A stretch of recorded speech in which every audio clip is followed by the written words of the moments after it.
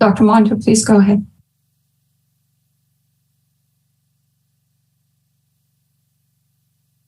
This is Arnold Monto from the University of Michigan.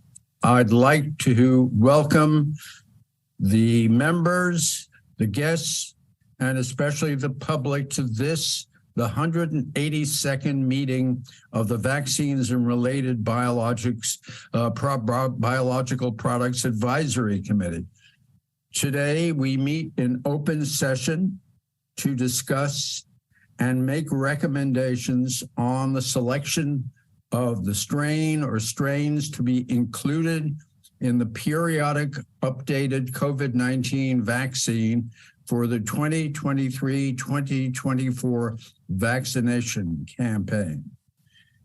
I'd like to turn the chair over to Dr. Suzanne Paydar, the designated federal officer, who's going to give the administrative announcements, do the roll call, introduce the committee, and read the conflict of interest statements. Dr. Paydar. Thank you, Dr. Monto. Good morning, everyone. This is Suzanne Paydar, and it is my great honor to serve as the designated federal officer for today's 182nd Vaccines and Related Biological Products Advisory Committee meeting. On behalf of the FDA, the Center for Biologics Evaluation and Research, CBER, and the committee, I'm happy to welcome everyone for today's virtual meeting. Today, the committee will meet in open session to discuss and make recommendations on the selection of strains to be included in the periodic updated COVID-19 vaccines for the 2023-2024 vaccination campaign. Today's meeting and the topic were announced in the Federal Register notice that was published on May 4th, 2023. At this time, I would like to acknowledge outstanding leadership of Dr. Peter Marks, Director of Center for Biologics Evaluation and Research, Dr. David Caslow, Director of Office of Vaccines Research and Review, Dr. Ware, Director of Division of Viral Products OVRR, and Dr. Sudhakar Agnihothram, Acting Senior Advisor to the Office Director, Office of Vaccines Research and Review. I also would like to thank my Division Director, Dr. Prabha Atreya, for her excellent leadership, and my team, Ms. Joanne Lipkind and Ms.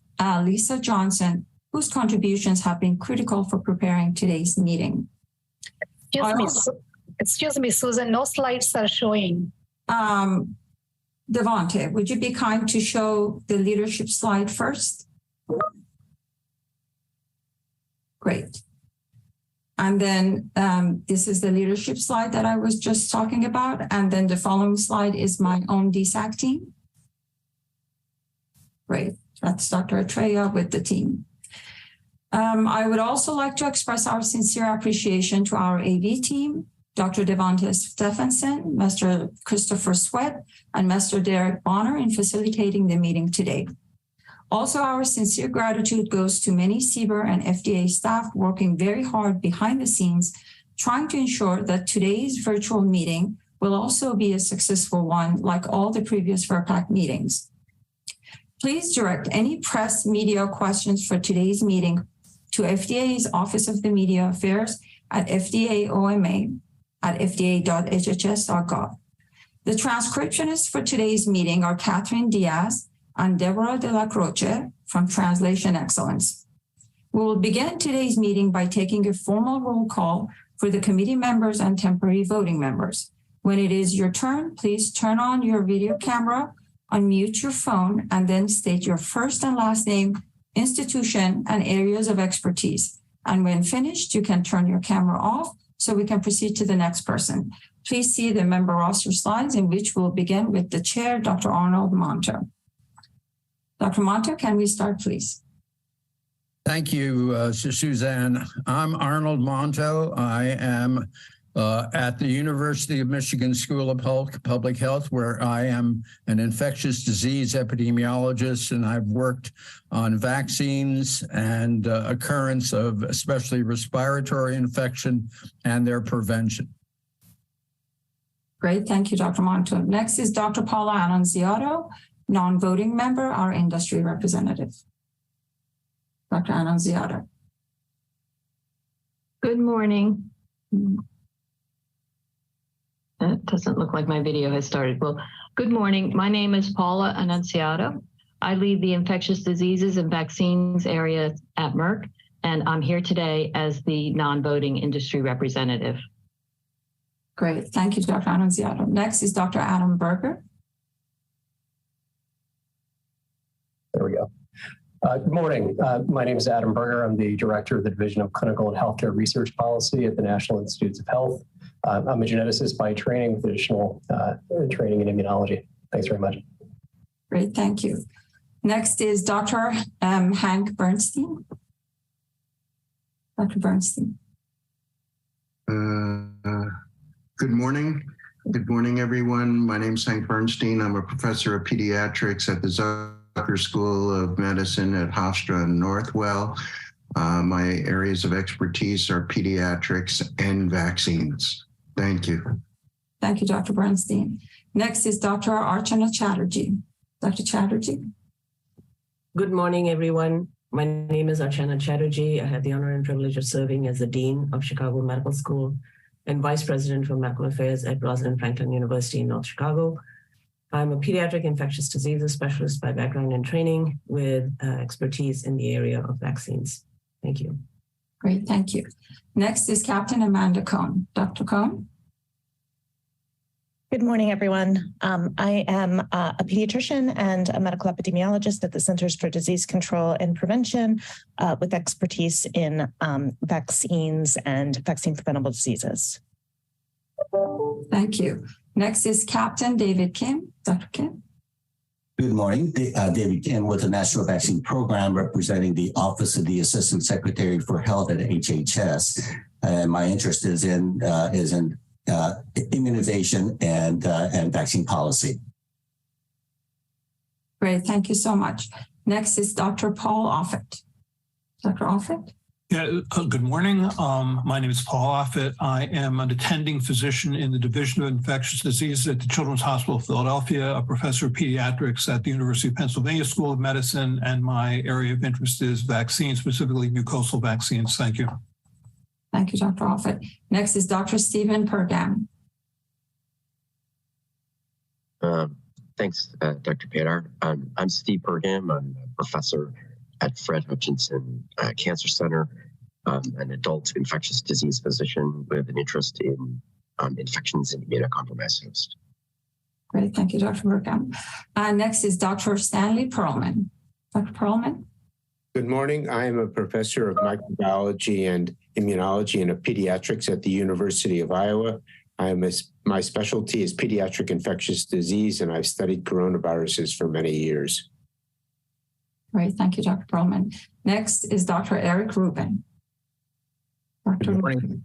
Good morning. I'm at the Harvard T.H. Chan School of Public Health, the Harvard Medical School, Brigham Women's Hospital, and the New England Journal of Medicine.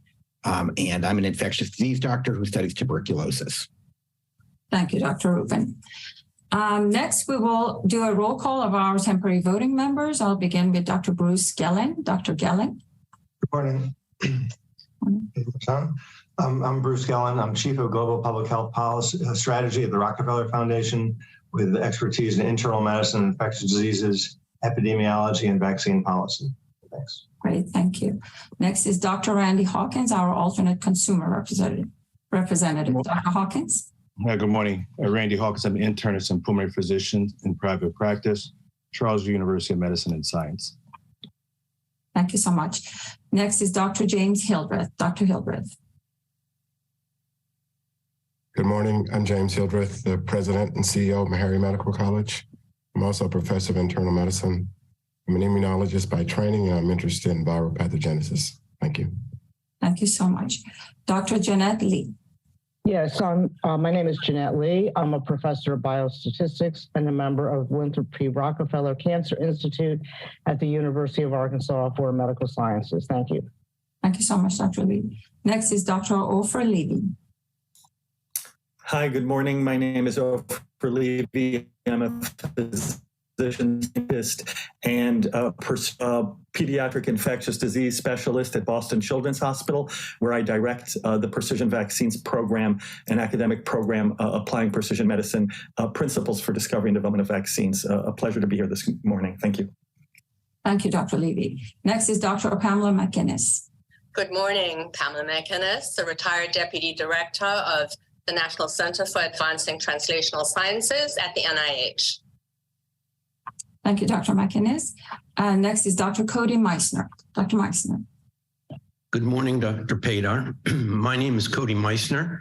I'm professor of pediatrics and medicine at the Geisel School of Medicine at Dartmouth, and I am a vaccine subject matter expert at BARDA in the Department of Health and Human Services. I appreciate the opportunity to participate today. Over. Great, thank you so much. Next is Dr. Michael Nelson.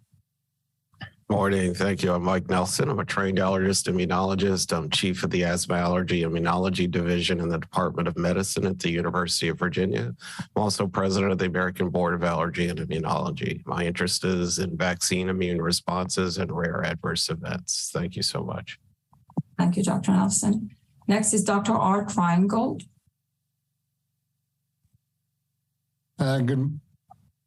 Good morning, everyone. Art Reingold. I'm an infectious disease epidemiologist at the School of Public Health at the University of California, Berkeley. Thank you, Dr. Reingold. Next is Dr. Mark Sawyer. I'm Mark Sawyer. I'm a pediatric infectious disease specialist at UC San Diego and Rady Children's Hospital of San Diego. My expertise is in the area of vaccines and vaccine policy. Thank you so much. Next and last but not least, Dr. Melinda Wharton.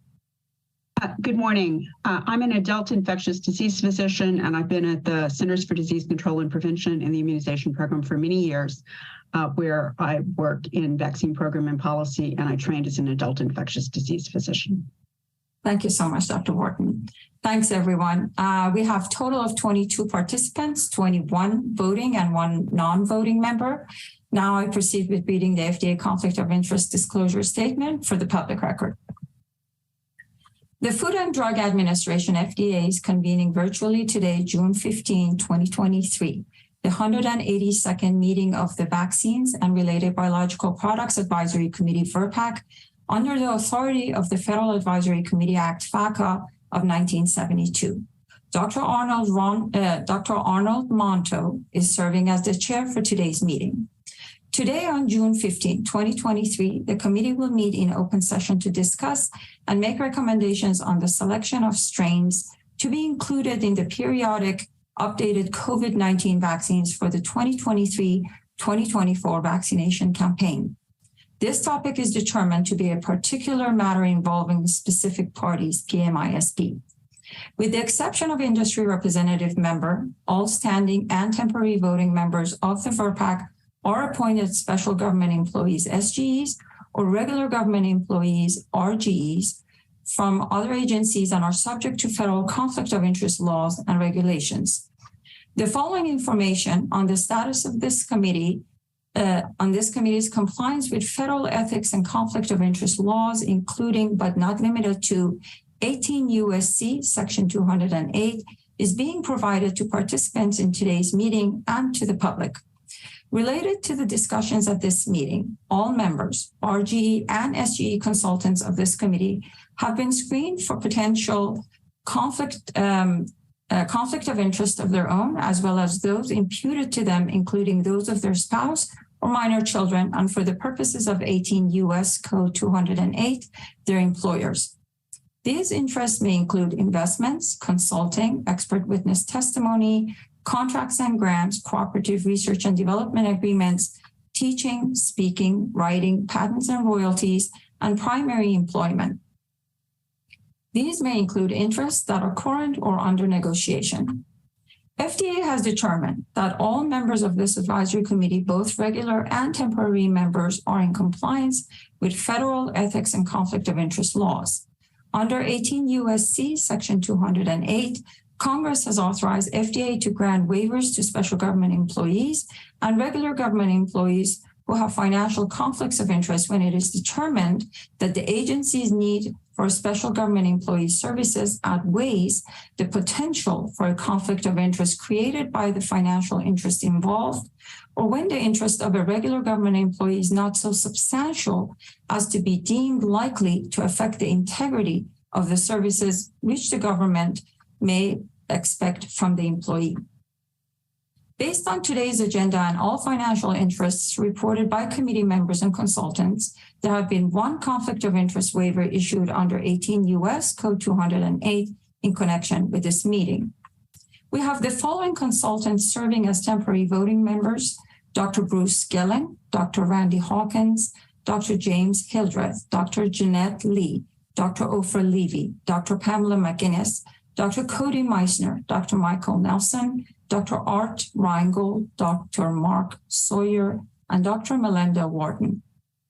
Among these consultants, Dr. James Hildreth, a special government employee, has been issued a waiver for his participation in today's meeting. The waiver was posted on the FDA website for public disclosure. Dr. Paula Annunziato of Merck will serve as the industry representative for today's meeting. Industry representatives are not appointed as special government employees and serve as non-voting members of the committee. Industry representatives act on behalf of all regulated industry and bring general industry perspective to the committee. Dr. Randy Hawkins is serving as the alternate consumer representative for this committee. Consumer representatives are appointed as special government employees and are screened and cleared prior to their participation in the meeting. They are voting members of the committee. We have several federal and non-federal speakers, as well as some guest speakers today making various presentations on timely and relevant topics. The following speakers and guest speakers for this meeting have been screened for their conflicts of interest and cleared to participate as speakers for today's meeting.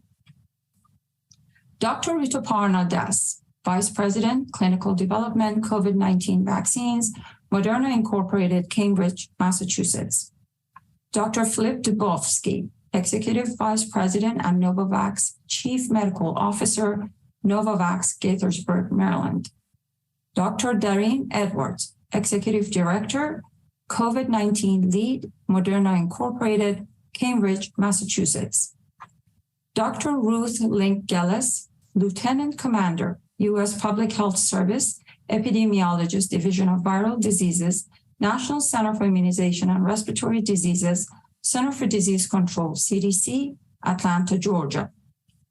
Dr. Kanta Subarao, Director, WHO, Collaborating Center for Research and Reference on Influenza, the Peter Doherty Institute for Infection and Immunity, Professor, Department of Microbiology and Immunology, the University of Melbourne, Victoria, Australia. Dr. Kenna Swanson, Vice President, Viral Vaccines, Vaccine Research and Development, Pfizer Incorporated, New York, New York. Dr. Natalie Thornburg, Acting Chief Laboratory Branch, Coronavirus and Other Respiratory Viruses Division, National Center for Immunizations and Respiratory Diseases, Center for Disease Control and Prevention, CDC, Atlanta, Georgia. Disclosure of conflicts of interest for speakers, guest speakers, and responders follows applicable federal laws, regulations, and FDA guidance. FDA encourages all meeting participants, including open public hearing speakers, to advise the committee of any financial relationships that they may have with any affected firms, its products, and if known, its direct competitors. We would like to remind standing and temporary members that if the discussions involve any other products or firms not already on the agenda for which an FDA participant has a personal or imputed financial interest, the participants need to inform the DFO and exclude themselves from the discussion, and their exclusion will be noted for the record. This concludes my reading of the conflict of interest statement for the public record. At this time, I would like to hand over the meeting to our chair, Dr. Monta. Thank you. Dr. Monta. Thank you, Dr. Paydar. Next, it's my pleasure to introduce the FDA speakers. First, we are going to hear from the Director of the Center, Dr. Peter Marks, who will give us introductory remarks.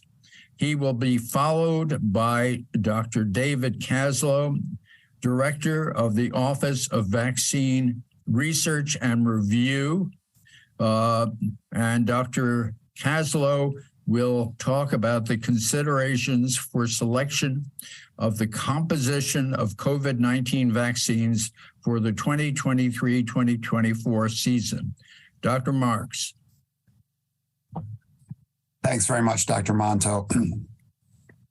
So my remarks will be brief. I want to thank the members of the advisory committee, today's speakers, the FDA staff, and those of you from the public joining today's 182nd meeting of the Vaccines and Related Biologics Products Advisory Committee. Though we're now at a period during which the number of new COVID-19 cases has declined notably, we still have SARS coronavirus 2, the cause of COVID-19, as something that could be a real concern in the future, particularly as we move into the 2023-2024 winter season, when we're concerned that we may have another wave of COVID-19 during a time when the virus has further evolved, immunity of the population has waned further, and we move indoors for wintertime. For this reason, we're gathered today and look forward to a robust discussion of the optimal composition for the 2023-2024 COVID-19 vaccines. We look forward to this discussion, and to conclude, I just want to thank everyone for their contributions today to this very important topic. Thank you.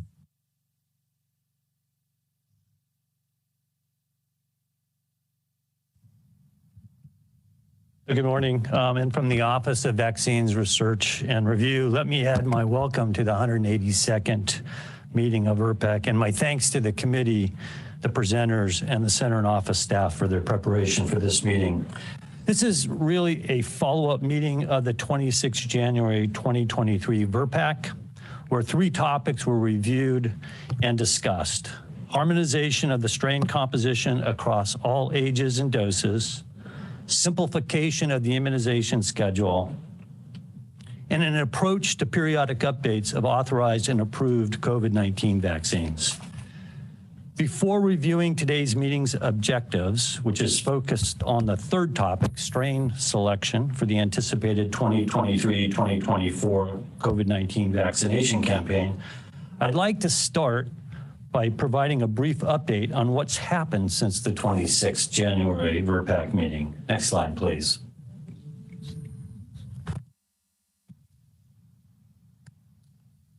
Thank you. 2 noteworthy actions were taken both in April.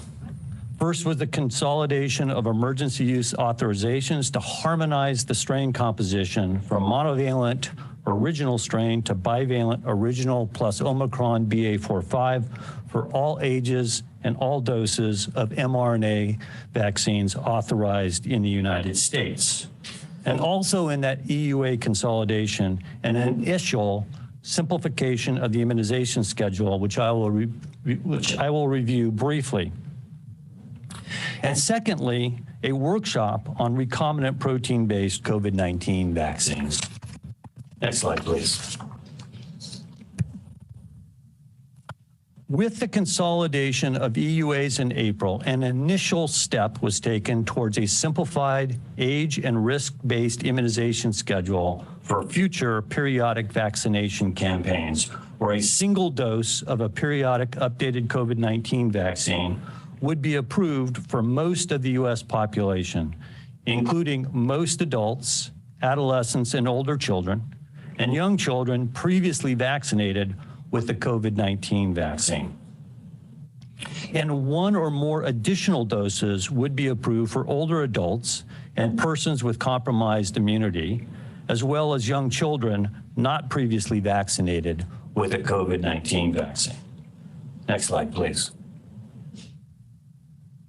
In follow-up to the discussion at the 26th January VRPAC on the importance of recombinant protein-based alternatives to mRNA COVID-19 vaccines, FDA and BARDA co-hosted a joint workshop focused on recombinant protein-based vaccines to discuss the timely availability of additional updated COVID-19 vaccines beyond the current nucleic acid vaccines for periodic vaccination campaigns. The workshop reviewed the current epidemiology and 5 vaccine platforms, from bacteria to filamentous fungi and yeast to insect and mammalian cells, followed by a roundtable discussion on achieving timelines to launch these vaccines simultaneous with mRNA-based vaccines. Next slide. So on to today's meeting, the objective of which is to discuss and make recommendations on the selection of a strain or strains to be included in periodic updated COVID-19 vaccines for the 2023-2024 vaccination campaign. FDA requests that VRBPAC consider and focus on 3 topics today. First, the need for a periodic update.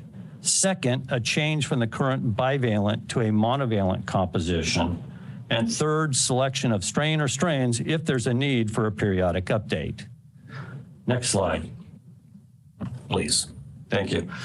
To ensure we start today's review and discussion on the same page, I will briefly review the approach to periodic updates of current COVID-19 vaccines that was proposed at the 26th January VRBPAC meeting. As you will hear again in several presentations today, the virus continues to evolve rapidly and immunity wanes, such that restoration of a protective immunity will require vaccination with a periodically updated COVID-19 vaccine. In response, FDA envisions an evidence-driven approach to monitor and update as needed the composition used in all COVID-19 vaccines, with the goal to induce or restore protective immunity through periodic vaccination campaigns. Next slide, please.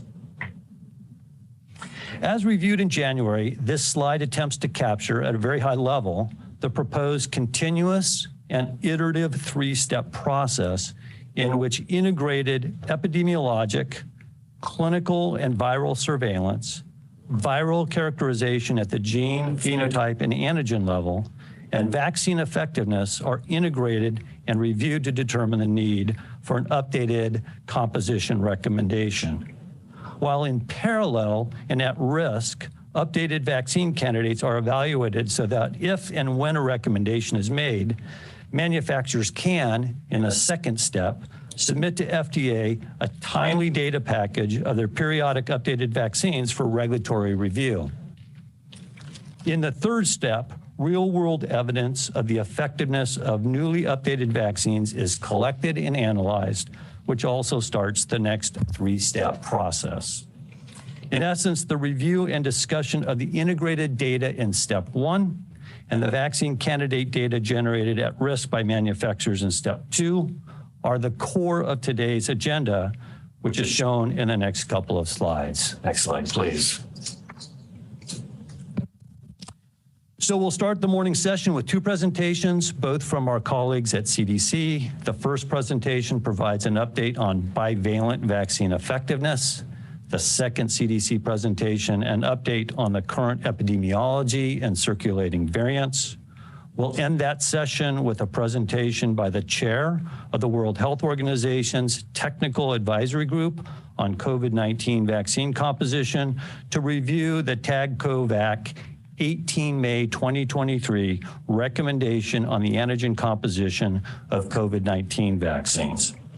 After a short break, we'll next hear from the 3 currently authorized vaccine manufacturers, starting with Moderna. Next slide, please. Thank you. Then Pfizer and Novavax on their 2023-2024 vaccine candidates. After a 30-minute lunch break, VRBPAC will reconvene for the open public hearing session, which will be followed by FDA's presentation on considerations and recommendation for changes to COVID-19 vaccine strain composition. The FDA presentation will be followed by an additional 20-minute question and answer session for CDC, FDA, and sponsor presentations. After a short break, the committee will reconvene in open session to discuss whether there's a need to make a strain change for the 2023-2024 formula of COVID-19 vaccines. If so, whether there should also be a change from a bivalent to a monovalent vaccine composition. And if so, should the monovalent candidate be an XBB lineage-derived vaccine candidate? After that discussion, the committee will be asked to vote on the following question. Next slide, please. For the 2023-2024 formula of COVID-19 vaccines in the United States, does the committee recommend a periodic update of the current vaccine composition to a monovalent XBB lineage? Please vote yes, no, or abstain. After voting on the question, we then ask the committee to discuss the following topic. Next slide, please. Based on the evidence and other considerations presented, please discuss selection of a specific XBB lineage, for example, XBB 1.5, XBB.1.16, or XBB.2.3 for inclusion in the 2023-2024 formula of COVID-19 vaccines in the United States. After that discussion, the meeting is due to adjourn. And with that, I'll turn the floor back to you, our chair, Dr. Monto. Thank you, Dr. Marks and Dr. Kaslow. We have a few minutes for questions about what Dr.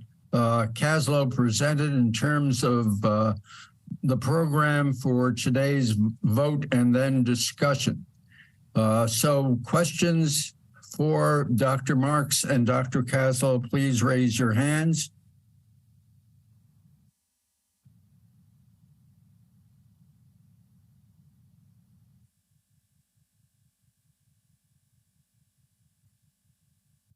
I don't see any hands raised as yet.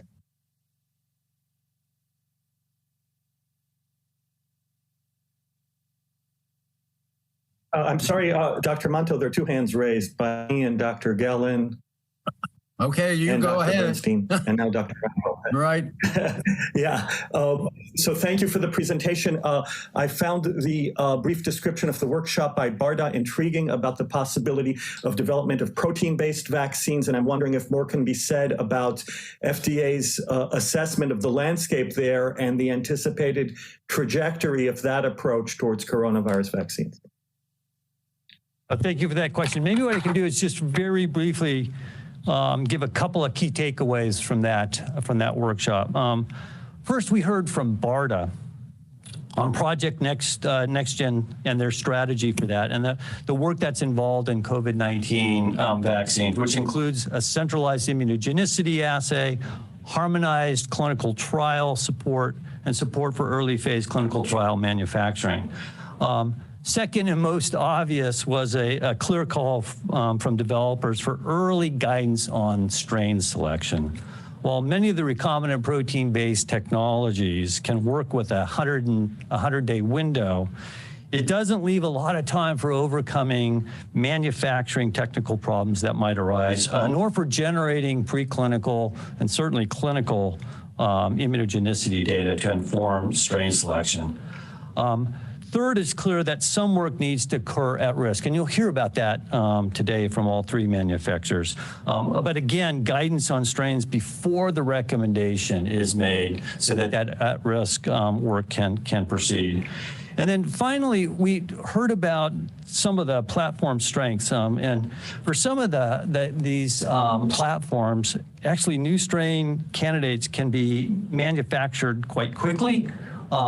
Others can be rapidly scaled up, and others we heard about have and can provide more breadth or durability, and that's part of their vaccine platform.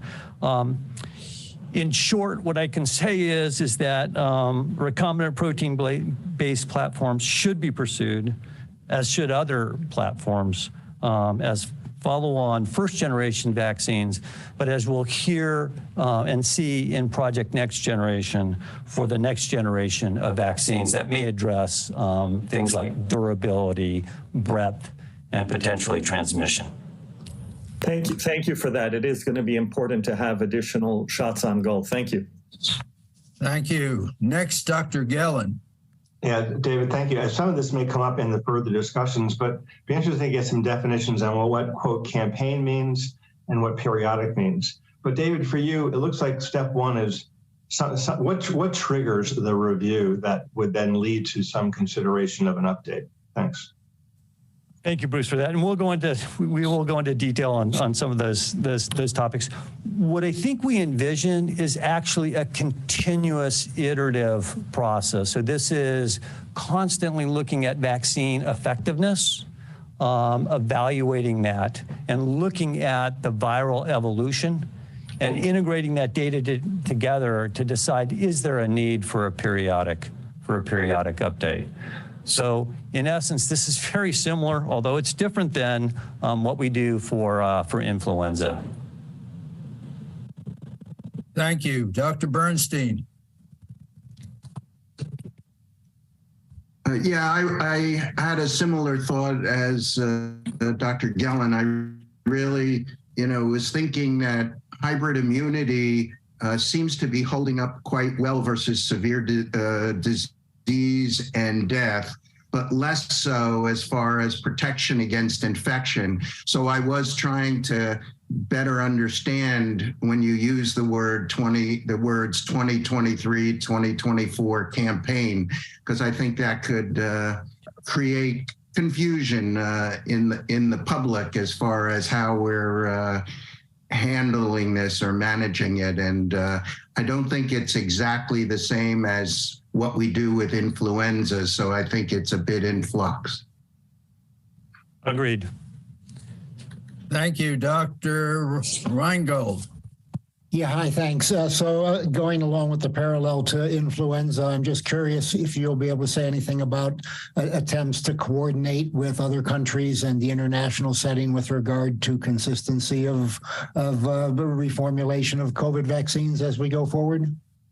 Thank you for that question, Dr. Reingold. Absolutely. And I think that is one of the considerations that we're asking the committee to discuss as we talk about the strain selection. And so you will hear from the WHO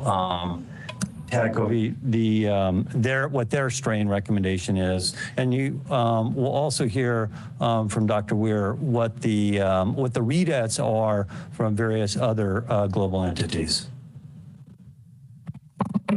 Thank you. Dr. Hildreth, last question. Thank you, Dr. Monto. My question is for the director. Both the WHO and the president have declared the public health emergency to be over. So are these vaccines going to be given full approval, or are they going to get EUAs, or do you still have the ability to use the UEA mechanism? Yeah, thank you, Dr. Hildreth. It's actually a great question. It turns out that the Public Health Emergency Declaration, which is a Section 319 declaration, which is over, is separate from the declaration of the Secretary that allows us to make medical products available under our emergency use authorization, which is a Section 564 declaration. So we can still make products available under emergency use authorization. It is our intent, though, for adults as we move into this fall, to the extent possible, to move as many of these over to licensed products through biologics licensed supplements. Whether we'll make it there for everything and for all age ranges, probably not for every age range, but certainly for adults, we're going to be looking to try to work in that direction for as many products as we can. We do understand that having licensed products will help increase confidence.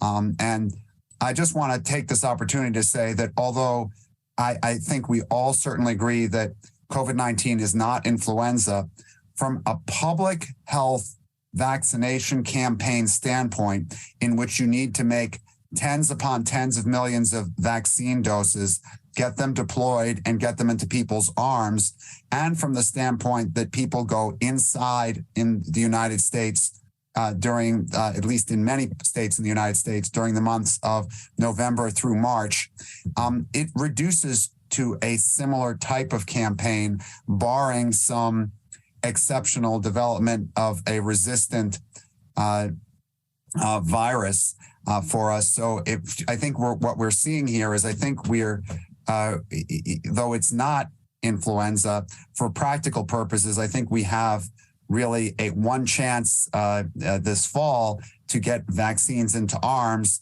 barring some need to update further, which we will do if need be. But that's, I think, what today's discussion is about: how to try to best come up with what goes into people's arms to offer the best protection during a period when I think we do believe we will have waning immunity, at least particularly in the older population, but probably throughout the population, as well as potential further evolution of the virus. Thanks. Thank you, Dr. Marks. Thank you. And thanks to Dr. Marks and Dr. Kaslow. Next, we're going to be hearing from the Centers for Disease Control.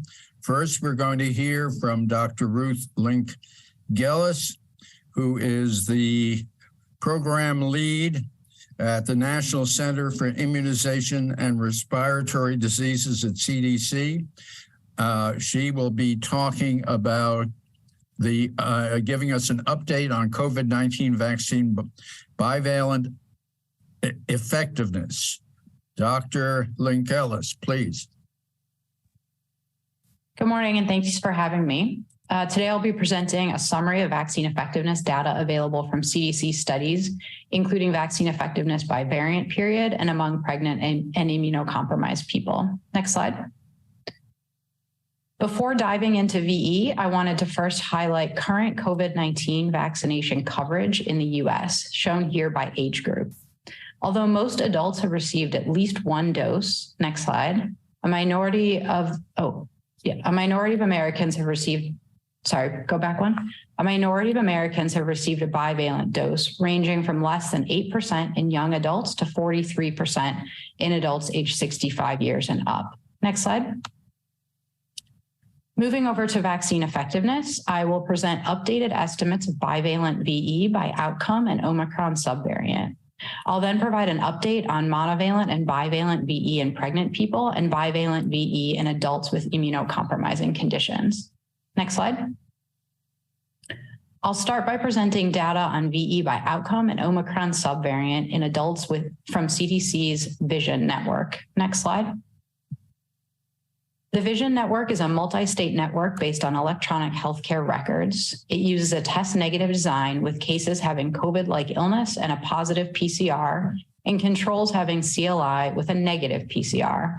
Variant periods are designated for analysis based on the time when a novel sublineage became predominant, or more than 50% of the sequences in a study site's region. VE is adjusted here for age, sex, race and ethnicity, geographic region, and calendar time. Vaccination is determined via electronic healthcare record and state and city registries. Next slide.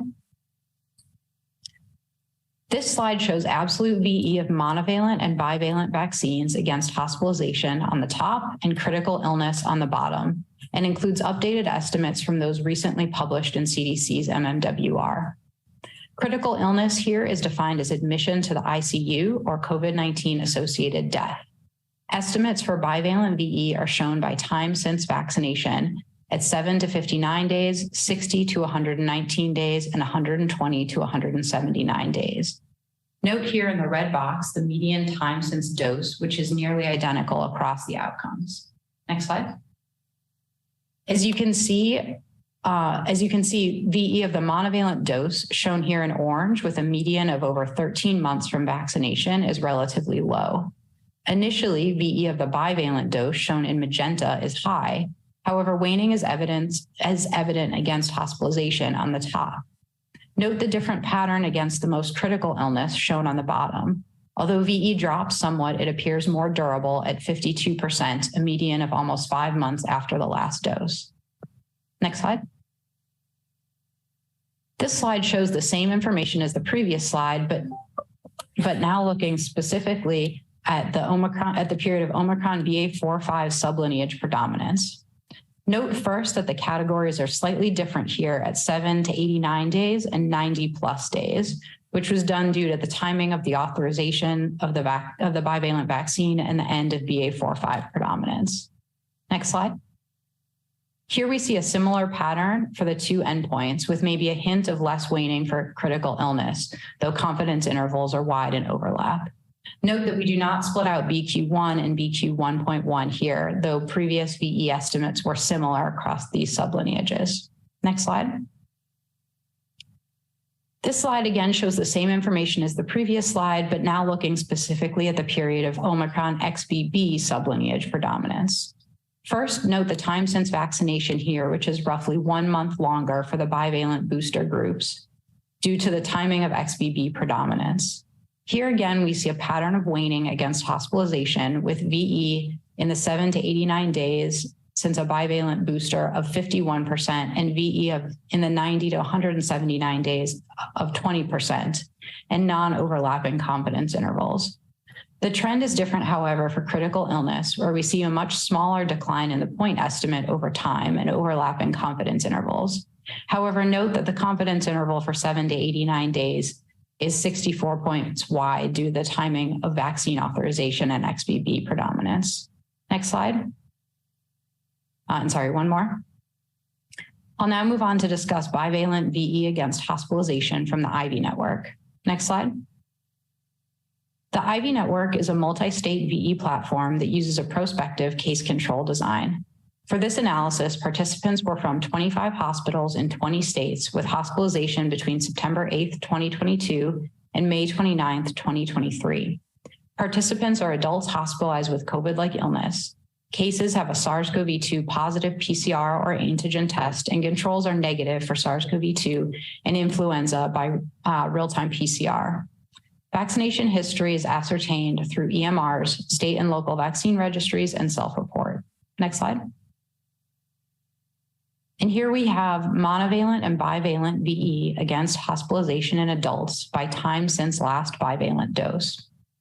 VE of a monovalent dose, shown in orange, received a median of 393 days prior to vaccination, was 16%. IV data show the same pattern as vision data, with bivalent VE against hospitalization shown in magenta, decreasing with time since vaccination. Though note that the confidence interval for the 120 to 179 days is quite wide. IV did not have power here to look at critical illness. Next slide. Here, VE estimates are broken down into 3 sublineage predominant periods, BA.4/5 on the top, BQ1 in the middle, and XBB on the bottom. First, note the time periods for analysis are different for each of the sublineage periods, shown here in the red boxes. For BA.4/5, VE is shown during the 7 to 59 days after the bivalent dose only. For BQ1, VE is shown for 7 to 59 days and 60 to 119 days. And for XBB, VE is shown for 7 to 89 days and 90 to 179 days. These different time periods were due to the difference in timing of the sublineage predominance in relation to bivalent vaccine authorization. Next slide. Next, note the differences in median time since last dose by variant period. Because of the relatively short period of predominance for BA.4/5 after authorization of bivalent vaccines, median time since last dose was only 25 days, with no ability to assess waning.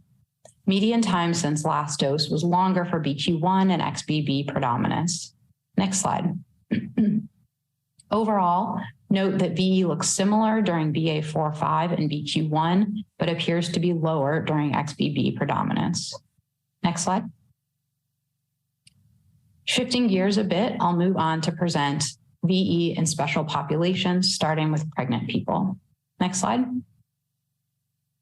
I previously presented VE methods for the Vision Network, and here we'll share specific methods for the analysis among pregnant people.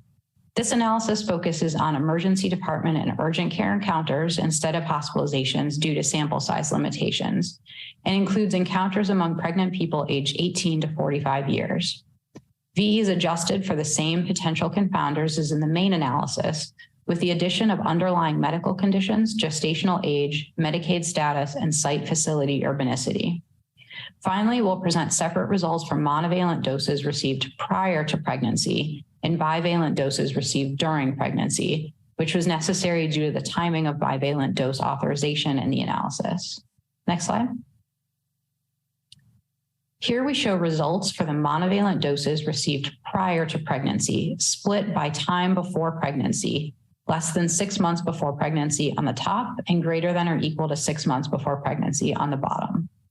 Although confidence intervals overlap, we see a lower point estimate for doses received greater than or equal to 6 months before pregnancy, aligning with known patterns of waning in non-pregnant people. Next slide.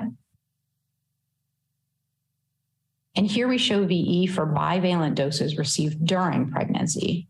Note that the CI is quite wide, but we see a point estimate of 61% for protection against emergency department and urgent care visits after receipt of a bivalent dose during pregnancy.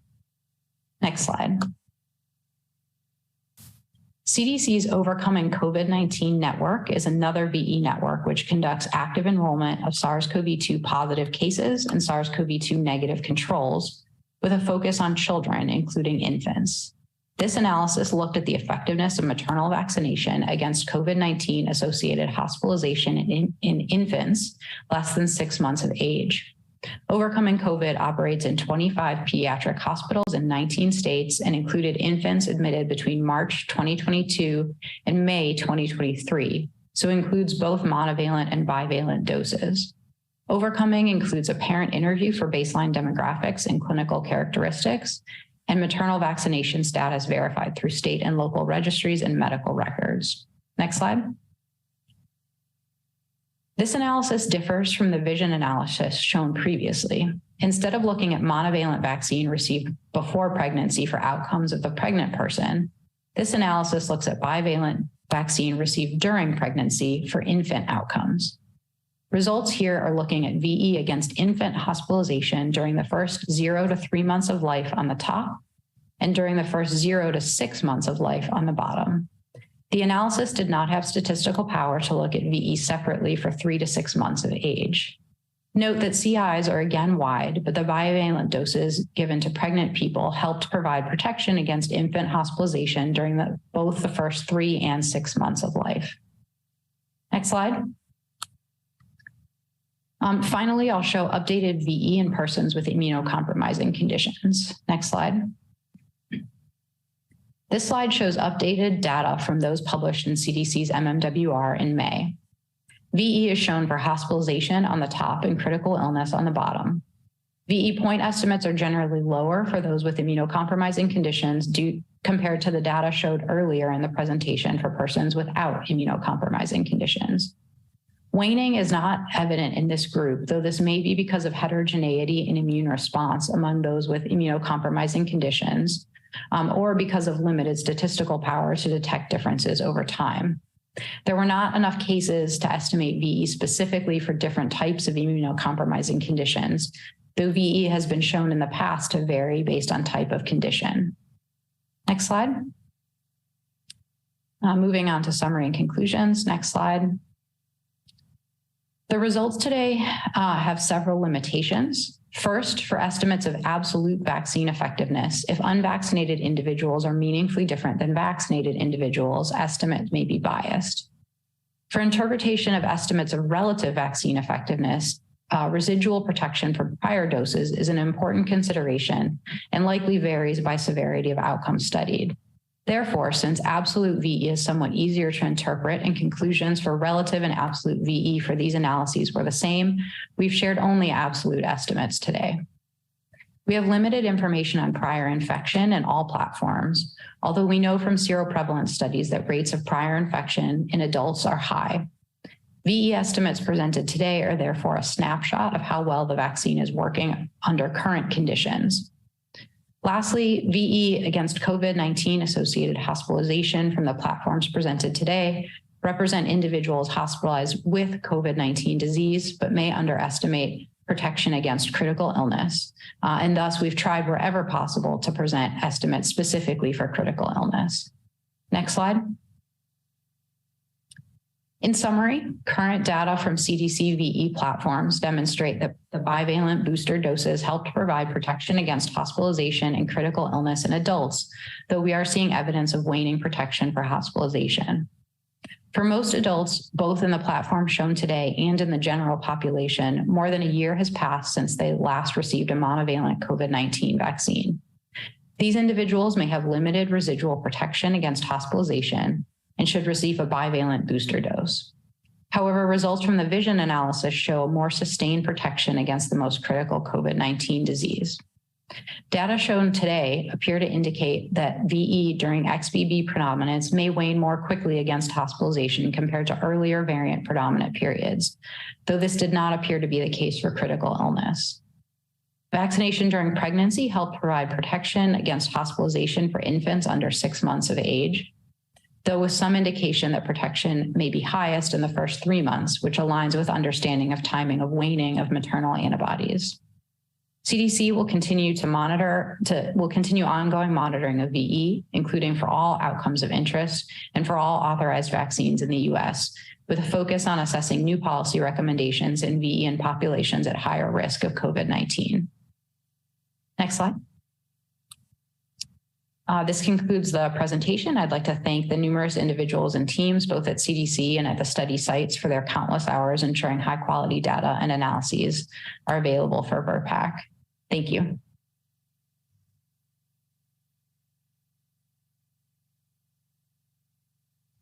Thank you, Dr. Link-Ellis.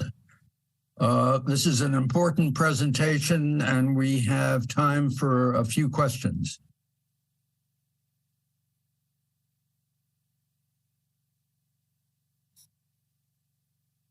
Okay, could somebody help me with the list? Somehow my screen is not showing them at the moment. Dr. Levy is raised his hand. Okay, thank you. I still don't see the list. Hi, Dr. Link-Ellis. First of all, thank you for an excellent presentation and highlighting distinct vulnerable populations in our country. I think the pandemic has taught us that one size does not fit all, and we have a diverse population in our country that with subpopulations at different risk. You presented some data about immunocompromised adults.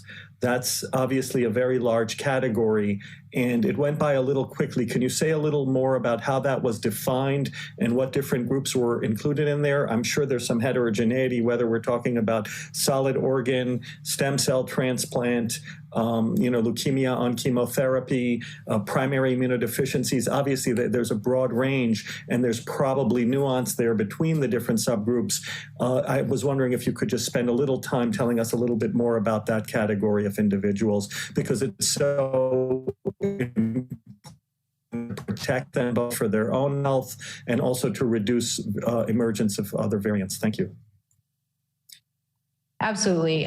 So all the categories that you mentioned are included in our definition, as well as a handful of others. I think your point is completely valid, that it's a quite diverse population. It's also captured through ICD-10 codes here, which means that there's likely undercapture or miscapture of some of these codes and conditions. So I think some of the estimates that we're seeing here today are really representing this diversity and heterogeneity amongst this group. We know from previous analyses of monovalent doses that those at highest risk in this category include people on current chemotherapy, those with solid organ or stem cell transplants. But because of just low case counts overall, and unfortunately very low coverage in the general population with the bivalent doses, we weren't able to break out different categories and look at those specifically. I think what we've seen over time is that patterns of vaccine effectiveness for the bivalent vaccine have been very similar to what we knew from the monovalent vaccine. So I think it's probably appropriate to conclude that we would see quite a bit of heterogeneity if we could break out VE by these different categories, and likely also that those most at risk continue to be sort of the most severely immunocompromised. Thank you. Thank you. Dr. Perlman. Yeah, so thank you for the presentation. And I just have a question almost that's a more general question. So it seems like there's a contradiction between vaccine efficacy of 20%, 40%, and the fact that ICUs and hospitals really have very few COVID-19 cases, especially the severe ones. So could you just explain why you think that's going on? Right. It's an excellent point. And I think one of the reasons that, many of our vaccine policy decisions are not based solely on vaccine effectiveness data, we also kind of need to understand the broader context, what we're seeing for hospitalization rates and so on. I think what we're seeing here is a reflection of the hybrid immunity or high rates of prior infection that we have in the general population. So if you think of prior infection as, representing, depending on age group, somewhere between 50 and close to 100% of people in the population.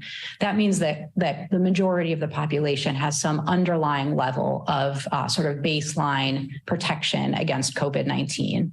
The bivalent vaccine then is giving them protection above and beyond what they have from their prior immunity due to prior monovalent vaccine or prior infection or both.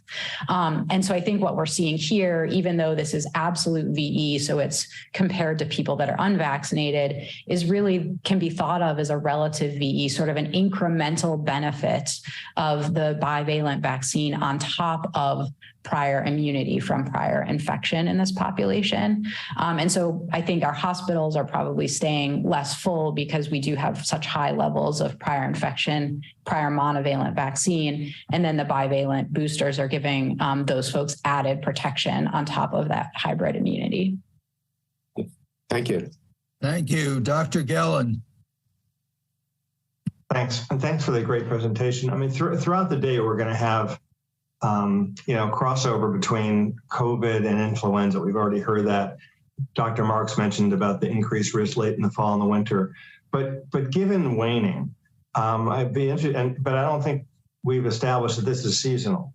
So given waning, if you were to advise someone, when's the optimal time to be vaccinated, to have that optimal protection at a time when it's increased risk, when would that be? It's an excellent question. I would have to look in my crystal ball, unfortunately. I think there's a couple of considerations. One is that we know that sort of you're going to get the best incremental benefit if it's been longer since your last vaccine. But of course, if you wait too long since your last vaccine, you're left with very little protection. And so you're at higher risk of severe illness.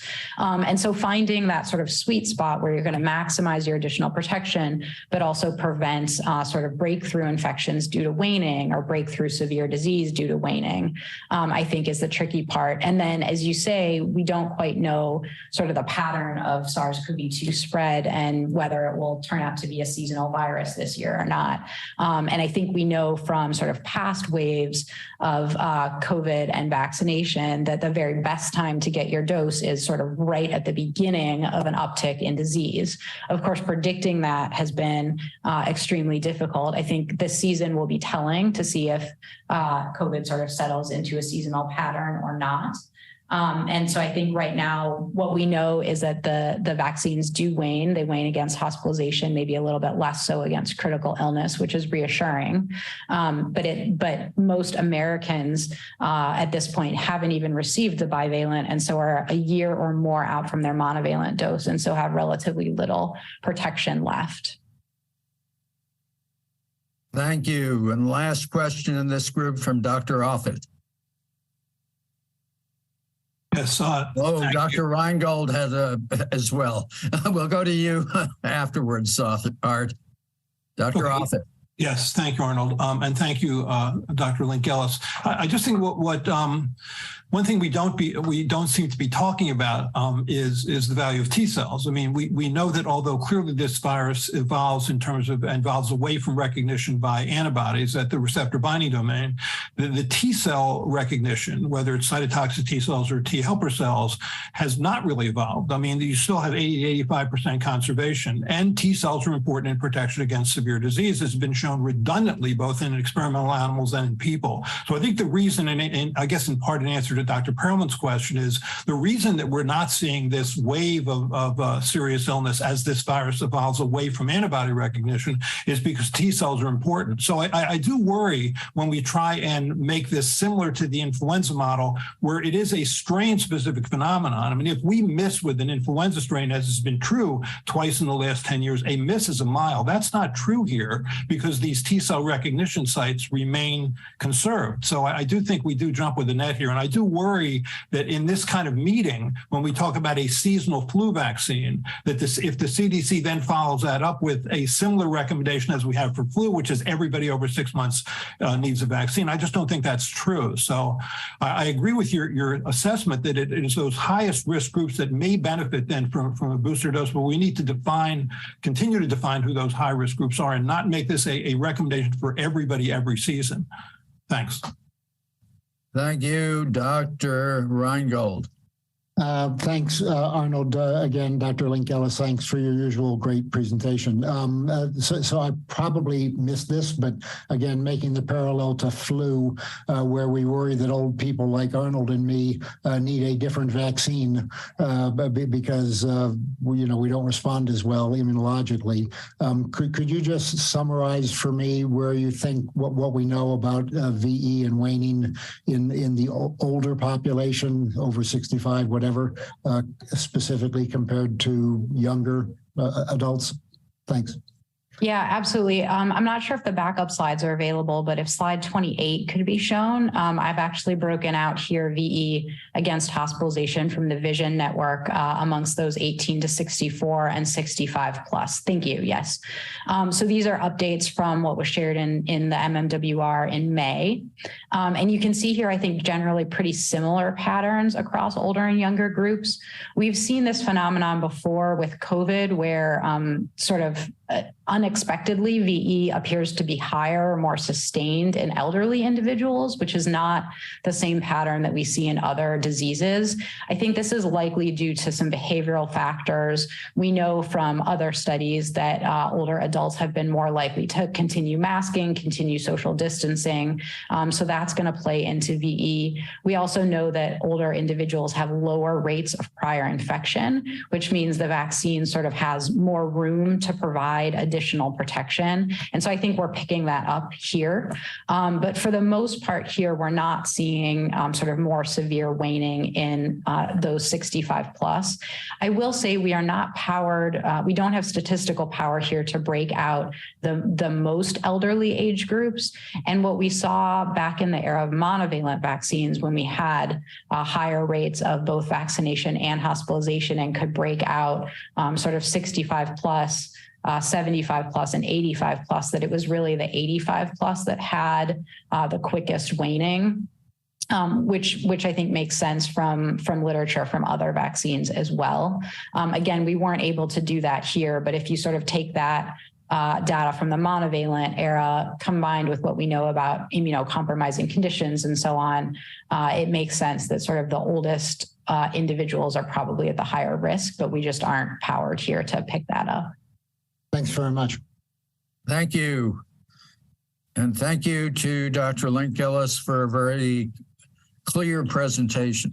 Now we're going to hear from Dr. Natalie Thornburg, Acting Chief of the Laboratory Branch in the Coronavirus and Other Respiratory Virus Divisions at CDC, who will give us an update on current epidemiology of the COVID-19 pandemic and SARS-CoV-2 variants.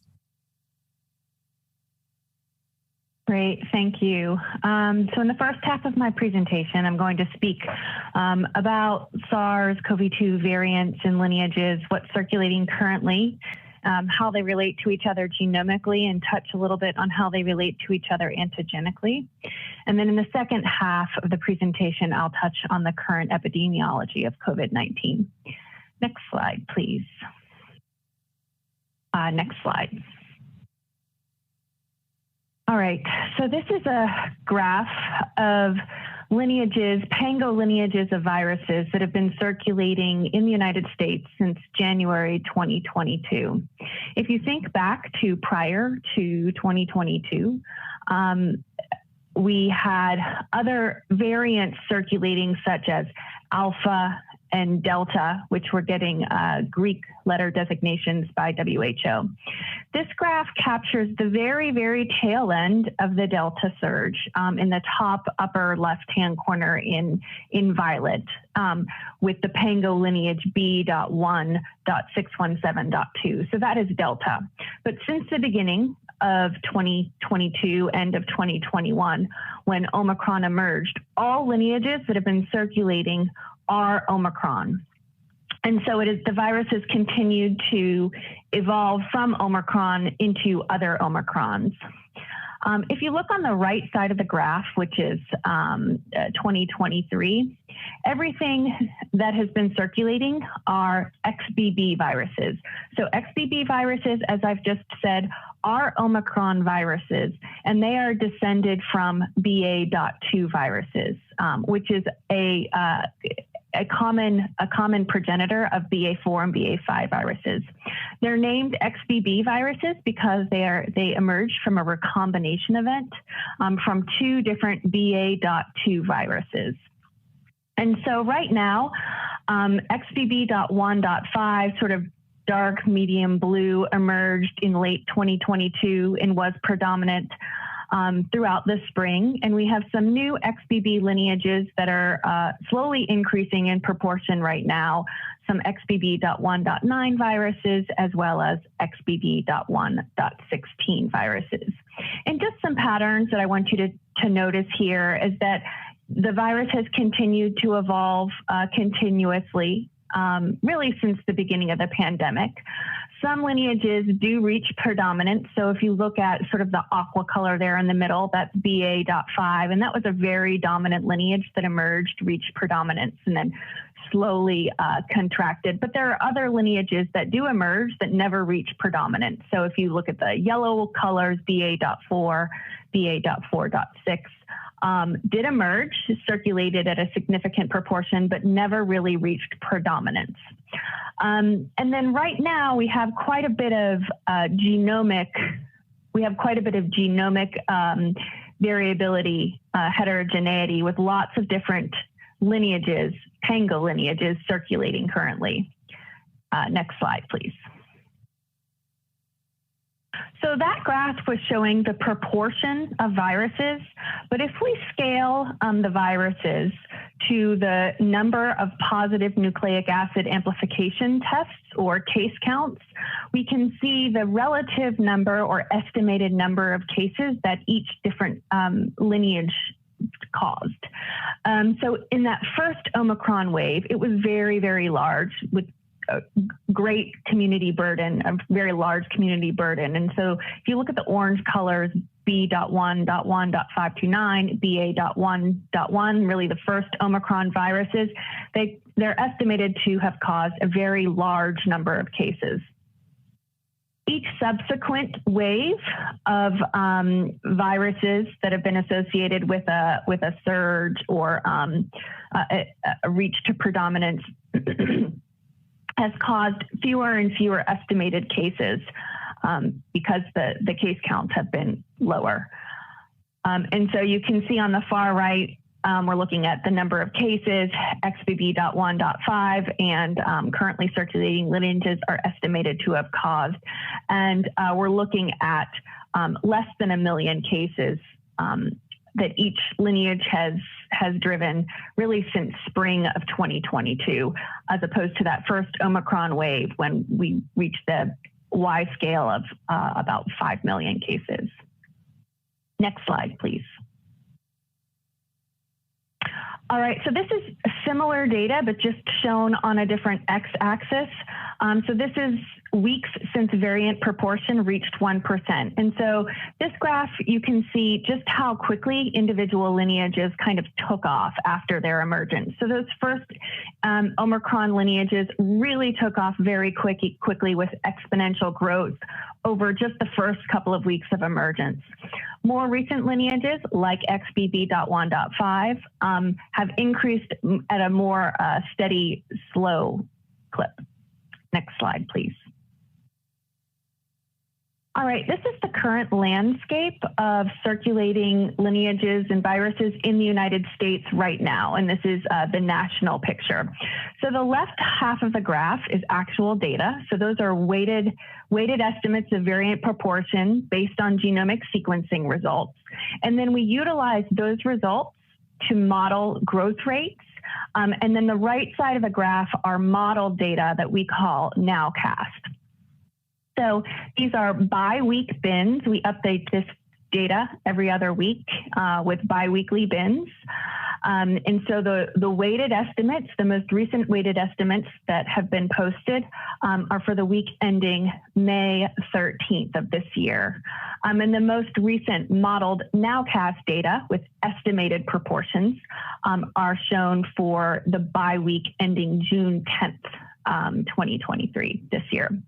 So XBB.1.5 is still projected to be the most predominant lineage circulating in the United States, but it has been decreasing over the course of the past 1 to 2 months, decreasing but at a slightly low proportion.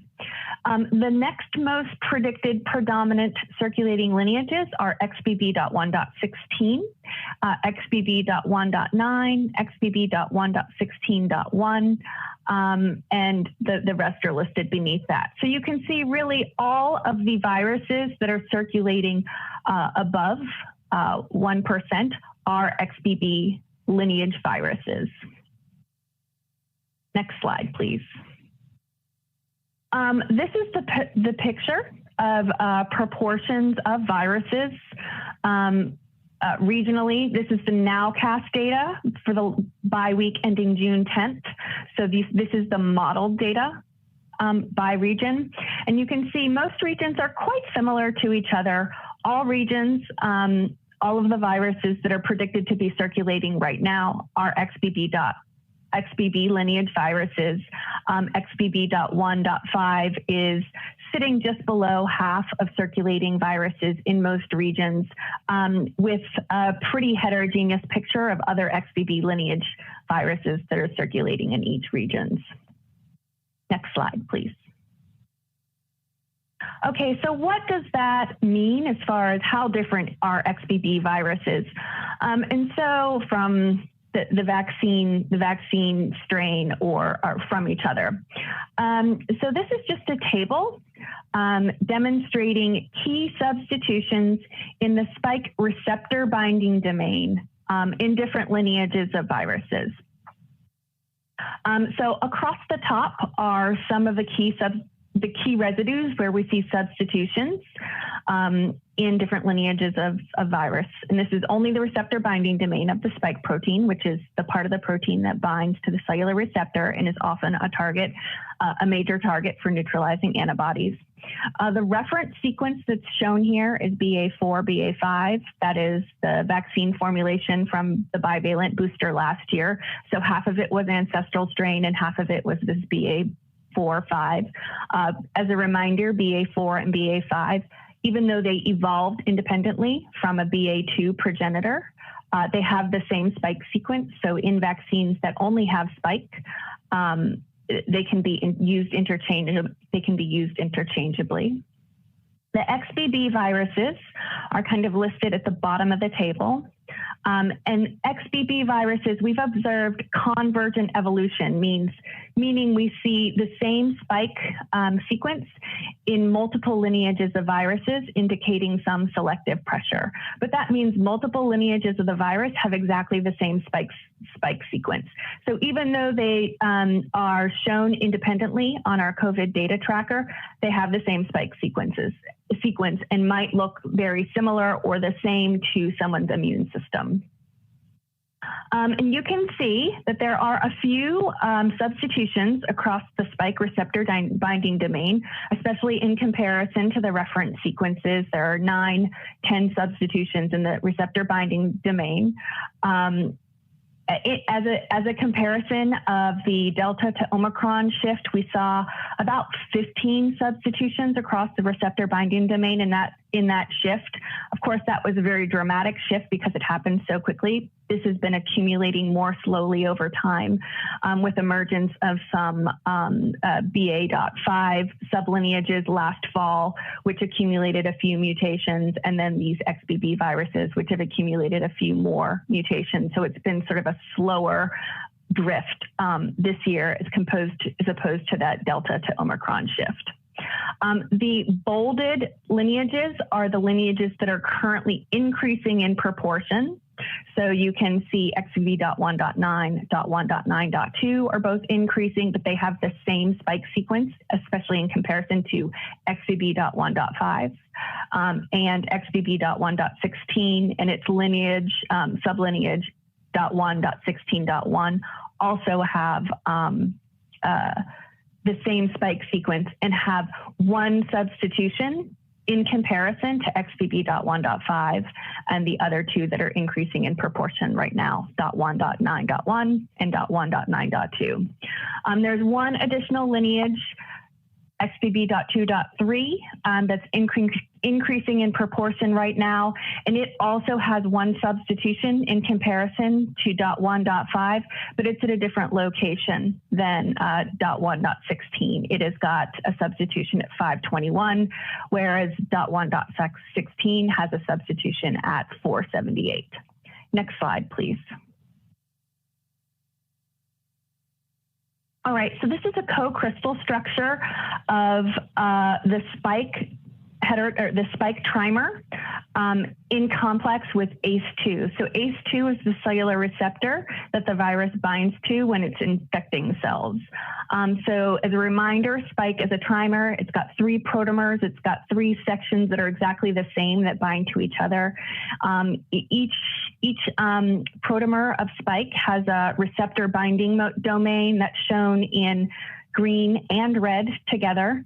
That's the area that binds to the cellular receptor, ACE2. The S1 is the most, it has the most heterogeneous, the least conserved sequence of spike. S1 is made up of the N-terminal domain that's shown in blue, a sort of middle part that's shown in purple, and then the receptor binding motif, which is in green and red together. And then the S2 region, that's the part that inserts into the viral membrane, and that's fairly conserved and doesn't generally accumulate a lot of substitutions. So we have some highlighted substitutions. These are changes that are in spike in comparison to the 4-5 reference sequences. And we've specifically highlighted substitutions that are observed in the N-terminal domain, as well as the receptor binding motif. Now, the N-terminal domain, while it doesn't bind to the cellular receptor, some neutralizing antibodies, some weakly neutralizing antibodies can bind to that region of the protein, likely because of its proximity to the receptor binding domain. So there are some substitutions that are observed both in XBB.1.5 and XBB.1.16 in comparison to reference sequence. We've highlighted a couple of the 2 changes that are different between XBB.1.5 and XBB.1.16 in comparison to each other. And I'll zoom in on those on the next couple of slides. Next slide, please. All right, so you can see a close-up, and I'll go even closer in the next slide. You can see the close-up of 2 substitutions that are observed in XBB.1.16 relative to BA5 that are not found in XBB.1.5. There's one that's in the receptor binding motif, the smaller section of the receptor binding domain that binds to ACE2, and it's kind of tucked in there on the right side of the receptor binding motif. And there's another one that's embedded inside the N-terminal domain, which is shown in blue on the left and encircled in yellow, and that's at position 180 of the spike protein. Next slide, please. Okay, and this is just an even closer up for you to better see those 2 substitutions. So you can see how they could, in theory, affect any sort of activity of spike or neutralizing activity. Really, that 180 substitution is kind of tucked deep into the receptor or in the N-terminal domain, where that change at 478 is is more likely to play a role in either receptor binding or neutralization because of how close it is to the ACE2 binding site. Next slide, please.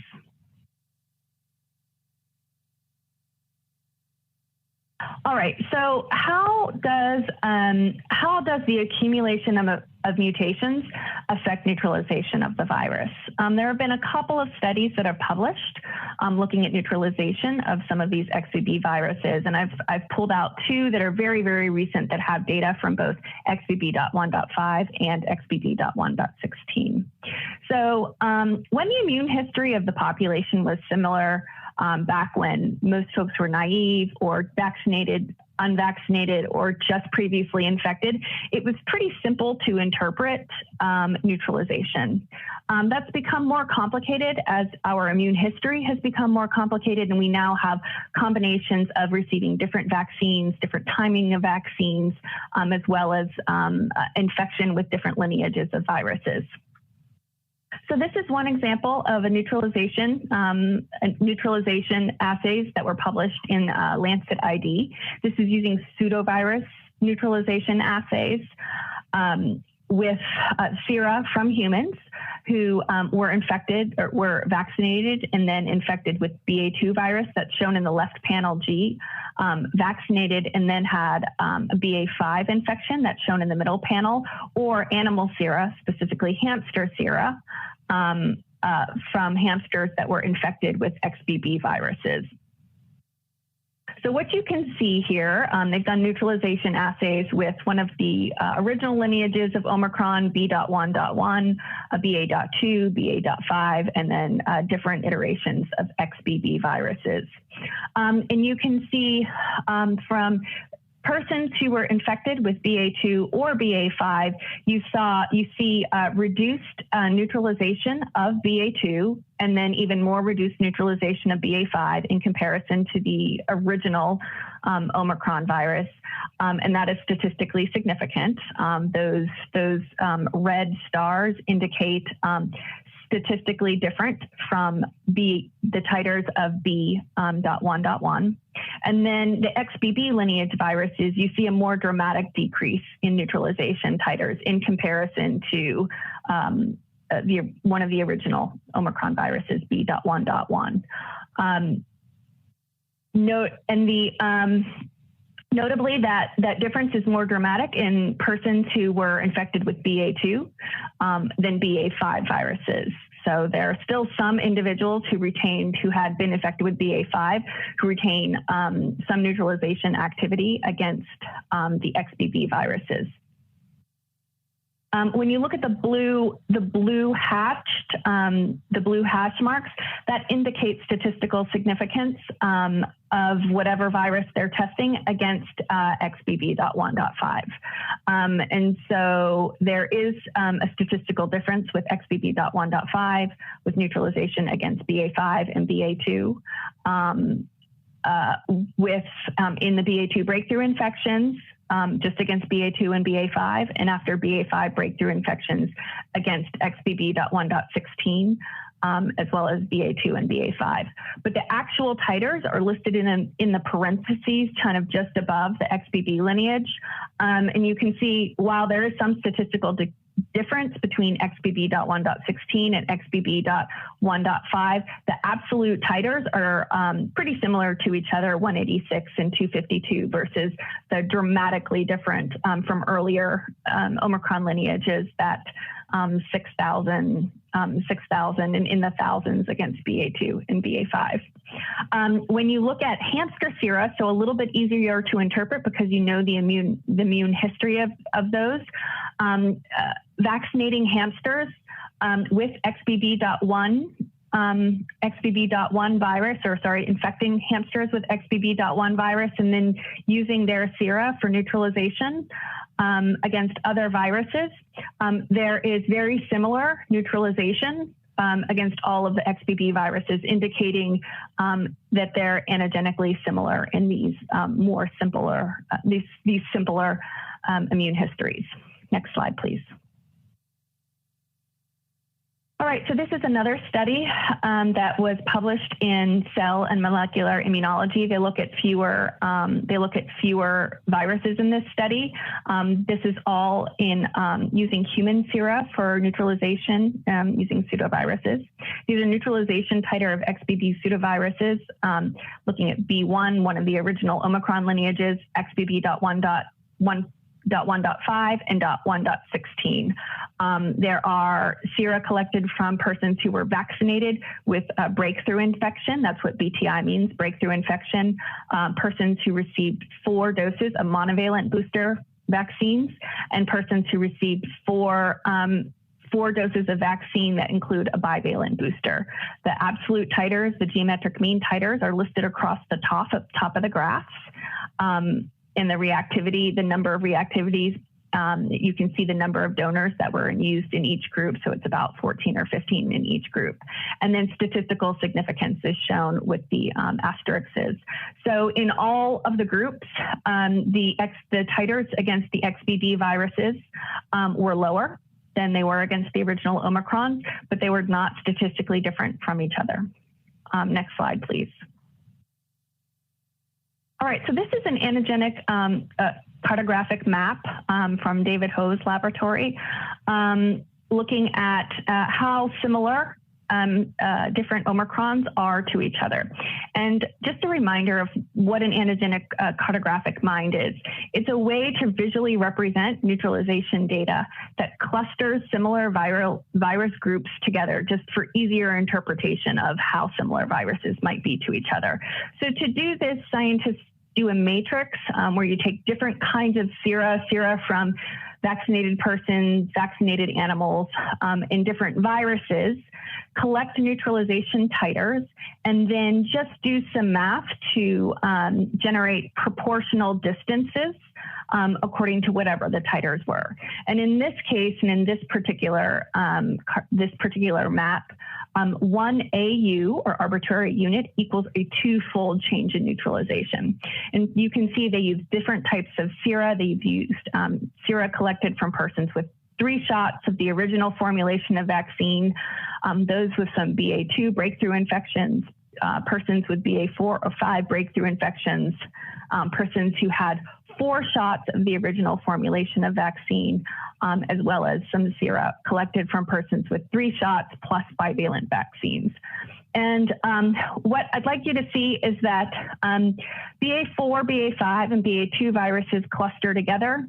Some of the BA5 evolved lineages, which are BQ.1 and BQ.1.1, cluster pretty close together up there in the top. And then these 2 XBB viruses that they've tested, XBB and XBB.1, also cluster together. So this was one manuscript that they had published in Cell.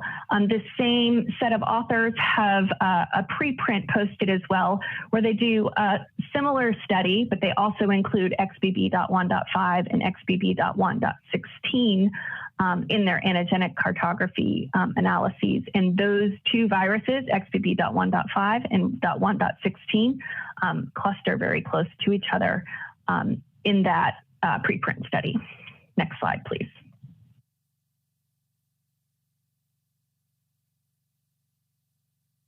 Thank you. Okay, so I'm going to pause here and change and talk a little bit about the epidemiology of COVID-19 right now. Next slide. So this is data that we gathered last week. As of June 3rd of this year, there have been 6.2 million reported hospitalizations and 1.1 million reported deaths associated with COVID-19. Next slide, please. These are the weekly trends of SARS-CoV-2 test percent positivity in the United States. That was March 14th, 2020 through last week, June 3rd. Because of different testing habits, different data reporting requirements since the expiration of the public health emergency, percent positivity is our best indicator of community transmission at any currently. So on the far right of the graph, you can see we're sitting at just below 5% test positivity for the week ending June 3rd. You can see that really big Omicron wave in the winter of 2021, early 2022, where test positivity went above 30%. There was that BA.5 wave that we observed late last summer into early fall, where test positivity peaked at just below 15%. And then, of course, we saw another expected winter surge through the end of 2022 into the beginning of this year that correlated with a rise of XBB.1.5 predominance, and that peaked at just above 10% positivity. Since then, we've been decreasing in percent positivity and are still sitting at kind of right around 5%, which we have been for about a month. Next slide, please.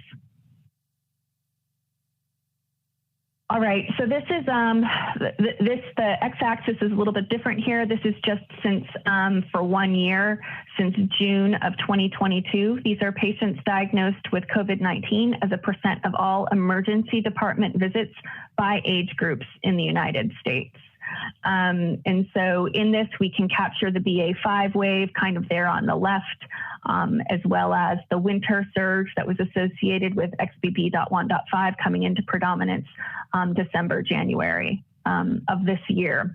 And you can see that hospital visits to ER do correlate with community transmission, and that the older adults, 75 and older, continue to be the highest, the group with the highest rate of emergency department visits.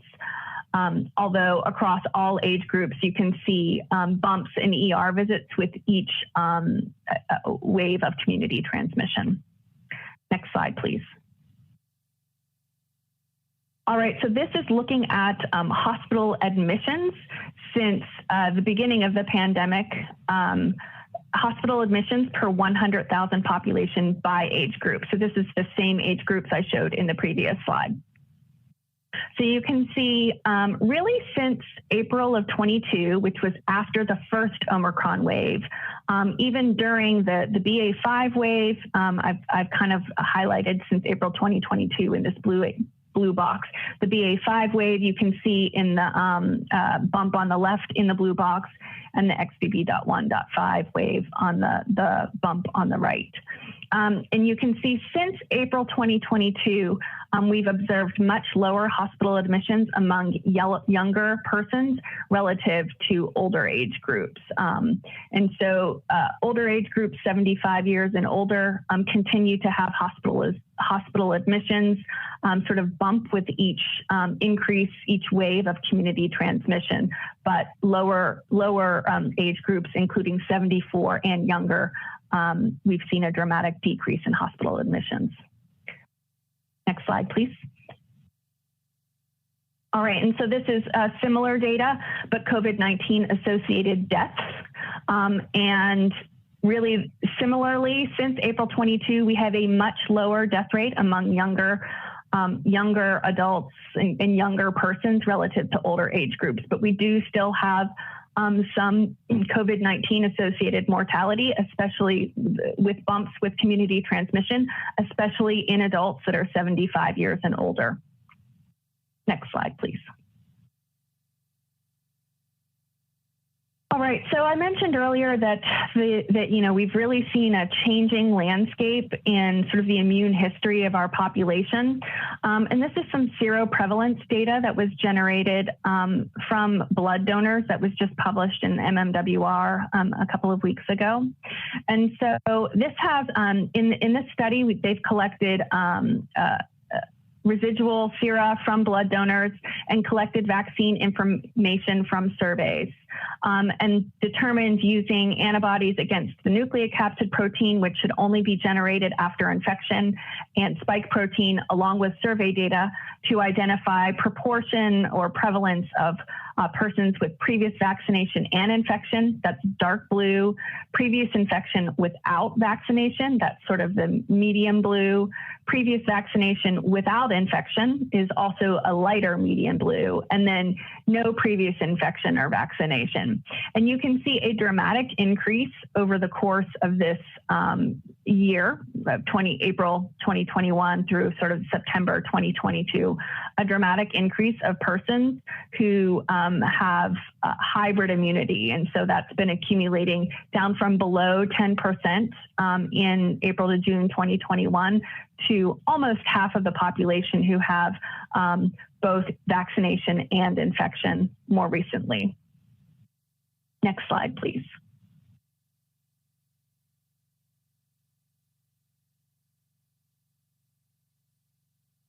All right, so I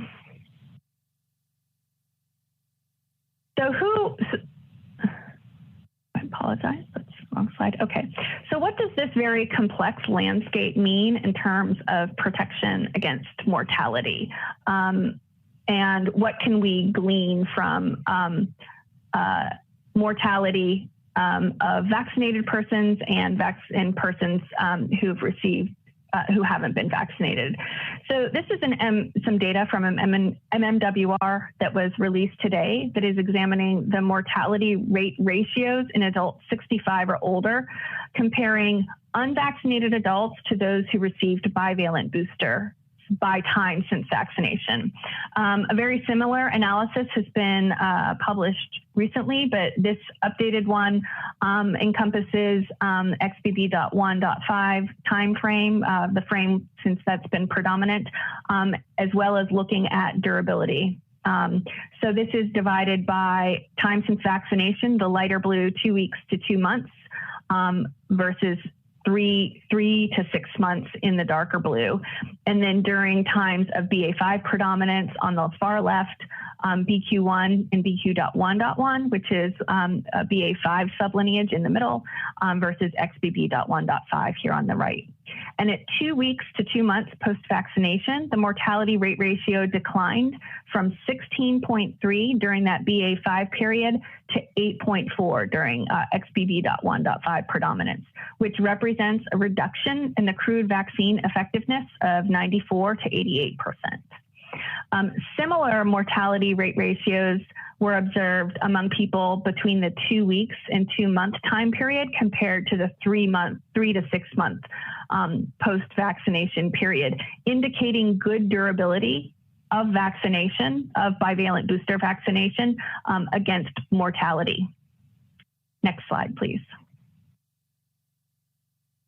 So of these persons who are still getting severe disease and mortality with COVID-19 infection, we have extensive data describing risk factors of persons who are still at risk for severe illness. And those include unvaccinated persons. They continue to be at higher risk for severe illness compared to vaccinated persons. Most, at least 75% of vaccinated people who develop severe COVID-19 illness have multiple risk factors, including older age. Most are at least 65 years or greater, but the risk increases with age incrementally, as well as underlying medical conditions, with risk increasing with the number of underlying medical conditions, including immunosuppression, diabetes, chronic kidney disease, lung disease, cardiovascular disease, and chronic neurological diseases.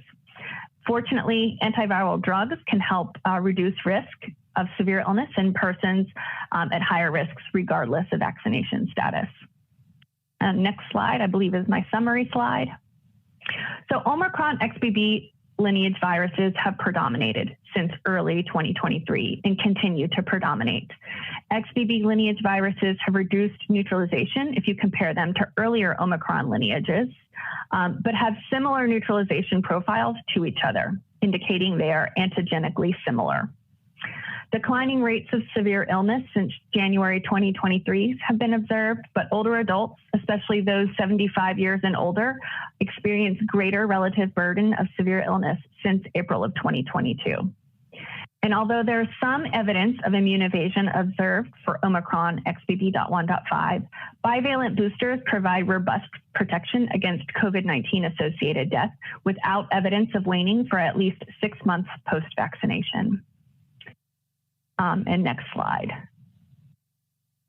that is the conclusion of my presentation. I would like to thank all of the CDC contributors to this presentation. Thank you.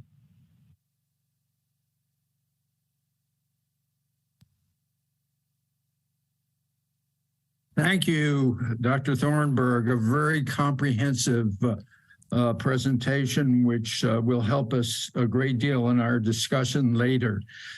You didn't bring up one of the variants that we are to consider in our discussions, XBB.2.3. Do you have any information about where it would sit in the antigenic cartography? I think it's very important, the fact that what we're going to be considering, they all are much closer than what we've had to consider before. Yes, let me see. Let me take a quick look at my slide number. So I didn't pull up any antigenic cartography data, but if you could pull up the slides again and go to slide 8 that shows the key changes in the spike receptor binding domain, XBB.2.3 is listed there. So if you could go to slide 8, that would help me. Thank you so much. Okay, so you can see XBB.2.3 is listed on the bottom there. And the bottom 3 are really the 3 lineages that you're looking at.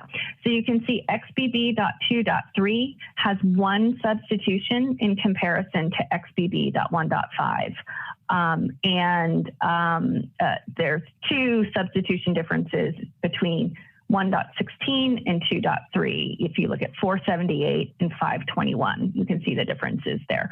So they're all quite similar to each other, but have some minor changes in the receptor binding domain, which is probably the most important region for neutralization. If you could go ahead 2 slides, we could kind of take a look at where it's sort of located on the crystal structure. Maybe go ahead 1 more.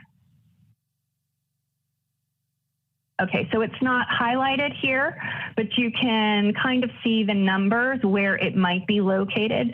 So you can see the closest residue that is listed there is 490. So it would be, 30 away from that.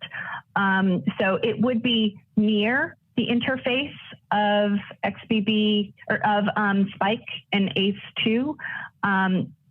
It would be near the interface. So, a similar difference to XBB.1.16 to XBB.1.5. But it's close. Yes, they're all there. Yeah, if you go back to that, if you want to go back to slide 8 and everyone would like to study we don't need to do they're that. Very close.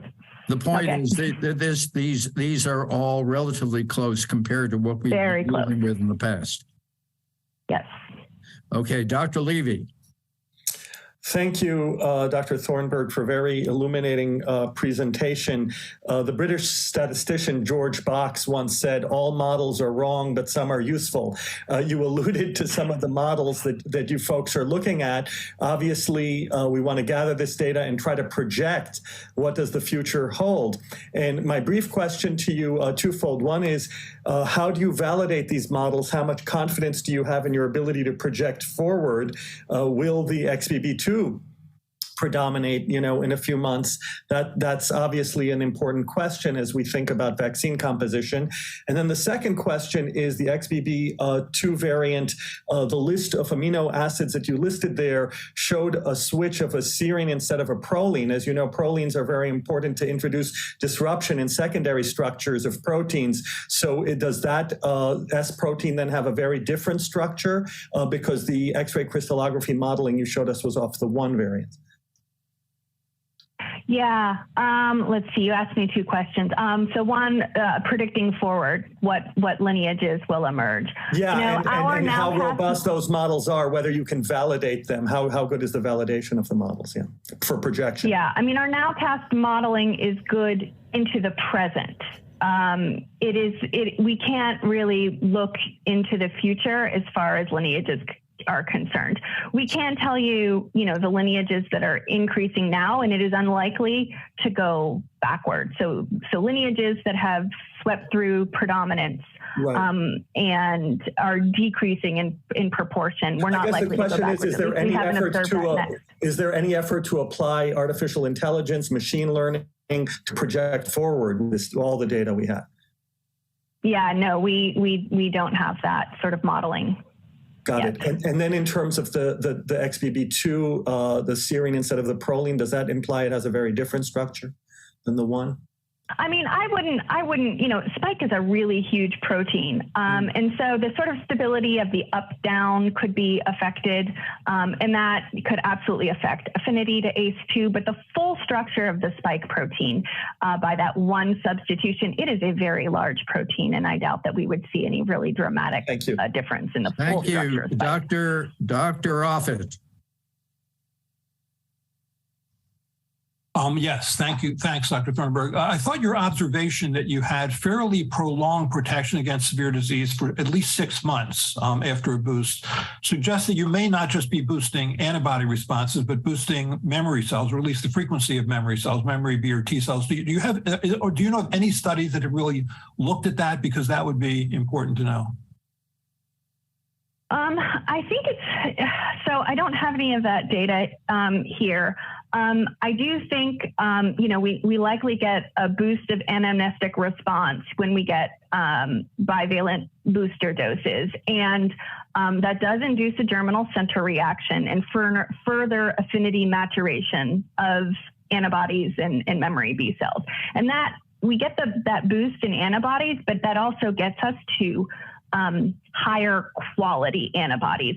Now that function is dependent upon T cell help, and the ability to generate that T cell help is very different in different populations. So of course, in older adults who are experiencing immunosenescence, their ability to mount a really robust germinal center reaction is going to be abrogated in comparison to younger adults. No, it's important to know only because if you really do have a higher frequencies of memory B and T helper or cytotoxic T cells, you may not need to then boost the following year or the year after that. I mean, so that would be interesting to know. Yeah. Thank you, Dr. Meisner, for the last question.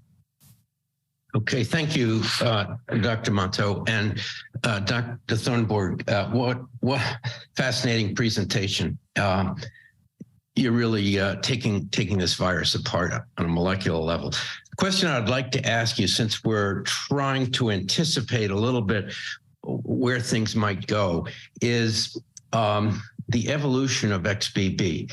And XBB, I think, has been described as a recombination of two viruses, which is different than the other mutations, which are point mutations, additions or deletions or substitutions.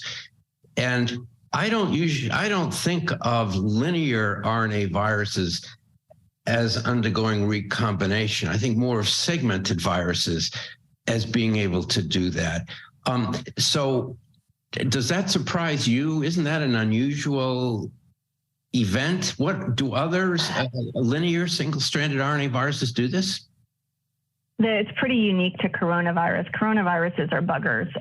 They have very huge genomes, really at the upper limit of stability for RNA genomes. And as part of that, they have this very complex replication cycle that involves discontinuous transcription. And it's through that really complex generation of mRNAs during transcription and the translation replication process that probably it's got these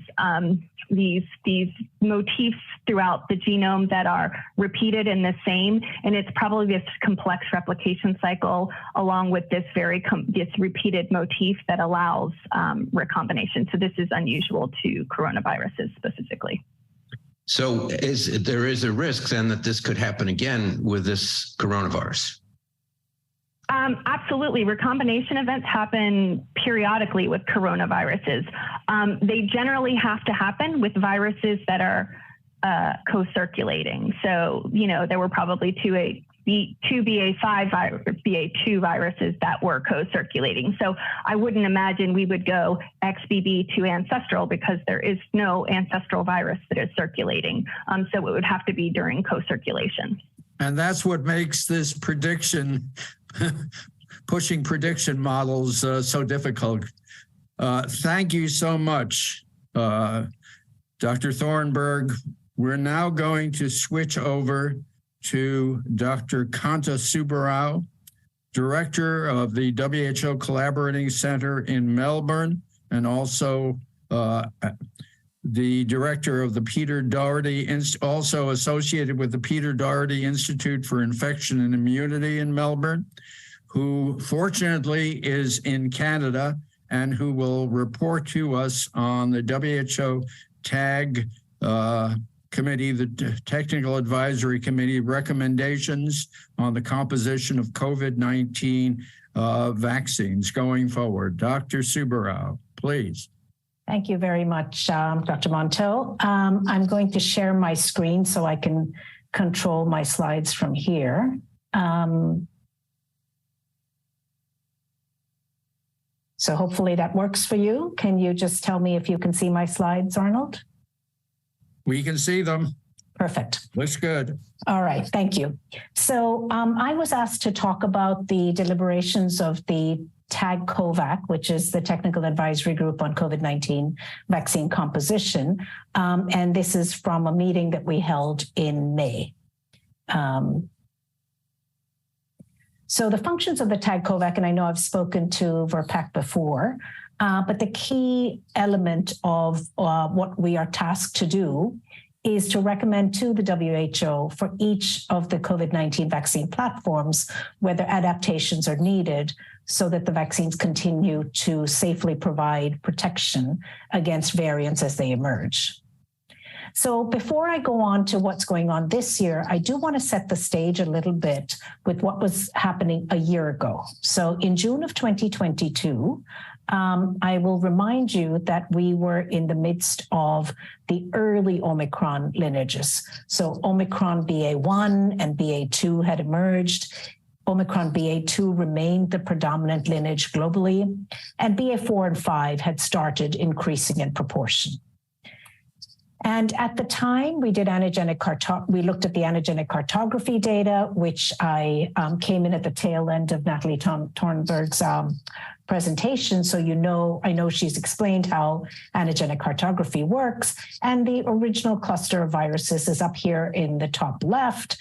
The Delta variant is within fourfold of the original, and BA1 and BA2 were further out.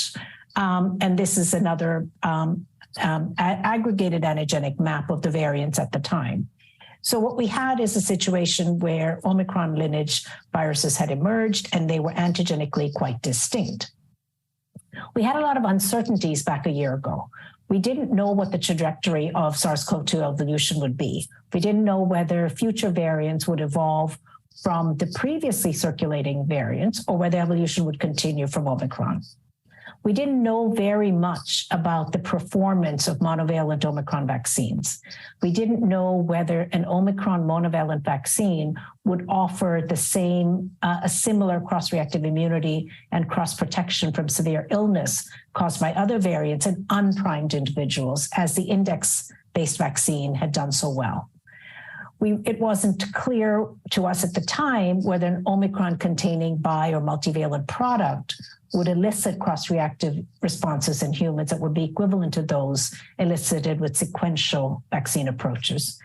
And we assumed that the safety and reactogenicity of the variant-specific vaccines would be similar to the currently licensed vaccine. So there was a lot of uncertainty, as a result of which we recommended that the effort be to try to improve the breadth of protection that certainly the existing ancestral vaccine provided very good protection against severe illness and death.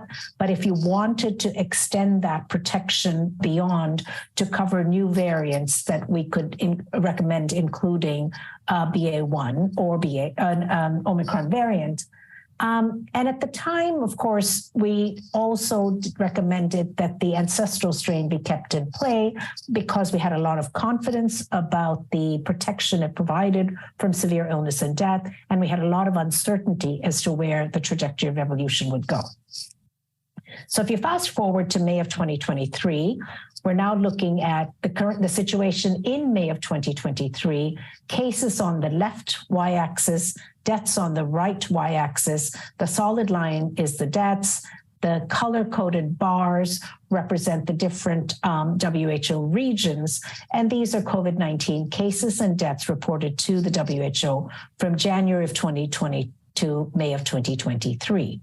And so, as you heard before, these are some of the surges that have occurred.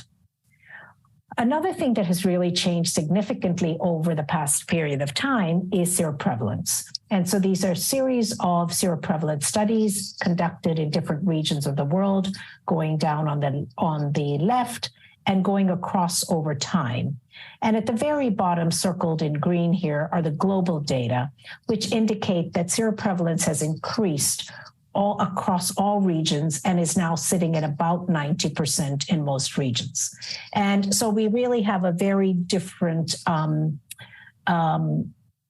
situation of population immunity than we did earlier in the pandemic. So what is the protective effectiveness of such hybrid immunity? And these are data, the references down below here. We're looking at percent protection against hospital admission or severe disease versus any infection. And the x-axis is time since the last vaccination or infection in months. So these lighter color, the red spectrum colors are the primary series of vaccination and a booster dose. And you could see that they provide protection against severe illness and hospital admission that wanes gradually sometime after about 6 months.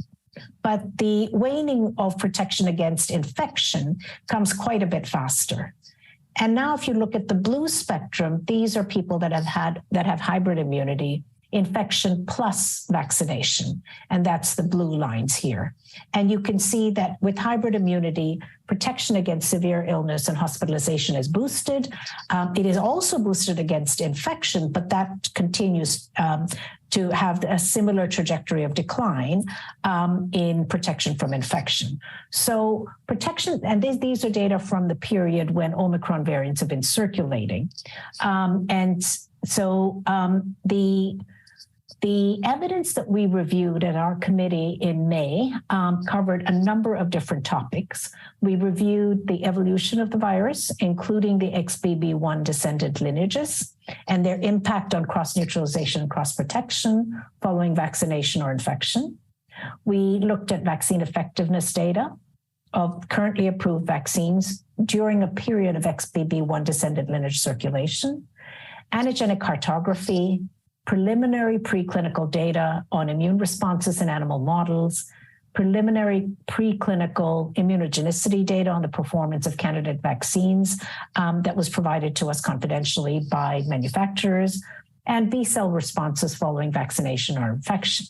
So I'm just going to show you a few of the highlights. Here's a simplified illustration of the phylogenetic relationships of the clades.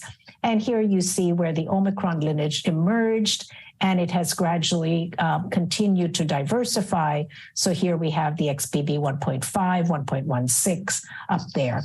And so where we are a year later is that now we're not seeing any evidence of the trajectory flipping back to these earlier variants. All of the variants that are emerging are continuing to do so in an essentially linear progression. Now, looking at the variant circulation, on the data above are the numbers and the data below are percentages of the various lineages. And you can see that XBB 1.5 and 1.16 were dominant globally, but the earlier variants, alpha, beta, gamma, and delta, are no longer detected in humans. I will point out that the actual numbers of isolates is quite a bit lower than at the peak of BA1 and BA2 circulation. So what is the impact of these recent variants on cross-neutralization following vaccination? So here we have data, the references down below, data from people that got 1 dose of a Pfizer vaccine, 2 doses, or 3 doses. And I'll draw your attention to this tail end of the x-axis, which is XBB.1. So these are neutralizing antibody titers tested against different variant viruses. And you could see that we essentially don't get cross-reactive neutralizing antibody against the XBB.1 until we've had multiple doses of the vaccine. And even there, many of the data points are at or below the limit of detection. In this study, looking at a number of different cohorts, and you may have seen some of these data presented differently by Natalie, we're looking at cohorts that got 3 doses of the ancestral vaccine, 4 doses of ancestral vaccine, 3 doses of ancestral plus a bivalent BA.4/5 lineage vaccine, vaccinated people who had a BA.2 breakthrough, and vaccinated people that had a BA.4/5 breakthrough infection. Again, looking at the y-axis are the neutralizing antibody titers, and on the x-axis are the titers tested against different variants. The far left is the ancestral, and the far right are the XBB and XBB.1. So what we see is that people who had 3 doses of the ancestral vaccine do not have detectable neutralizing antibodies against the XBB and XBB.1. People that had 4 doses of the ancestral vaccine, you have just a few exceptions. But as we look at sera from people that had 3 doses of the ancestral vaccine with the bivalent, the fold reduction from the neutralizing titer against the original ancestral strain is reduced down from 155-fold to 85-fold. With breakthrough infections with BA.4/5, again, you see that. Here are another set of data from a different citation. Here we're looking at the top panel at people that got the BA.1 bivalent vaccine, and below are people that got the BA.4/5 bivalent vaccine. On the left-hand side are people that did not have prior infection, and this is tested in terms of nucleocapsid antibody. And on the right-hand side are people with hybrid immunity, so they've had prior infection in addition to vaccination.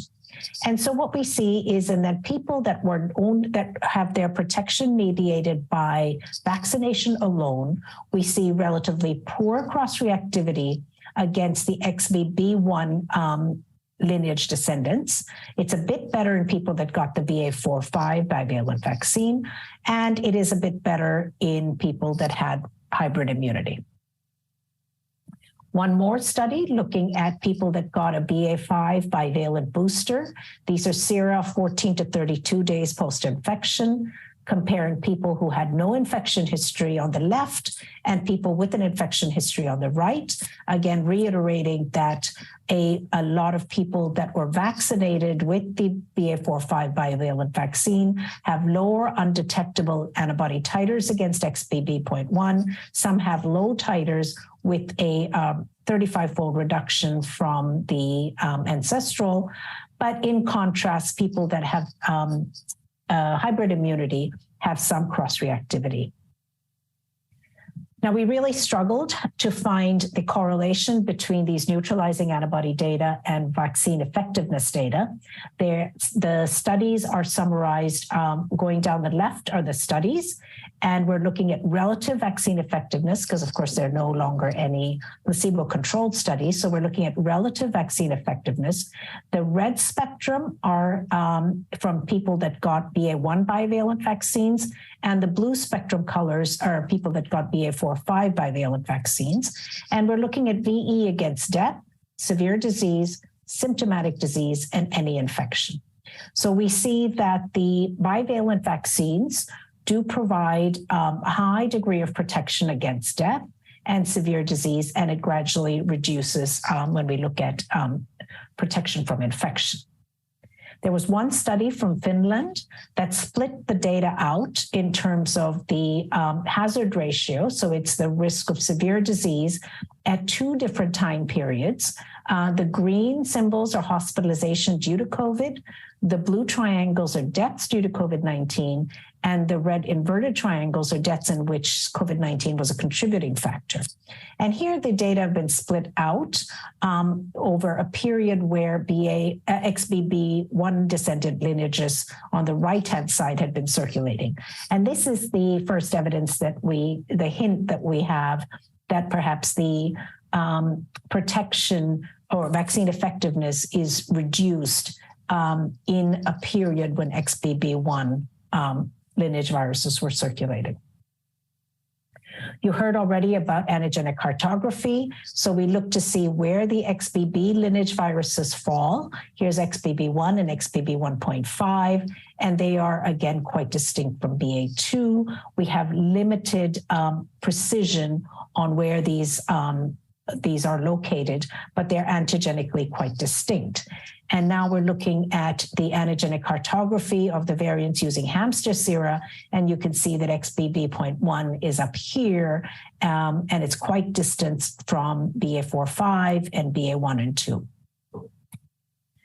So what about animal data from infection with an XBB1 descendant lineage virus? And so here on the left-hand side are sera from hamsters that were infected with an XBB.1, and on the right-hand side with hamsters that were infected with XBB.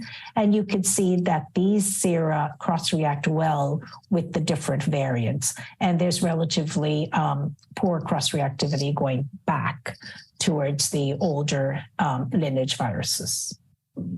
There has been a lot of concern about this phenomenon of immunologic imprinting. And so this is a phenomenon where if you have people that have a memory response to the prior vaccination or prior infection, and you then vaccinate with a new antigen, whether you primarily boost the memory response, or whether you make new memory B cells. So here's a lot of information, and I will talk you through it slowly. So these are neutralizing antibody titers, and we're looking at the top panel. So these are different cohorts in China from people that received 3 doses of the inactivated coronavac vaccine.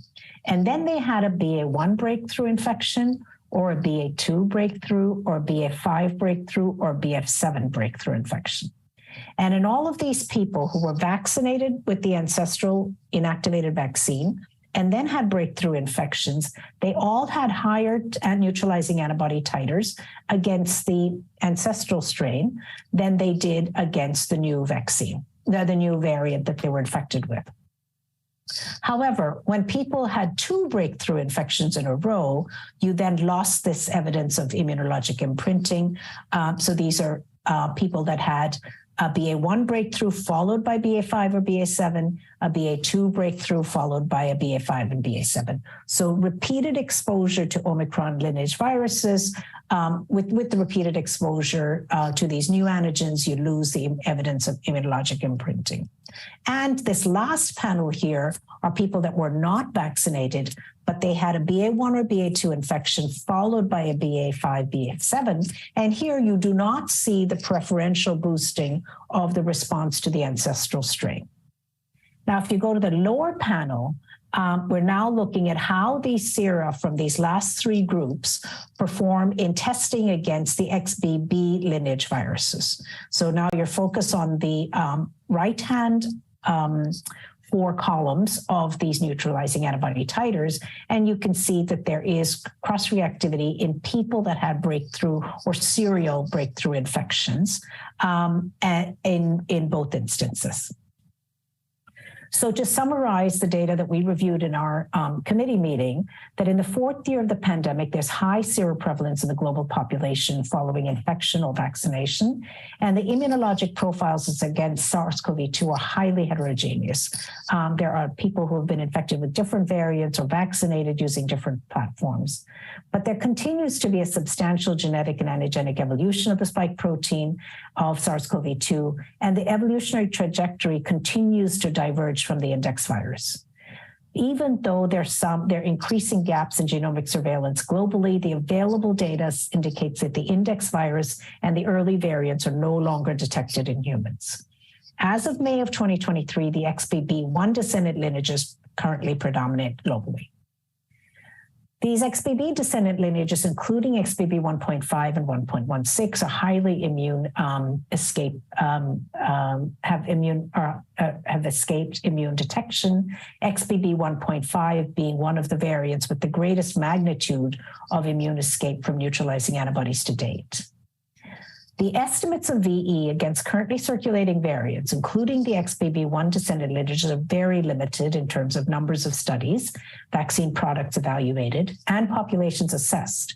Some studies showed similar VE against BA5 descendant and XBB1 descendant lineages, while others suggest reduced VE during periods of performance of XBB1 descendant lineages. Sera from people who had received 2, 3, or 4 doses of index virus-based vaccines or a booster dose of a bivalent, either BA1 or BA4-5 mRNA vaccines, showed substantially lower neutralizing antibody titers against XBB descendant lineages as compared to titers specific for the antigens included in the vaccines. And of course, people with hybrid immunity due to any SARS-CoV-2 infection showed higher neutralizing antibody titers against the XBB descendant lineages as compared to those who were vaccinated with no evidence of infection. There's in vitro evidence of immune imprinting that may be occurring, but based on observational epi studies to date, the clinical impact of this remains unclear. We saw preclinical data shared confidentially by vaccine manufacturers that showed that vaccination with XBB1 descendant lineage containing candidate vaccines, including XBB 1.5, elicited higher neutralizing antibody responses to currently circulating variants compared to currently approved vaccines. We acknowledge limitations of the available evidence. We had the timing, specific mutations in antigenic characteristics, and the potential public health impact remain unknown. The majority of available preclinical and clinical responses are to XBB1 and 1.5, and minimal data on any of the other variants. The data on immune responses over time following infection are limited. The data on immune responses specific for XBB1 descendant lineages are largely restricted to neutralizing antibody and are limited for other aspects of the immune response, including cellular immunity. Data on protection conferred by hybrid immunity are largely derived from populations that received mRNA booster vaccines. Data on VE on current COVID vaccines, including index-based and bivalent against XBB descendant lineages, were limited, and estimates during periods of XBB1 descendant lineage circulation were only available for the mRNA vaccines. Data on candidate vaccines that include an XBB1 descendant lineage were limited to animal models. So we recommended that in order to improve protection, in particular against symptomatic disease, new formulations of COVID-19 vaccines should aim to induce antibody responses that neutralize XBB descendant lineages. Again, I'll emphasize that our focus is on achieving breadth of immunity. So one approach that we recommended was the use of a monovalent XBB1 descendant lineage, such as XBB 1.5, as a vaccine antigen. And given the small genetic and antigenic differences from XBB 1.5, XBB 1.16 may be an alternative. And other formulations or platforms that achieve robust neutralizing responses against XBB descendant lineages could also be considered. While currently approved COVID-19 vaccines, including those based on the index virus, continue to provide protection against severe disease, our committee advised moving away from the inclusion of the index virus in future formulations of COVID-19 vaccines for a couple of reasons. First, the index virus and antigenically closely related variants no longer circulate in humans.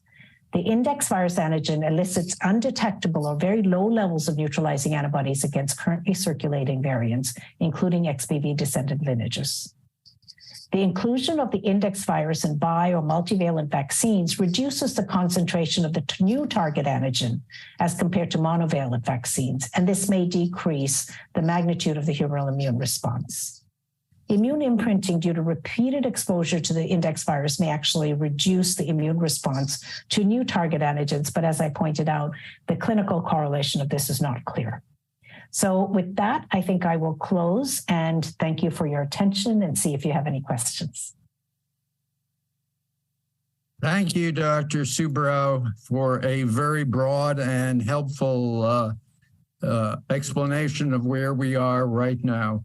I'm getting the feeling that we are moving towards the situation we usually have with influenza, where it's very difficult, given different manufacturing approaches, to come up with a strain-specific recommendation, that we are going towards something like recommendation, giving the manufacturers a bit of a choice. Is that where we are going now? So one difference from what we do in influenza is in the case of influenza, we actually name strains, and we've attempted to do so because we want to make sure that if we say XBB 1.5, that people know what that consensus sequence should look like. I don't have a huge amount of confidence that we have really understood the cadence of this evolution.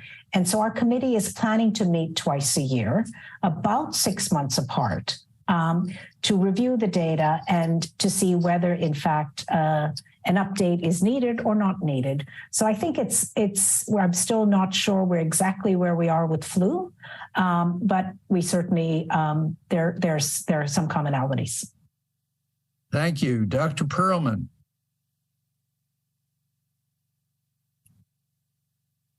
Yeah, thank you, Kanta, for a great presentation. So I have one comment and one question. So this whole issue of leaving out the ancestral strain, it depends on it not circulating, particularly for children 0 to 23 months who may not be exposed to the virus previously.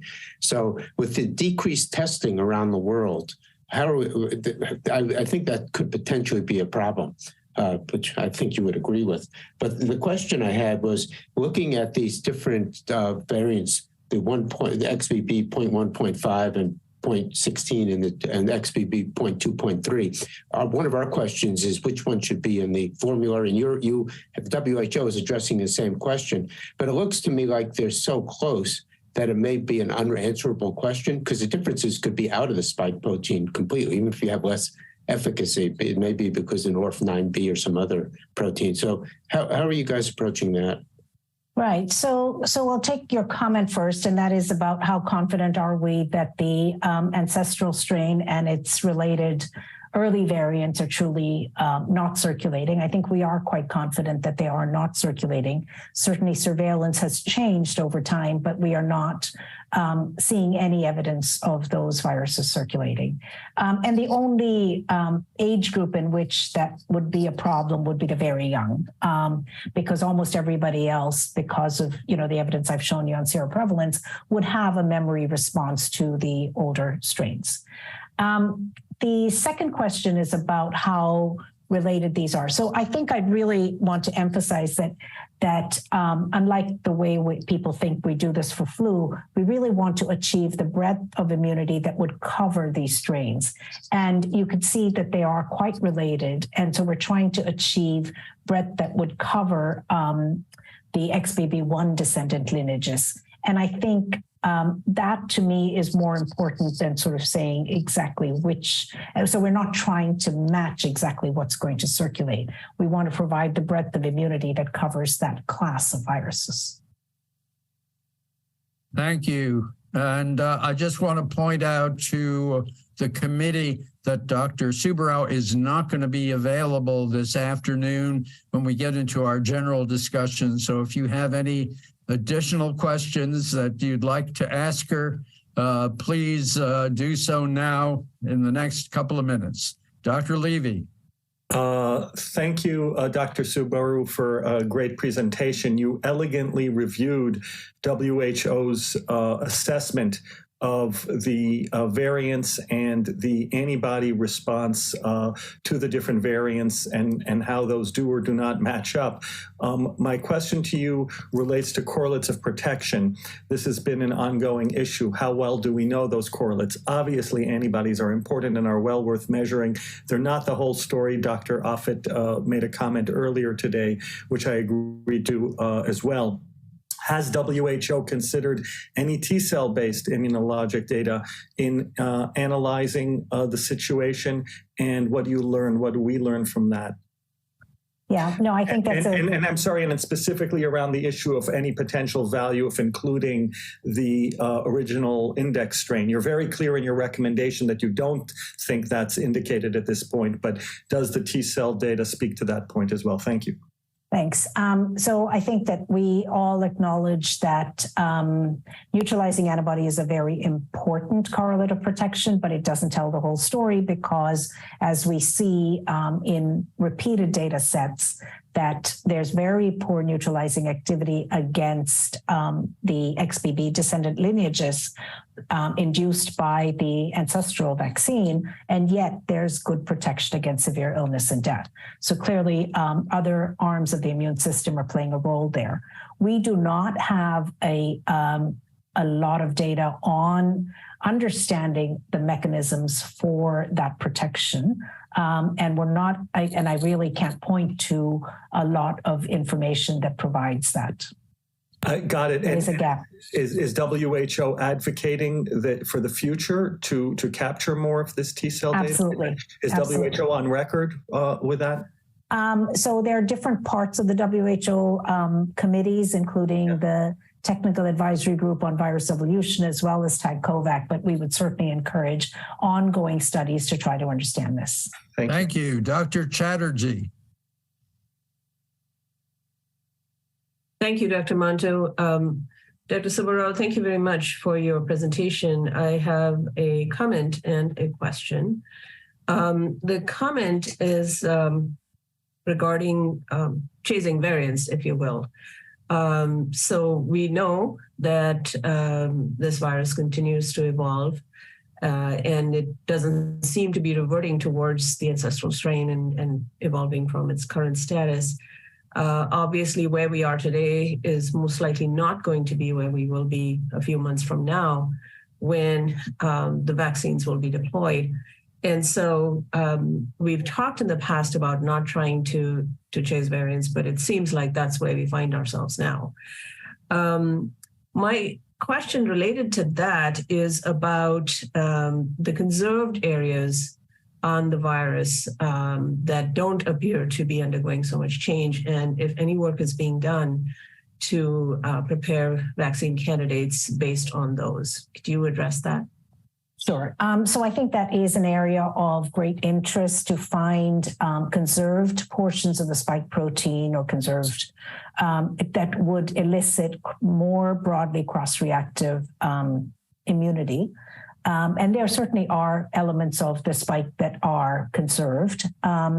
There's a lot of effort I see more in the space of the monoclonal antibodies, for instance. But I think in terms of, I don't see them coming into focus particularly yet for vaccines that are in current use. So it's still in a research space. And I think that is something, we have a parallel of this in influenza as well, looking at the HA stem, for instance. So there are conserved portions of the spike that are being explored by people with monoclonal antibodies and in the research space. But if you have a full spike protein, you would expect that you would induce immunity against different portions of the molecule. Thank you. Dr. Monto, could I ask a follow-up question? Well, a short follow-up question. Very quick follow-up. We're already late. Dr. Soborow, you mentioned that your committee is planning to meet approximately every 6 months. Should we expect recommendations for modification of the vaccine candidate in 6 months' time? It's going to be entirely data-driven. If we are going to meet every 6 months to review the data. There may be no update. There may be an update. We will just see how the data turn out. Thanks. Thank you, Dr. Meisner. Thank you, Dr. Monto. And thank you very much for that presentation, Dr. Saburo. I have a question for you specifically. Can you comment on your opinion regarding the importance of standardizing the vaccines from a global perspective? So the WHO is very concerned about making sure that vaccines are available for the entire population. And I know that the VRPAC is meeting specifically about the United States. So we have met with a number of manufacturers that have different platforms to try to make sure that the message goes out that our recommendations apply to all platforms. Thank you. I think we all hope we can standardize as much as possible. Things are difficult enough as they are in terms of trying to figure out past histories of vaccination, et cetera. Dr. Kim. Thank you, Dr. Saburo. That was a terrific discussion. A simple question. I don't know if you have data that you might be able to poll to respond to this question, but do we have information on geographic or population-based changes that might be taking place that might give us a hint of the leading edge of the evolution of the virus? So all I could say is that there's a separate committee at the WHO called the TAG-VE that monitors virus evolution, and they have a risk assessment framework now. And so they look at new variants as they emerge and their impact on diagnostics, therapeutics, and vaccines. And then it comes to our committee specifically on vaccine composition. So we're all part of a system that sort of looks at different aspects and communicate with each other. But at this point, we don't have anything that might give us a hint of where the direction that the virus might go. Not really. I think what we're more confident of than we were a year ago is that the trajectory is essentially linear. And the WHO is working hard to make sure that there is sufficient surveillance, say sentinel surveillance, in different parts of the world so that we do actually have some monitoring capability. Thank you. Thank you. Going to call on Dr. Nelson and then Dr. Hawkins, and then we are going to let Kanta get back to her regular activities. Dr. Nelson. Thank you, Dr. Monto. Mike Nelson, University of Virginia. I want to thank you for that very elegant presentation and particularly the insightful impact of the immune imprinting on your deliberations. So you certainly addressed the selection piece of what should go in a vaccine. I would like to ask whether the WHO was under the assumption that the vaccination would be occurring on an annual basis as the posture we've adopted here in the United States. And the second question would be, were there any particular factors that the TAG-COVAC in their deliberations identifies as key factors for literally not selecting the latest emerging strain that's circulating throughout the world? So that's two parts. So the first part is can you remind me? The first part was... Yeah, was it the assumption on an annual vaccination? You're meeting twice a year. Yeah. The question came up, are you going to change it mid-year? Seemed to raise the question to me, is it really going to be administered more than once a year? No, I think that, yes. So the reason we're meeting twice a year is because I think the temperate climates of the Northern Hemisphere seem to have, sort of decided that they will do a fall campaign. But the WHO's recommendations are for the whole world. And so we do want to make sure that we're monitoring what's happening for the tropical belt as well as the Southern Hemisphere. And so that's the reason for the twice a year discussion. This committee is very strictly in the lane of recommending the vaccine antigen composition. There's a different part of the WHO that is SAGE. And of course, each country has their own regulatory authority that decides when vaccine is used. So our committee does not comment on that. We're just going to review the data on an ongoing basis, no less than twice a year. We may have to do it more often than twice a year. Why would we not go with the most recent virus?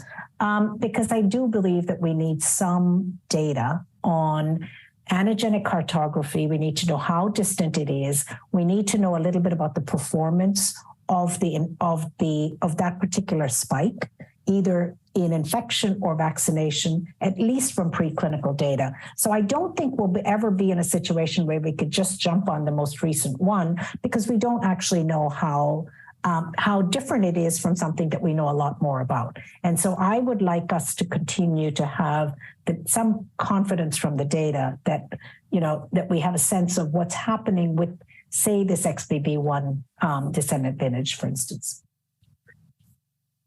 Thank you. Dr. Hawkins. Yes, thank you very much. And this is a follow-up on comments by Dr. Meissner regarding global protection. I may have misread the slide early on, and this was about data available in Asia and Africa. It appeared that there was some areas of no data. If that was accurate, can we use the information that WHO is providing regarding recommendations for the rest of the world?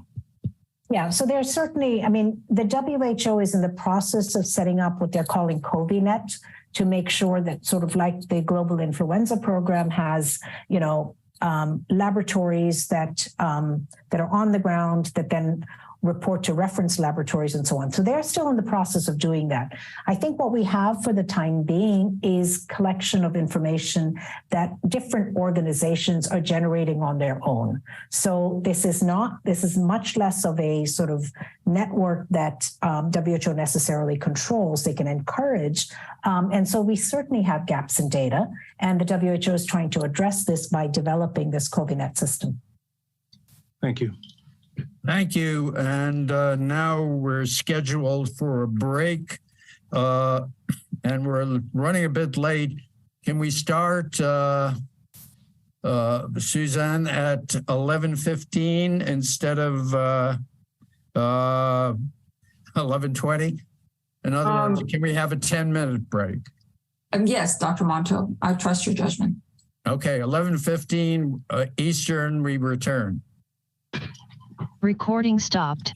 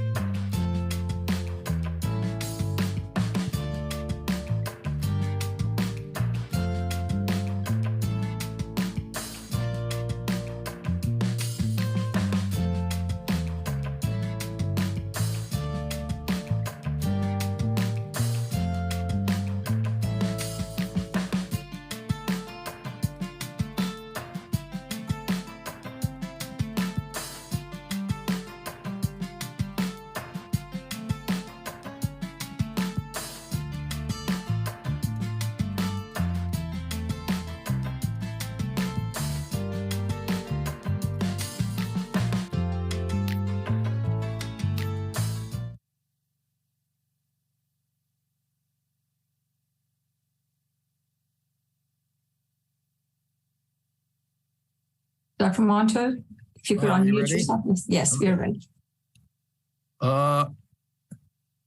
Welcome back. We now have 3 presentations from the vaccine manufacturers. First, we're going to start with a presentation from Moderna. The group there is led by Ritupama Das. So over to you, Dr. Das. Thank you, Dr. Monto. Good morning. My name is Rita Das, and I'm the therapeutic area head for respiratory vaccines at Moderna. As the pandemic has evolved, Moderna has continued to monitor emerging variants to ensure we are prepared to develop and evaluate new COVID-19 vaccines. We are committed to generating preclinical and clinical data to share with agencies worldwide to inform vaccine update decision-making. Additionally, we maintain manufacturing readiness to supply new vaccines as the need arises. Accordingly, we support a harmonized recommendation by FDA and this committee, WHO, and other agencies around the world. Today, we will show you the results of our effectiveness study of the authorized BA.4/5 bivalent vaccine, which complements the work that others have presented today. We will also show you the cross-neutralization ability of the BA.4/5 vaccine for the XBB subfamily of variants. Finally, we've developed investigational XBB.1.5 and XBB.1.16 containing vaccines. We will be sharing preclinical data on both, as well as clinical data on the XBB.1.5 containing vaccine. So let me begin with an update on the effectiveness of the currently authorized BA.4/5 bivalent vaccine from an ongoing study in collaboration with Kaiser Permanente Southern California, a health system that covers 4.6 million people. The preprint for these analyses was posted to medRxiv earlier this week. We initiated this study to monitor the effectiveness of the original Moderna COVID-19 vaccine in 2020. The study protocol has subsequently been modified to monitor the effectiveness of the Moderna BA.4/5 bivalent vaccine since its authorization in 2022. The study uses a matched cohort design with 3 groups. First, individuals who have received the BA.4/5 booster after at least 2 doses of any mRNA vaccine. Then, individuals who have been vaccinated but have not received the BA.4/5 bivalent booster. And finally, individuals who have not been vaccinated for COVID at all. The participants in these groups were matched on age, sex, race and ethnicity, and the index date, the vaccination date for the bivalent cohort. Use of the bivalent BA.4/5 vaccine was captured from late August through the end of December of 2022, and follow-up was captured through the end of January of 23. There are 2 planned comparisons for effectiveness in this study. First, the comparison between those who received the BA.4/5 bivalent booster and those who were vaccinated but did not receive that booster. This is the relative effectiveness comparison. Next, the comparison of the BA.4/5 bivalent booster recipients to those who received no COVID-19 vaccine.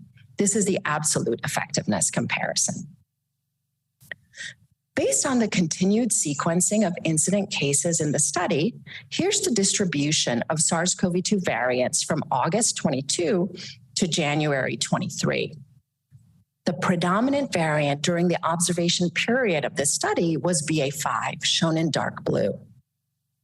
During January, the last month of collection of data for this analysis, there was some representation of XBB, shown in orange, and this was mostly XBB.1.5. Here are the baseline characteristics of the participants in the 3 cohorts. Age was similar in all cohorts. There was significant representation of non-white races, And among the bivalent vaccine recipients, many had received a vaccine as a fourth or fifth dose, and the original vaccine group, most had received the vaccine as a third or fourth dose. The time since the last dose was shorter in the bivalent group. Moving now to the vaccine effectiveness results. Recipients of a bivalent booster demonstrated a relative vaccine effectiveness of 70% against chart-confirmed hospitalizations for COVID-19, which was the primary endpoint for the study, compared to those who had received the original mRNA vaccine. Relative effectiveness against COVID-19 deaths was 83%, and relative vaccine effectiveness for ED or urgent care visits was 55%. On the right, the absolute vaccine effectiveness numbers were high, 83% for hospitalization, 90% for deaths, and 55% for ED or urgent care visits. These data confirm that during the BA.5 wave in the US, the Moderna bivalent COVID-19 vaccine protected vaccinated individuals against hospitalizations and deaths from COVID-19, and as well as from ED and urgent care visits from the illness.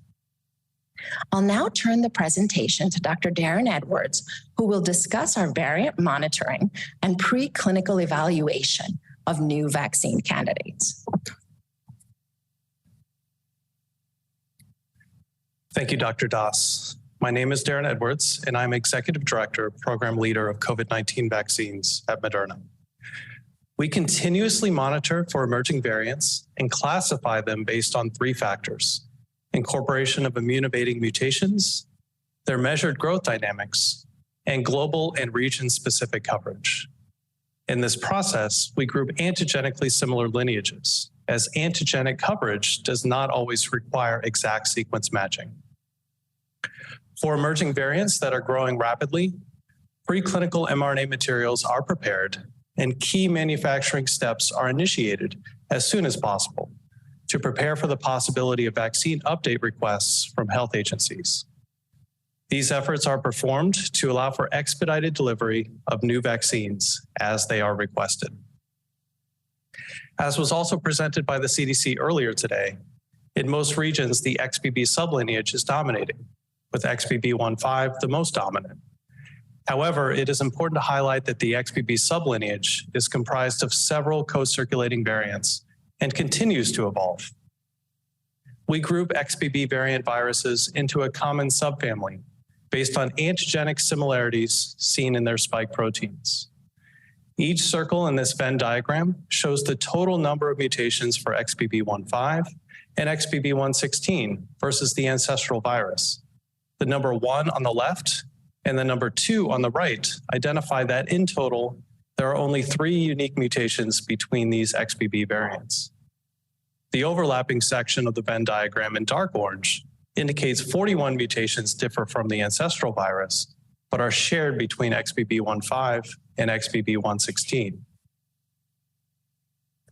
In contrast, the Venn diagram on the right shows there are 15 unique mutations on BA.1 and 13 unique mutations on BA.5 that are not shared between these two variants. The overlap in the middle highlights that there are only 21 mutations in common between these two variants versus the ancestral virus. It is important to highlight that BA.1 and BA.5 would not have been grouped into a common subfamily based on their antigenic differences. This type of analysis provides the basis for a variant planning strategy. Here is a comparison of the antigenic differences between XBB subvariants and BA.5, a component of the currently authorized vaccine. XBB.1.5 is on the left and XBB.1.16 is on the right. Significant antigenic differences were found with XBB.1.5, differing from BA.5 by 20 mutations, while XBB.1.16 differs from BA.5 by 23 mutations. This level of antigenic change, especially in key sites of no neutralization in the receptor binding domain and the N-terminal domain, suggests that XBB sublineage viruses have evolved to significantly evade immunity provided by prior Omicron infection or the currently authorized BA.5 bivalent boosters. This suggests that an updated vaccine composition may be needed. Next, we will show that these antigenic differences may contribute to decreased cross-neutralization of XBB variants. In participants without and with prior infection, sera collected after vaccination with the BA.4/5 authorized booster were assessed for neutralization against BA.4/5 and XBB subvariants. As shown in the blue on the left, titers against BA.4/5 were quite robust in both cohorts, while neutralization against XBB.1.5 variant, shown in orange on the right, was detectable but considerably lower. This also may provide a rationale for the real-world effectiveness data, which shows reduced protection from BA.4/5 bivalent vaccine when XBB family subvariants predominate. The XBB sublineage continues to evolve over time, with newer subvariants emerging in specific geographical regions, including XBB.232, which has now emerged in several countries, including the US. Here we see the antigenic differences between XBB.1.5 and XBB.1.16 on the left, XBB.1.5 versus XBB.232 in the middle, and XBB.1.16 versus XBB.232 on the right. Again, limited antigenic differences are noted between these three different subvariants of XBB. Of note, XBB.191, which is also circulating, and XBB.1.5 have identical spike proteins. This analysis suggests that cross-neutralization of the XBB subfamily is not likely to be significantly impacted, regardless of which specific XBB variant is selected for inclusion in an updated 2023 fall COVID vaccine composition. And now I would like to walk you through preclinical studies of investigational XBB monovalent and bivalent subvariant containing vaccines. These vaccines are developed and evaluated in mice as primary series and boosters to confirm that they are immunogenic in naive and previously vaccinated animals, and to evaluate the breadth of immunity across variants. Both primary two-dose vaccination studies, as well as booster studies, were performed, with booster vaccination assessed in mice previously immunized with a two-dose series of our original vaccine. Investigational vaccines for monovalent XBB.1.5 or XBB.1.16, as well as bivalent vaccines comprised of BA.4/5 plus XBB.1.5 or BA.4/5 plus XBB.1.16 have been developed and are in the process of being evaluated. Now I'll show you neutralization titers in mice vaccinated with a primary two-dose series of the BA.4/5 bivalent vaccine versus monovalent XBB.1.5 and the BA.4/5 plus XBB.1.5 bivalent vaccine. Here are the neutralization titers for the BA.4/5 bivalent vaccine against BA.4/5, XBB.1.5, XBB.1.16, and XBB.232 viruses, all listed on the x-axis. We saw high levels of neutralization against the BA.4/5 virus, but limited neutralization of the XBB sublineage viruses. In contrast, XBB.1.5 containing vaccines demonstrated high levels of neutralization against XBB sublineage viruses. It is important to highlight that XBB.1.16 and XBB.232 were effectively neutralized by both XBB.1.5 containing vaccines. Next, I will describe the neutralization titers from our booster study, comparing the same investigational XBB.1.5 containing vaccines. Neutralization was assessed prior to the booster dose, as shown with the hashed lines, and after, shown with the solid colors. On the x-axis are the variants BA.4/5 and XBB viruses. The fold increase in titers measured after the boost compared to the pre-boost titer is listed below the graphs. Both XBB.1.5 containing boosters increased neutralization against XBB subvariant viruses to levels higher than the BA.4/5 booster, with minor differences in neutralization measured between XBB.1.5, XBB.1.16, and limited reduction versus XBB.232. Next, I will describe the neutralization results from our booster study comparing XBB.1.16 containing vaccines. Both investigational XBB.1.16 containing boosters increased neutralization against XBB subvariant viruses with 11 to 33-fold increased neutralizing antibody titers measured after the boost. As seen in the previous booster study with XBB.1.5 containing vaccines, only minor differences in neutralization were measured between XBB.1.5, XBB.1.16, and XBB.232 viruses. In summary, preclinical data suggests that an XBB-containing vaccine is more immunogenic against currently circulating XBB variants than the authorized BA.4/5 bivalent vaccine. Consistent with the minimal antigenic differences seen across the XBB subfamily, cross-neutralization across the XBB sublineage for both XBB-containing vaccines was demonstrated. And now I'll turn it back to Dr. Doss to describe results from our clinical assessment of the investigational XBB.1.5 variant-containing vaccines.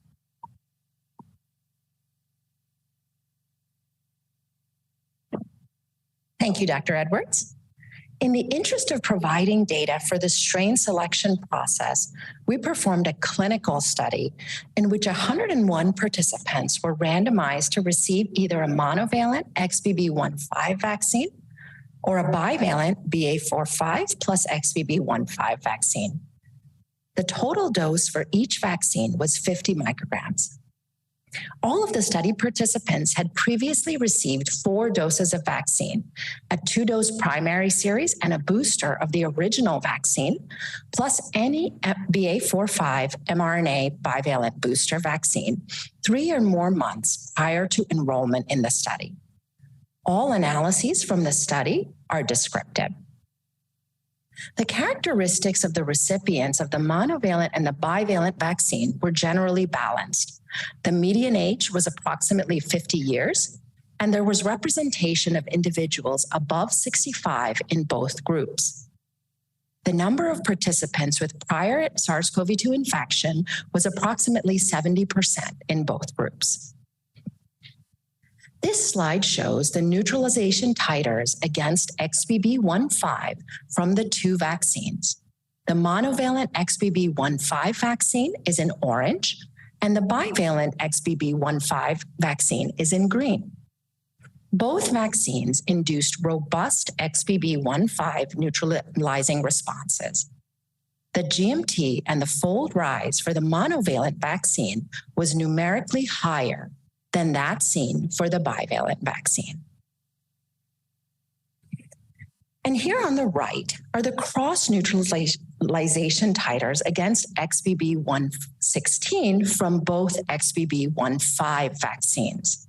Again, both vaccines induced robust XBB.1.16 neutralizing responses, and the titers were numerically higher for the monovalent vaccine. For each vaccine, the neutralization titers against XBB.1.5 and XBB.1.16 were similar, and this is expected given the antigenic similarity between these 2 XBB variants. Here are the same data now separated by prior SARS-CoV-2 infection status. As we've seen previously, the post-boost titers are numerically higher in the SARS-CoV-2 positive group, but this analysis confirms overall that administration of an XBB.1.5 containing vaccine provides a substantial increase in XBB.1.5 and XBB.1.16 responses, regardless of a history of prior infection. We also tested the sera from the monovalent and bivalent XBB.1.5 vaccines for cross-neutralization against BA.4/5, as well as the ancestral strain D614G. The pre-boost titers against BA.4/5 were high since everyone had received a bivalent booster, but there was still a rise after vaccination with the XBB.1.5 containing vaccine. The pre-boost titers on the right now against the ancestral strain were also high, and there was still a rise after vaccination, The titers against BA.4/5 and the titers against ancestral strain were similar with either the monovalent or the bivalent vaccine. Now note that the ancestral titers are no longer the highest titers observed, despite everyone in the study having received multiple doses of the ancestral strain. This observation is promising because it indicates that it may be possible to retrain immunity with updated vaccines. As has been discussed earlier today, the XBB.232 subvariant has recently emerged and is increasing in circulation.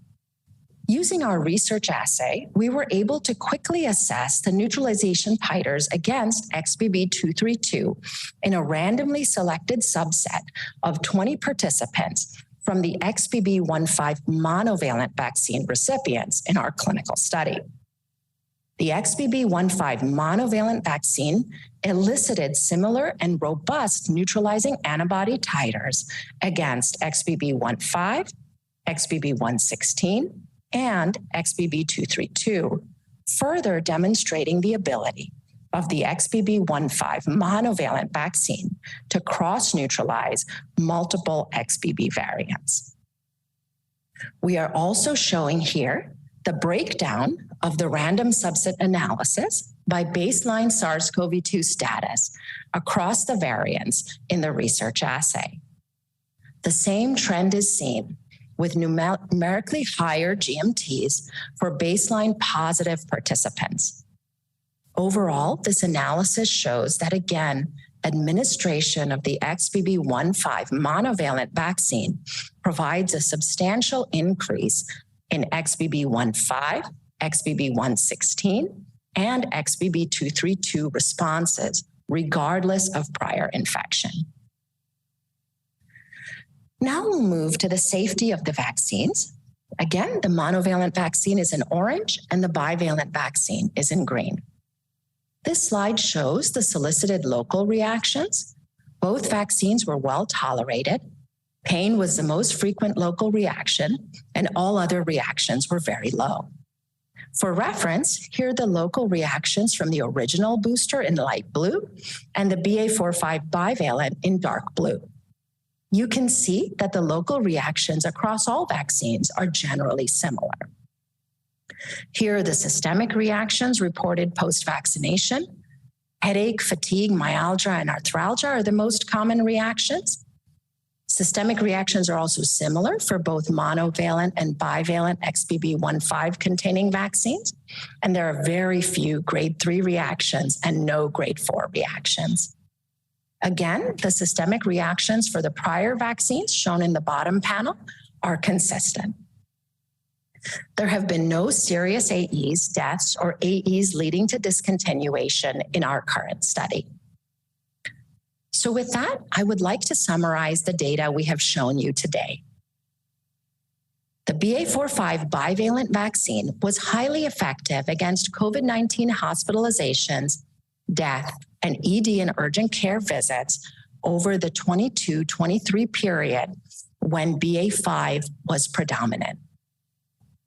The antigenic similarities in the XBB variants support the subfamily grouping of these variants.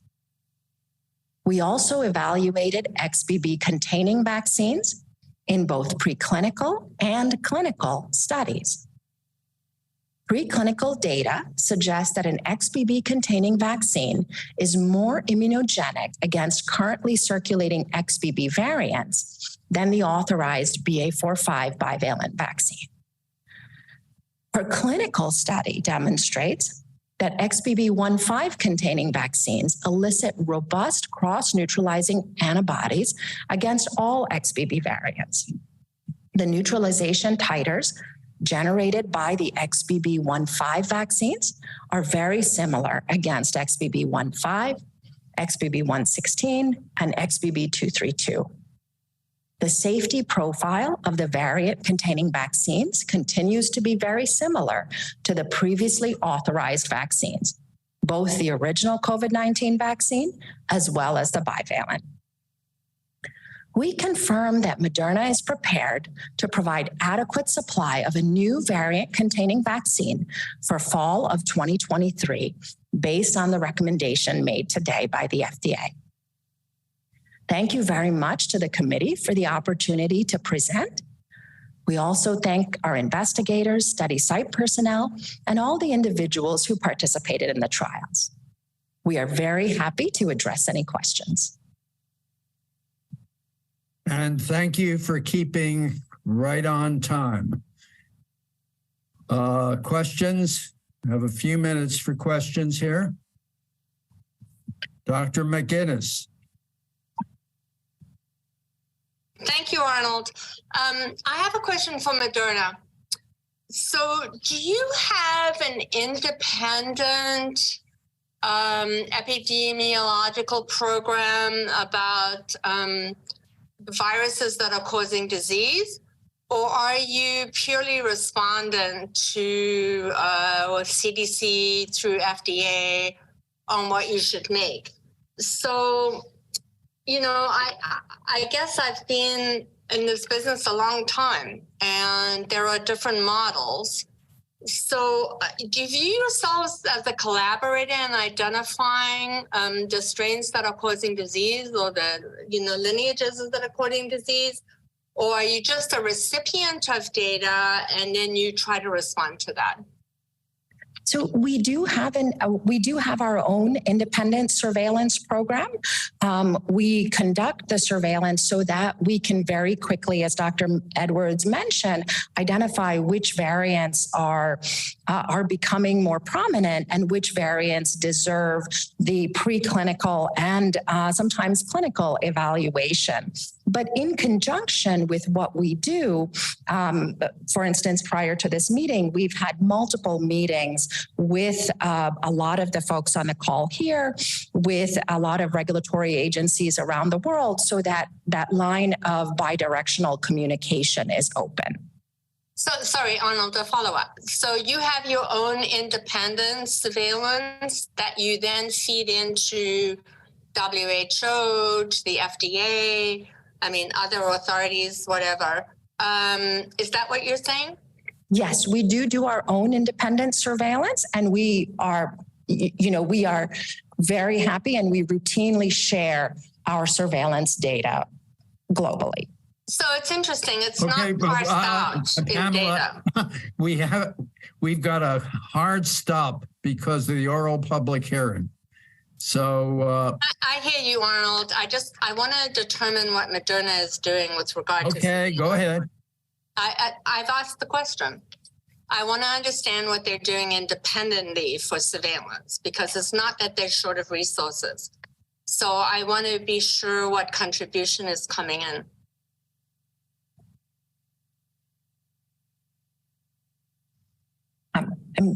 We have epidemiologists in Moderna. We have clinical epidemiologists as well as research epidemiologists. They are looking at the tools and doing the surveillance. As I mentioned, we're also we're continuing to sequence in our Kaiser study. We are looking at all of those data together. And so we're looking at publicly available data and data that we are also getting from our studies. Thank you. Okay, Dr. Perlman. Yeah, so I have a technical question. So when you make these new vaccines, the S proteins from these different viruses are a little different. Some of them seem to enter more at the surface, some at the in the endosome. Do you monitor for levels of S protein expression? Clearly, the responses are very nice, but are there differences? Do you ever have to tweak the dosage that you're using? So not the dosage, but we do, because our goal is to keep the dosages very similar, because we want this to be a seamless kind of replacement process. And now we've shown that the safety is very consistent. We've had about 10,000 people receive variant vaccines in our clinical trials. We do monitor, we generate kind of several candidate sequences, and we monitor the expression levels and then choose a final sequence. And are there differences between the variants? Not very much that we've seen. Thank you. Thank you. We're going to have to move on. As I said, we've got a hard stop because of the oral the oral public hearing. So now we're moving to Pfizer. The presentation is going to be led by Dr. Keena Swanson. Dr. Swanson. Thank you, Dr. Monto, and good morning to the committee. My name is Keena Swanson, and I am head of viral vaccines R&D at Pfizer. On behalf of both Pfizer and BioNTech, it is my pleasure to provide an overview of the recent data that aims to support selection of the vaccine composition for the upcoming fall-winter season. For today's presentation, I will focus on both humoral and cellular immunity data from our Omicron BA.1 and BA.4/5 modified vaccine clinical studies and learnings from preclinical evaluation of updated vaccine compositions representing more contemporary SARS-CoV-2 variants. Then I will end the presentation with an update on our plans for supply of the vaccine. As you already heard earlier today, the XBB sublineages of Omicron continue to dominate the SARS-CoV-2 variant landscape, with XBB 1.5 being the most dominant in the US since February of this year. Continued monitoring of sublineage proportions has shown an increase in other XBBs, indicated by the chart on the left, with XBB 116 showing potential to be the next variant to displace XBB 1.5.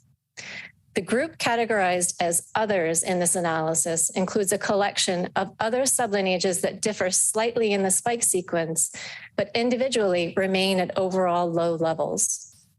And as indicated on the right, and as you heard in the prior presentation, the most predominant strains within XBB 1.9 are also increasing, but do not differ from the XBB 1.5 in the spike amino acid sequence. XBB 116 and XBB 2.3 differ from 1.5 by only 2 or 3 amino acid substitutions, respectively. Later in the presentation, I will share data to better understand if these sequence differences translate to any immunological differences. Importantly, the antigenic distance of these XBB sublineages from the earlier Omicron BA.5 is even more so than the distance of Omicron BA.5 was from the original SARS-CoV-2. The vaccine update to the bivalent Omicron BA.4/5 vaccine in 2022 showed that more closely matching circulating strains offered improved protection against COVID-19. On the right are data from the CDC showing improved effectiveness of the bivalent vaccine against COVID-19 hospitalizations compared to individuals that received the original monovalent vaccines. Data for younger adults are shown above, and for adults 65 and older shown below. With the emergence of the more antigenically distant XBB sublineages and longer time since the booster dose, the vaccine effectiveness has notably waned from approximately 60% absolute VE to less than 30%. Collectively, the data support that variant-adapted vaccines improve protection and that an updated vaccine likely more closely matched to the circulating XBBs is warranted. We are still early in the understanding of SARS-CoV-2 evolution and potential seasonal cycles. However, disease activity may be settling into a more typical pattern of peaking during the winter months. Shown on the left is a heat map of data from Northern Hemisphere countries, with blue indicating the peak of COVID-19 hospitalizations, all occurring during the typical winter peak observed for other seasonal respiratory viruses, such as those shown on the right for influenza, RSV, and the endemic human coronaviruses. Now I would like to focus on relevant immunogenicity data from our prior clinical studies evaluating Omicron-adapted vaccines. We have previously shown superior Omicron neutralizing responses with Omicron-adapted vaccines compared to the original vaccine as a 4th dose booster, which aligns with the real-world observations showing variant-adapted vaccines provide increased protection against circulating strains and can restore waning immunity. For today's presentation, I will share an expanded characterization of the humoral response against more recent Omicron strains, as well as characterization of the memory B cell response, and finally, a view into the T cell response. In brief, both monovalent and bivalent Omicron-adapted vaccines recall spike-specific memory B cells that recognize epitopes shared between the wild type and Omicron spike and can induce Omicron-specific B cells. We also see clear expansion of both CD4 and CD8 T cell responses following a variant-adapted booster.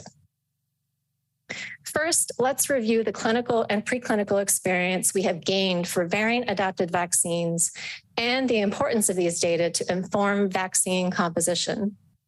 Collectively, these data sets have aligned well when evaluating the overall variant immune response profile as new SARS-CoV-2 variants have emerged. Now I will show results from an evaluation of the neutralizing activity of the current bivalent BA.4/5 vaccine against Omicron XBB 1.5 and 116. Here we show a descriptive analysis comparing the bivalent and original monovalent vaccine neutralizing activity against Omicron XBB 1.5, shown on the left, and 1.16 sublineages, shown on the right, from a subset of participants greater than 55 years of age using a SARS-CoV-2 fluorescent focus reduction neutralization assay. In each data set, Omicron BA.4/5 was included as an internal control as these were separate testing runs. These data are from the same subset of participants that were previously used for XBB.1 neutralization data that was published in January of this year. Data are shown for participants with or without prior infection at baseline. Improved responses were observed with the bivalent vaccine in purple compared to the original vaccine in blue, regardless of prior infection status. Similar neutralizing activity was shown for both XBB sublineages. However, GMTs were much lower compared to the vaccine-matched Omicron BA.4/5. These data are in agreement with effectiveness data showing that Omicron-based vaccines can provide improved protective immunity against Omicron sublineages. However, lower XBB titers reflect the greater antigenic distance of the current strains. It is important to note that because XBB 1.5 has a spike sequence identical to the predominant XBB 1.9 strains, data for 1.5 shown here should reflect activity against 1.9. Next, B cell responses were evaluated in a subset of individuals who received 3 prior doses of the original BNT162b2 vaccine and were then boosted with the bivalent Omicron BA.1 vaccine as a 4th dose. The participants evaluated in this study were SARS-CoV-2 naive at the time of the BA.1 booster was administered. As shown to the right, a flow cytometry-based method using distinctly labeled wild-type and Omicron BA.1 spike proteins as probes was used to detect memory B cells specific to either wild-type epitopes shown in blue or to Omicron epitopes shown in green, and finally, those specific to shared surface epitopes between both wild type and Omicron spikes, noted in the top right in orange.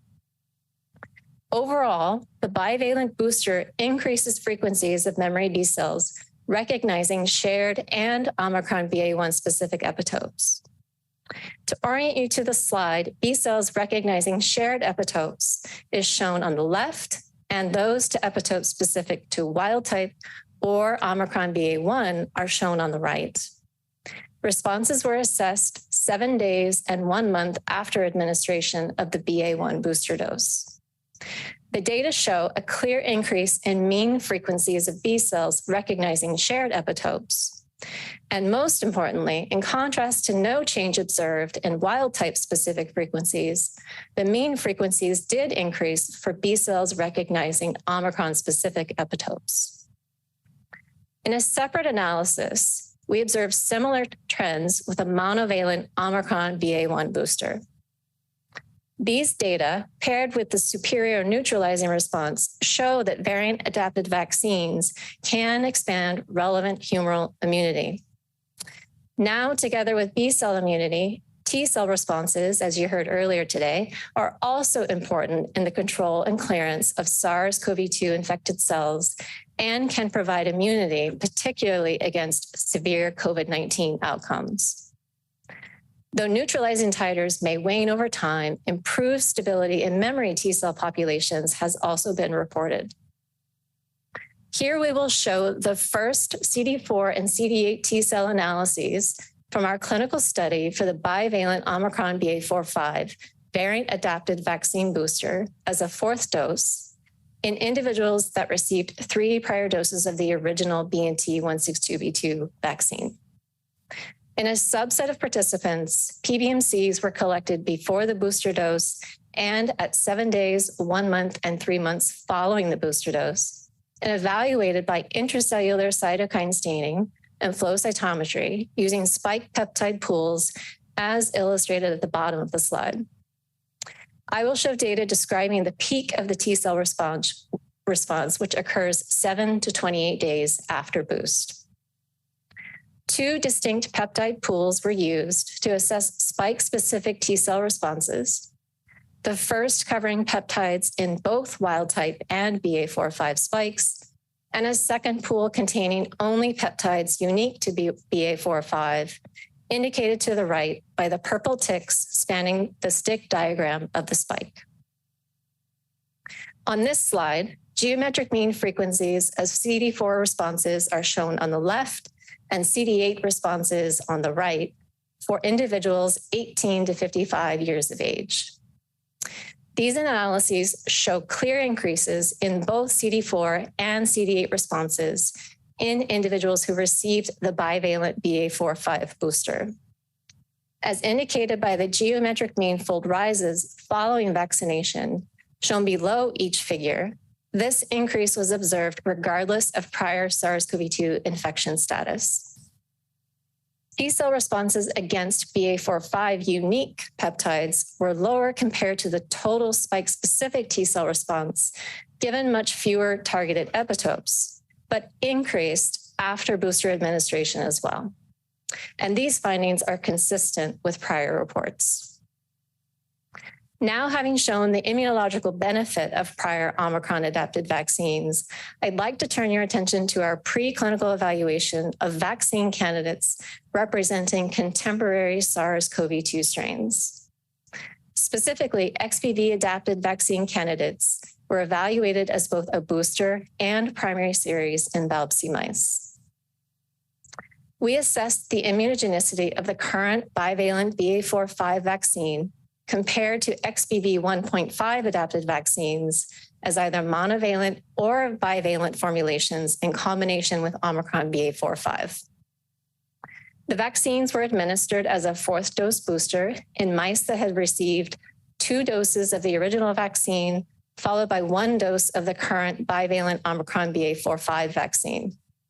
Vaccine groups are shown along the x-axis, and pseudovirus neutralizing responses assessed 1 month post-boost are indicated by the bars.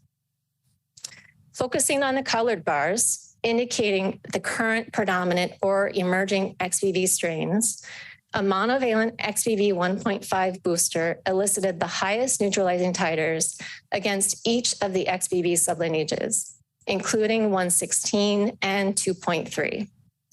and the greatest relative increased response compared to the current bivalent BA.4/5 vaccine.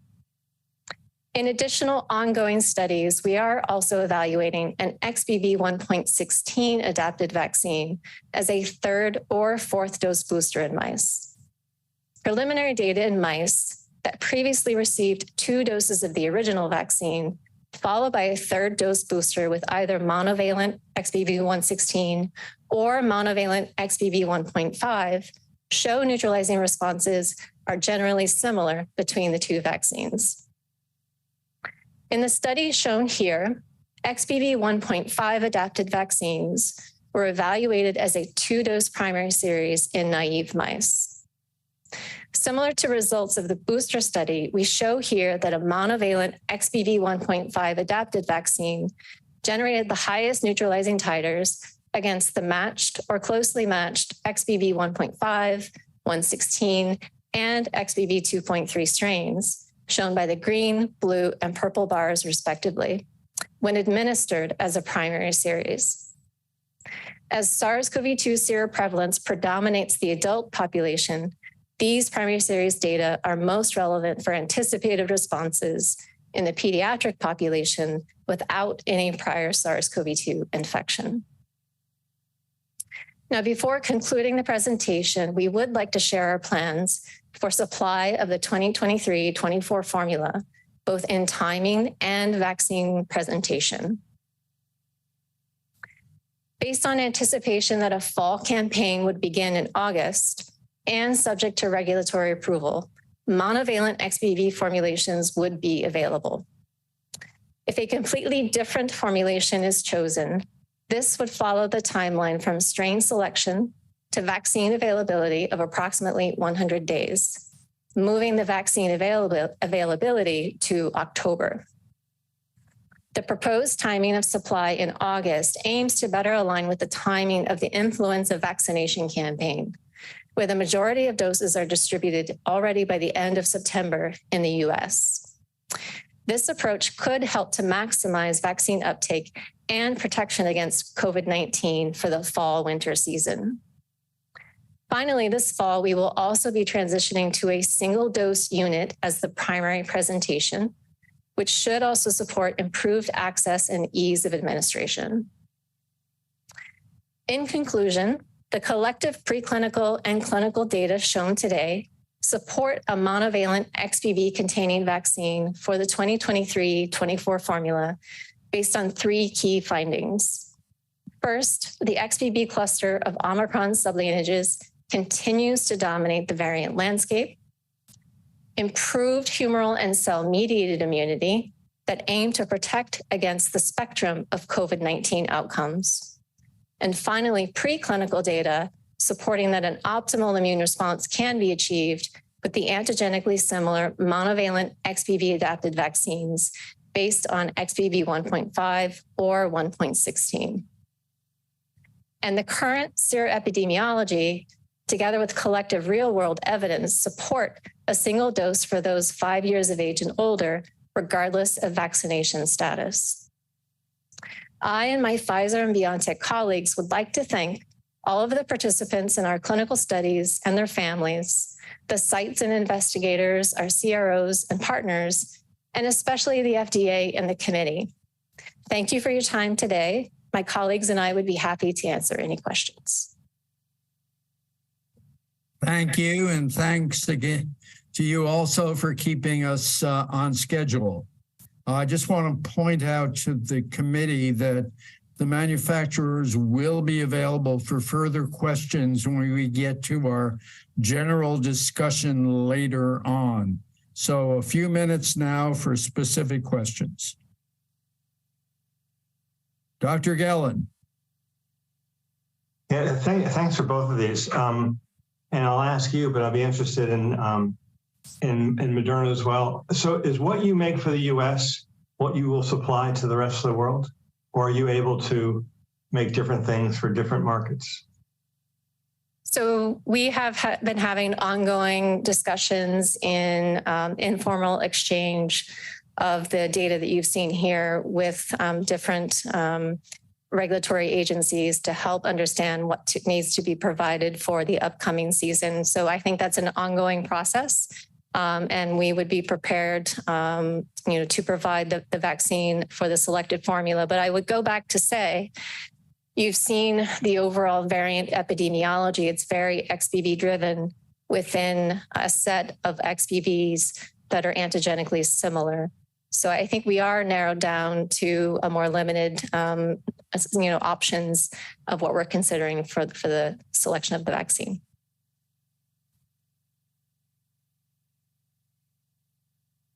Thank you. And seeing no other hands raised. No. I raised my hand. Pamela. Hi, thank you, Arnold. I'm sorry. Now I see. Now you've raised your hand. No. I raised it twice before. I don't know what happened, but I don't know. That was the first time. Well, we don't know. My apologies. So I have a question for Pfizer. So, so you have availability and you will move to October, but I just think we're moving into a different kind of framework of thinking about timing. So you spoke about single dose unit, fall campaign, the monovalent would be off what was called back. This seems to me very much going back to the flu model, and we get a one-time call and then we all like march in and we've been manufacturing at risk, and maybe we're right, maybe we're wrong. But it seems like we should just have a different way of thinking about this, because if the periodicity of this is so much shorter than we think about flu, which I think it is, then we should stop talking about the 2023-2024 year, because maybe there is no such thing. Maybe it's a much shorter period of time that we're looking at for when this virus changes and we're this lineage, we have a new lineage and we have to manufacture. So I guess we're sort of being pushed into thinking about it like flu, but it's not comfortable for me. Well, maybe it will be because of the rate. So maybe it will be going forward. Sorry? Maybe it will be going forward. Right now, we're limited to the situation that we find ourselves in. Yeah, but I don't want to think about it like that, because it like blocks me in from all sides. And it seems to me like this change in this virus is much more frequent. I'm going to rule this, Pamela, this is a very general discussion question. Okay. And I think we can bring this up and talk about it this afternoon when we get back to a more general discussion where a lot of people can have a say. Can Pfizer respond to this in the meantime? Very briefly. I will be very brief, and I think Kanta spoke to this very well this morning. And the surveillance of SARS-CoV-2 is truly a continuous process. We can't predict what will be the true next steps of the virus, but we are seeing enough antigenic drift with the XBBs that it would warrant an update to the vaccine to optimize protection. But again, it will continue to be an ongoing process and not, one time a year. I think that will be discussed this afternoon. Thank you, Arnold. Thank you. Let's move on to Novavax. Dr. Philip Dubovsky will speak to us about their plans for the 2023-2024, as it's now written, vaccine season. Thank you.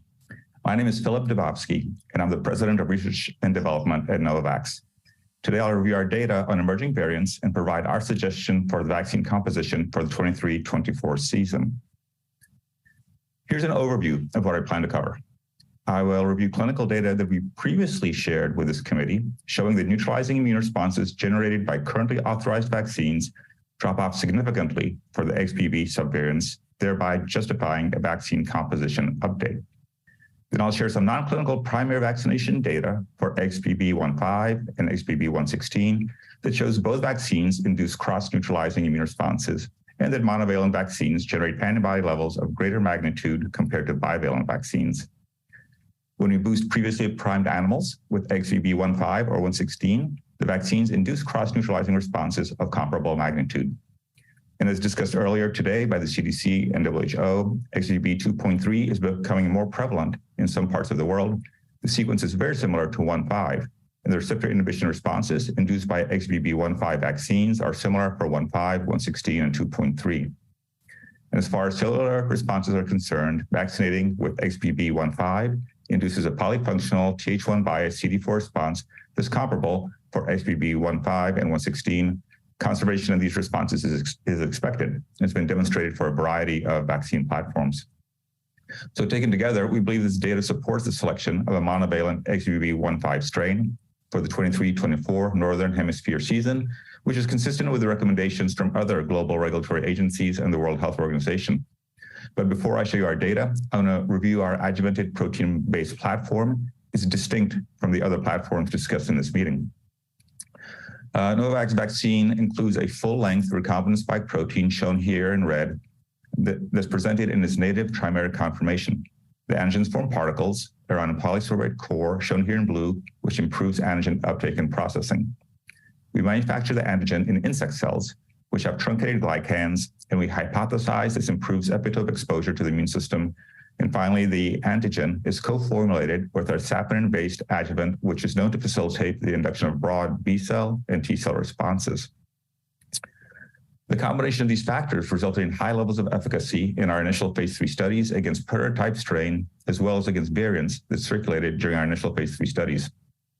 So let's look at some clinical data that indicate the immune responses have dropped off for the XBB subvariants. This slide includes prototype and XBB.1 neutralizing responses for individuals who are vaccinated with our vaccine using a variety of different dosing regimens. These assays were conducted at the Dr. David Ho lab at the Columbia University and can be compared to responses from different vaccines from his previous publications. First, I'll display anti-prototype neutralizing responses derived from Novavax studies. I'm showing the neutralizing responses in individuals who received 3 doses of prototype mRNA vaccine and were boosted with our vaccine in dark blue, compared to participants who received 4 or 3 doses of Novavax vaccine. Consistent with what has been previously described, the homologous regimens have numerically higher responses. However, because of the small number of participants, the precision of these estimates is relatively low. Added now in speckled pattern are results from previously published from Dr. Ho's lab. On the far left are 3 doses of mRNA boosted with bivalent mRNA vaccine, and this is displayed adjacent to 3 doses of mRNA boosted with Novavax. In the middle are 4 doses of mRNA compared to 4 doses of Novavax, and the right are 3 doses of mRNA compared to 3 doses of Novavax. All these regimens provide high levels of neutralizing responses. So now let's look at XBB.1 neutralization responses. Here you can see that for XBB.1, the responses are significantly lower, but similar across the different dosing regimens, irrespective of whether the primary series was mRNA or recombinant protein, and irrespective whether the boost was protein, recombinant protein, prototype, or bivalent mRNA vaccine, the responses were reduced compared to the prototype neutralizing responses displayed on the left. These findings are consistent with the structure function data previously shared with this committee that demonstrate important neutralizing sequences that existed in the prototype strain. The BA.5 variant are not present in XBB subvariants. From this data, we infer that all vaccine regimens tested are performing comparably against the currently circulating XBB subvariants, and all vaccines will benefit from updating to a contemporary strain to optimize the neutralizing immune responses. Okay, let's look at some immunization data in mice for XBB subvariants. I'll start with primary immunization data, where mice received 2 doses of vaccine without a boost. Displayed here are neutralization responses against a number of variants after primary vaccination with prototype, XBB.1.5, and XBB.1.16 vaccine. I've annotated the currently circulating XBB subvariants in yellow. The prototype strains are displayed on the left-hand side of the slide, and similar to what we saw in the clinical data, the responses are good against prototype, but very low against both XBB subvariants. The middle panel displays responses after vaccination of 2 doses of XBB.1.5, and the neutralizing responses are similar for XBB.1.5 and 1.16, and the same is true for mice vaccinated on the right-hand panel with 2 doses of XBB.1.16 vaccine. The responses for 1.5 and 1.16 are comparable. As expected for primary vaccination, homologous responses are slightly higher than heterologous responses for both subvariant vaccines, but the confidence intervals are broadly overlapping. Okay, now let's look at some responses after monovalent and bivalent vaccination. This slide shows neutralizing responses after primary vaccination with 2 doses of monovalent XBB.1.5 on the left-hand panel and 2 doses of bivalent vaccine containing prototype and XBB.1.5 on the right-hand panel. As we saw in the previous experiment, vaccination with a full dose of XBB.1.5 induces comparable neutralizing responses to XBB.1.5 and 116. However, on the right-hand panel, vaccinating with the bivalent vaccine that contains half the XBB.1.5 antigen load induces lower responses to both XBB subvariants. Numerically, the response is more than 50% lower. So from these data, we conclude that vaccinating with either XBB.1.5 or 116 induces cross-neutralizing responses. This is not surprising because the variant spikes are structurally very similar. And we also see indication that a monovalent vaccine may be advantageous compared to a bivalent vaccine. So now let's look at some boosting data with XBB subvariants. We have boosting data in primed mice as well as in primed rhesus macaques.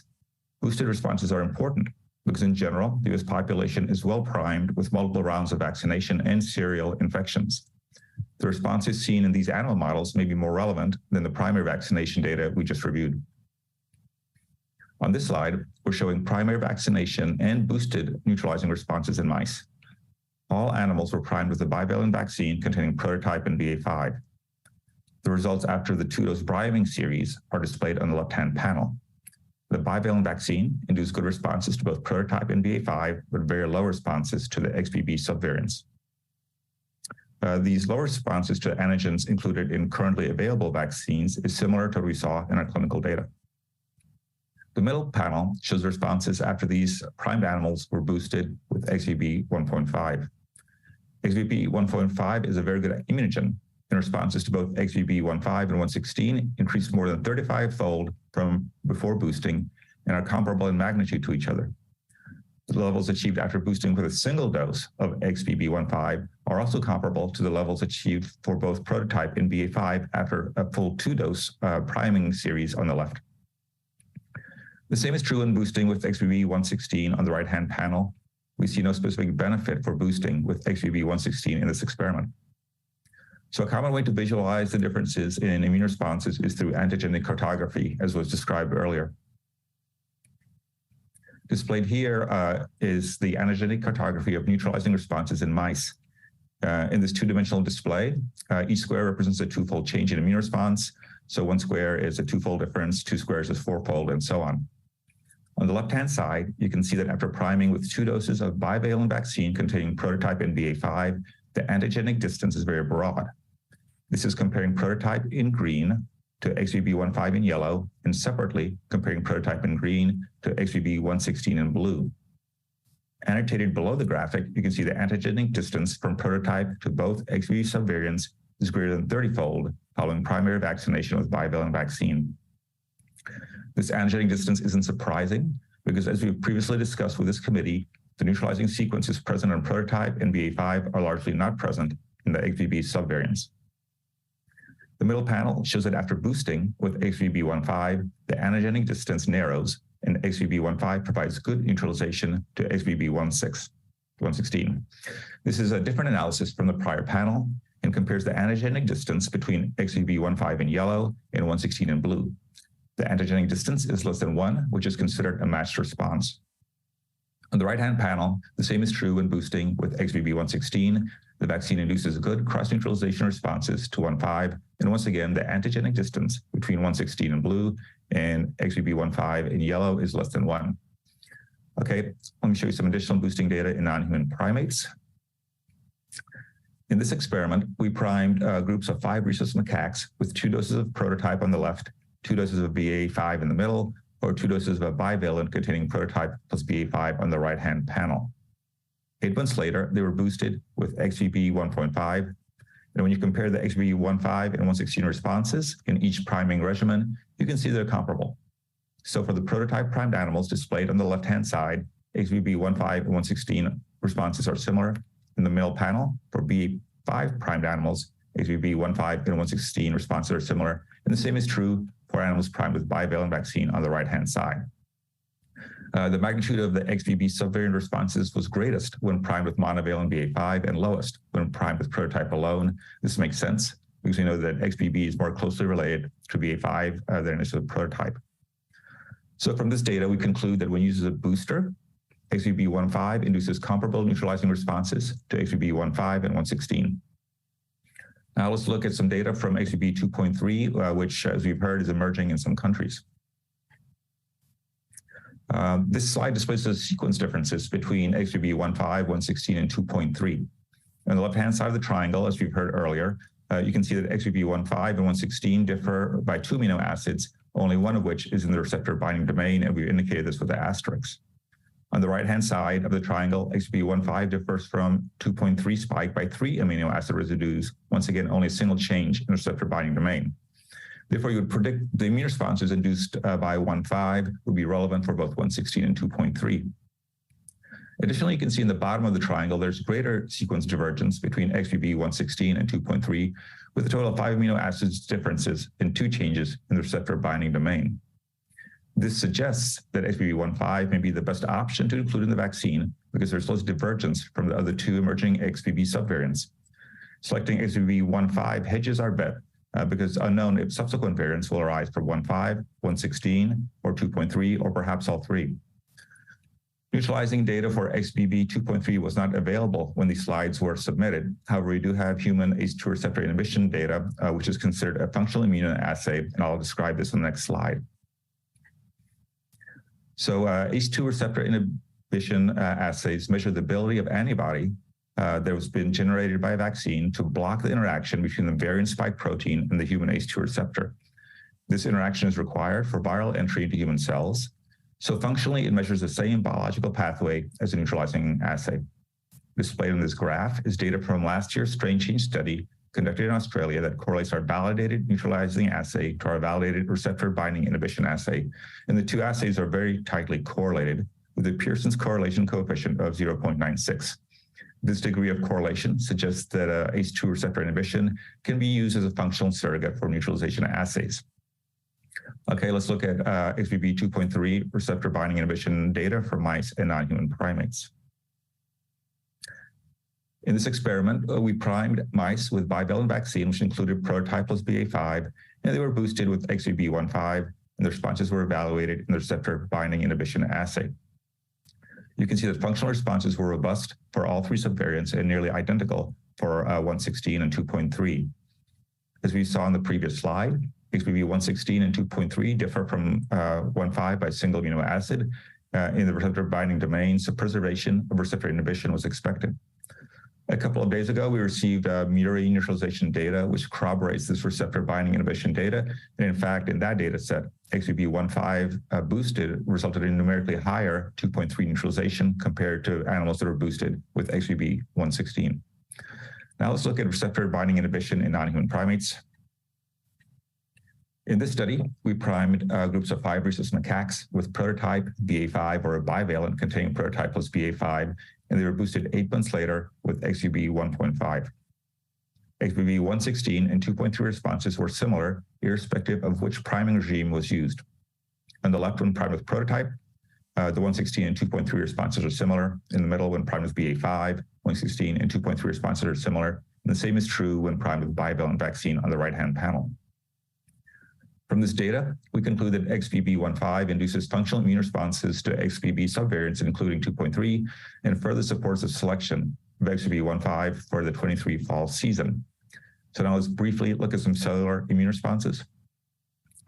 We have intracytokine staining data for both animal models. Here we've displayed CD4 responses for mice that were either primed with 2 doses of prototype on the left or 2 doses of bivalent vaccine containing prototype plus BA.5 on the right, and both groups were boosted at 1 month with XBB.1.5. This data displays CD4 cells that were stained with interferon gamma, TNF, and IL-2 for Th1 cytokines, and IL-4 as a model Th2 cytokine. The cellular responses are generally maintained across all variants, and boosting with XBB.1.5 results in a comparable signal for 1.5 and 116. So let's look at some cellular data from non-human primates. Here we've displayed the Th1 and Th2 CD4 responses in rhesus macaques who were primed with 2 doses of bivalent vaccine containing prototype plus BA.5 and boosted with XBB.1.5. Th1 responses, so those for interferon gamma, IL-2, and TNF alpha are shown on the left. In Th2 responses, IL-5 and 13 are shown on the right. the Th1 biased cellular responses are maintained across variants, and we observed a very similar response for XBB.1.5 and 1.16. Okay, let's go to the last slide, just summary. So based on the data we've gathered on the emerging variants, Novavax supports a monovalent XBB.1.5 strain for the 23-24 Northern Hemisphere season. This strain composition is consistent with the World Health Organization recommendations, as well as other global regulatory agencies. We know from previous clinical work that immune responses have dropped off for currently circulating XBB variants. This observation is confirmed from murine and non-human primate data I shared with you today. I've shown you data that vaccinating with XBB.1.5 induces comparable neutralizing responses to XBB.1.5 and 1.16, and that a monovalent XBB.1.5 appears to be better than a bivalent. The US population is well primed with serial infections and serial vaccination. So the data that monovalent XBB.1.5 boosts well and induces comparable neutralizing responses to other XBB subvariants is relevant. And XBB.1.5 is antigenically similar to XBB.1.16 and importantly to XBB.2.3. And furthermore, XBB.1.5 induces antibodies that block XBB.2.3 from binding to the human ACE2 receptor. And finally, XBB.1.5 induces polyfunctional Th1 biased CD4 cellular response to the other XBB subvariants. Our approach has been to manufacture the vaccine at risk, and we continue to manufacture XBB.1.5 at commercial scale. And we're filling this in single-dose vials to support the US fall vaccination campaign. The selection of a strain other than XBB.1.5 will result in delay to our vaccine's availability. Thank you. I can now take your questions. Thank you, Dr. Dubofsky. Again, keeping us right on time. Questions, Dr. Levy. Yes, hi, Dr. Dubofsky. Thank you for that excellent presentation. You presented some data on cellular immune responses to the Novavax vaccine. Has Novavax considered looking also at CD8 cells, and do you view those as potentially relevant to host defense against coronavirus? Thank you. Certainly there's data out there that a CD8 response may be relevant. Normally, as a protein-based they're adjuvant and protein-based, you wouldn't think a CD8 would be the strong suit of this platform. And we know from animal studies, we do in fact induce CD8 cells. There's been some recent work from our collaborators at Scripps, which also have described CD8 response, but it's not as robust as you'd expect from other vaccine platforms. Thank you. Dr. Sawyer. The last thing you mentioned was that a selection of a strain other than 1.5 would delay your production. Can you give us what is your window between time of selection and availability of vaccine? Sure. We've previously talked about for a common protein vaccine like ours, it's much like the flu timeframes. So we need pretty much 6 months from when a strain is named to when we can have commercially available product. Now we have other candidates that we've advanced through the manufacturing process. The next one would be 1.16. It'll be available approximately 8 weeks after 1.5. Thank you. Dr. Berger. Thanks. I was going to ask the same question, and I'll ask it, make it a slightly different way. Then, I'm just curious because the WHO said they were going to be meeting every 6 months to make determinations about whether or not to update the strain the strain that should be included in a vaccine. I'm just curious if the FDA went to a similar model for having meetings every 6 months and doing strain selection at that speed, how would Novavax be able to manufacture and deliver on that type of a timeline? Yeah, so the pattern that we followed and we're continuing to follow is as new variants emerge, we make them. We make them at a lab scale. We test them in animals to look for cross-reactivity and antigenicity, and we move them into the early stages of commercial manufacture. So that's how we're able to deliver this vaccine on time, because we had through our work moved forward with it into commercial manufacture before this meeting even happened. And the same is going on in real time. So we're making new variants as they emerge and look interesting to us. Thank you. Thank you. I see no other hands raised. And by somehow we're right on schedule. I want to thank the presenters and especially the committee members for their restraint in holding back and asking a lot of questions at this point. We'll have our chance this afternoon. So we now have a break and we resume with the oral public hearings at 1 o'clock Eastern. Recording stopped.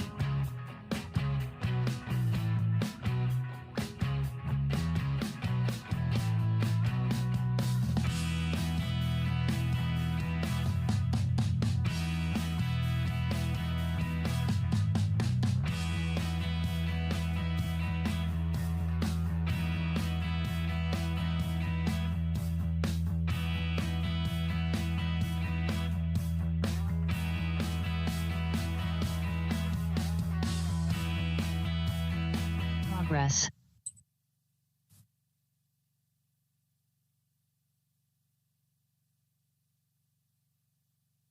Go ahead, Dr. Monto. Welcome to the open public hearing session. Please note that both the Food and Drug Administration and the public believe in a transparent process for information gathering and decision making. To ensure such transparency at the open public hearing session of the advisory committee, FDA believes that it is important to understand the context of an individual's presentation. For this reason, FDA encourages you, the open public hearing speaker, at the beginning of your written or oral statement to advise the committee of any financial relationships that you may have with the sponsor, its product, and, if known, its direct competitors. For example, this financial information may include the sponsor's payment of expenses in connection with your participation in this meeting. Likewise, FDA encourages you at the beginning of your statement to advise the committee if you do not have any such financial relationships. If you choose not to address this issue of financial relationships at the beginning of your statement, it will not preclude you from speaking. Over to you, Suzanne. Thank you, Dr. Monto. I would like to pass the meeting to Dr. Marks to make open public hearing remarks. Dr. Marks. Thanks very much. Thanks very much, Susan and Dr. Monto. Just wanted to start the open public hearing by saying that we very much appreciate diverse viewpoints as part of the open public hearings. I just want to make sure that the public who's listening know that those who make public remarks during the open public hearing, those remarks are not necessarily endorsed, and they represent, they're not necessarily endorsed by the Food and Drug Administration, nor do they represent our views. They are the views of those who are making those remarks. And we do ask that our speakers remain courteous and do not have direct attacks at committee members or individuals when they make their remarks. So thanks very much. Great. Thank you, Dr. Marks. I'm Dr. Monto. Before I begin calling the registered open public hearing speakers, I would like to thank all OPH participants on behalf of the FDA and the committee for their interest in participating in today's FERPAC meeting and sharing their views and comments. FDA encourages participation from all public stakeholders in its decision-making processes. Every advisory committee meeting includes an open public hearing session during which interested persons may present relevant information or views. I would also like to add the following guidance: that the participants during the OPH session are not FDA employees or members of this advisory committee. FDA recognizes that the speakers may present a range of viewpoints. The statements made during this open public hearing session reflect the viewpoints of the individual speakers or their organizations and are not meant to indicate agency agreement with the statements made. With that guidance, I would like to begin. Every speaker will have 4 minutes to make their remarks. Let's begin with our first OPH speaker, Ms. Melissa Miller. Ms. Miller. Good afternoon. My name is Melissa Miller, and I have no financial or other conflicts of interest. Next, please. What we know now, it's unwise to vaccinate during a pandemic as it encourages rapid viral evolution, and FDA is already working to pick the strains for yet another vaccine. COVID mutations are too rapid for technology to keep pace with changes and be effective. Therefore, vaccine is not preventive. Any vaccine that does not prevent transmission, infection, and disease-only hospitalization is a medical treatment and not a vaccine. Next, please. Other countries fully stopped COVID-19 vaccines, and some countries never went after kids, unlike the US. Next, please. Disability has been increasing since May 2021, a 3 to 4 sigma event year on year. What is causing this? Next, please. As evidenced in the Mayo Clinic research on number of doses of vaccinations given, the more you vaccinate, the more infections one has.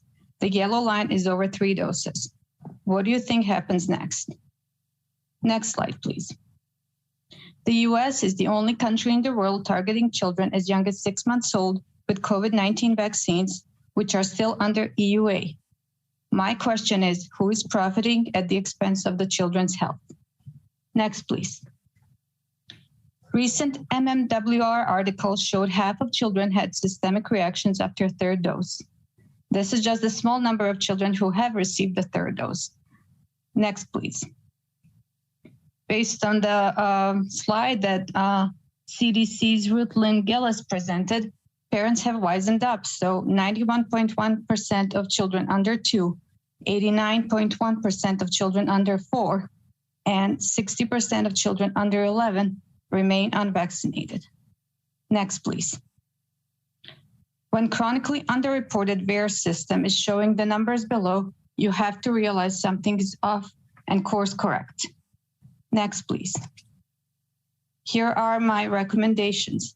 Stop trying to get ahead of COVID. It's here to stay, just like influenza and influenza-like illnesses. There are successful treatment and prevention. No, not remdesivir or remdesivir or Paxlovid, the last one, which was only tested on unvaccinated people.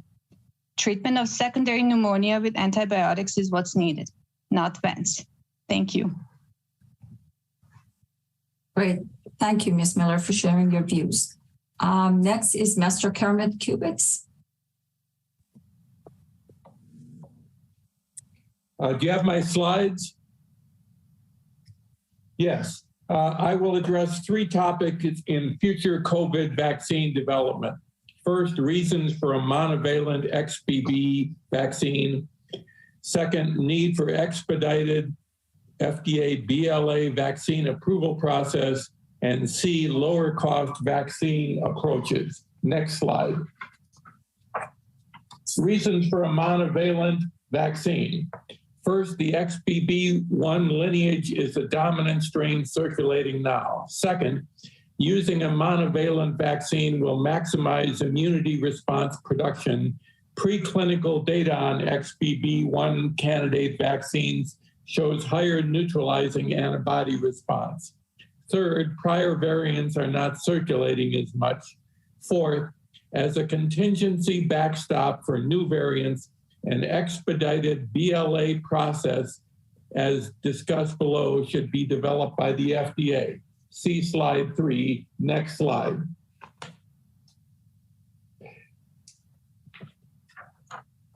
Given extensive vaccine experience now, BLA approval process should be expedited using these criteria. First, well understood vaccine manufacturing technology like mRNA from Pfizer and Moderna or Novavax, and other global vaccines like Corbevax, inactivated virus vaccine, widely used in India and Indonesia, are well understood now.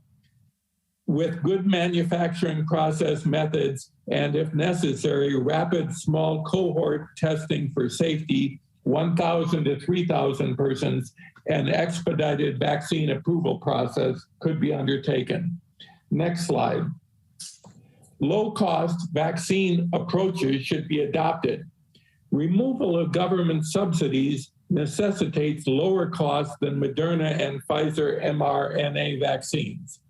Simpler vaccine approaches, such as an inactivated virus with an adjuvant booster like Corbevax, developed by Dr. Peter Hotez and widely used in India and Indonesia for lower cost vaccine distribution, and they also do not require low temperature storage.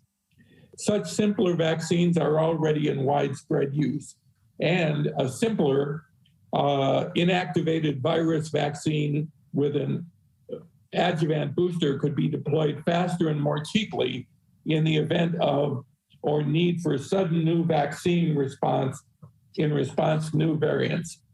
Finally, I think we should expedite the process of developing a pan-coronavirus vaccine. the work by Dr. Saunders and Haynes at the Duke Human Vaccine Institute, instead of targeting the entire spike protein, could generate antibodies by targeting the receptor binding domain. And the funding for such a pan-coronavirus vaccine should be expedited. Thank you very much for the opportunity to speak. I was vaccinated. I had a breakthrough infection, but due to the vaccine, it was mild, and I only had a headache and a temperature for 3 days. Thank you, Dr. Monto, Dr. Marks, Dr. Kaslow, Dr. Link-Gellis, Thornburg, and the staff of the FDA. Thank you very much. Bye. Thank you, Mr. Cubitt. Appreciate your presentation. Next is Dr. Mary Elizabeth Christian. Good afternoon. Thank you for the opportunity to speak to the committee. I have no conflicts to disclose. I'm Mary Elizabeth Christian. I live in Baton Rouge, Louisiana. I'm a breast surgeon who's no longer practicing due to a disabling genetic condition. But I am also a mama, a yaya, and an advocate. I was a daughter until August of 2021 when my parents died. My parents were vaccinated in January of 2021. They believed they were safe, and so they went out to lunch for their 62nd anniversary on July 18th. 3 days later, they had COVID, and 3 weeks later, they were both dead from COVID. They were buried together at the Louisiana National Cemetery with only this grade-size service.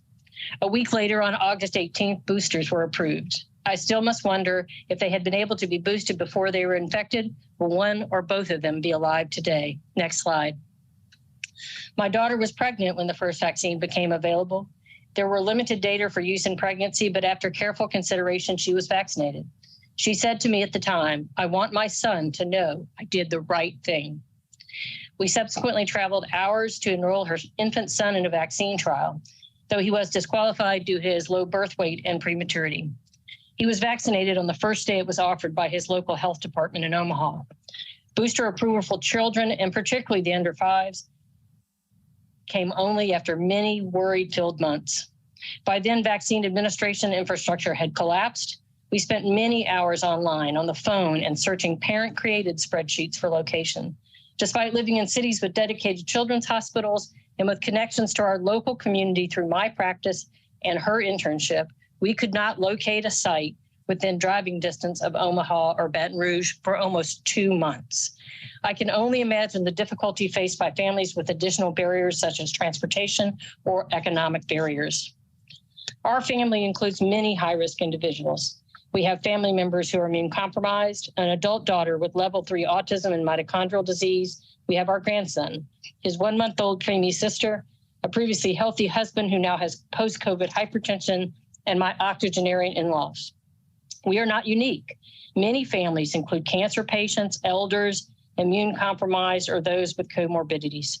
Those families include my former breast cancer patients who, though cured from breast cancer, now must face the risk of COVID infection. We all must now venture into a community which has largely abandoned masking and air quality measures. Even our access of healthcare poses substantial risk, as they too have abandoned both air quality and masking. In Omaha, the public schools start in 2 months. If vaccines are not approved quickly, teachers, staff, and students will return without booster protection or vaccine protection. Children of staff and students' younger siblings will be in the daycare where my grandchildren go. Teachers, staff, and children will go home to their families who may also be at risk. They need the opportunity to protect themselves and others. Next slide. I can wear a mask and I can carry my mini CR box, but I cannot move vaccines into the community.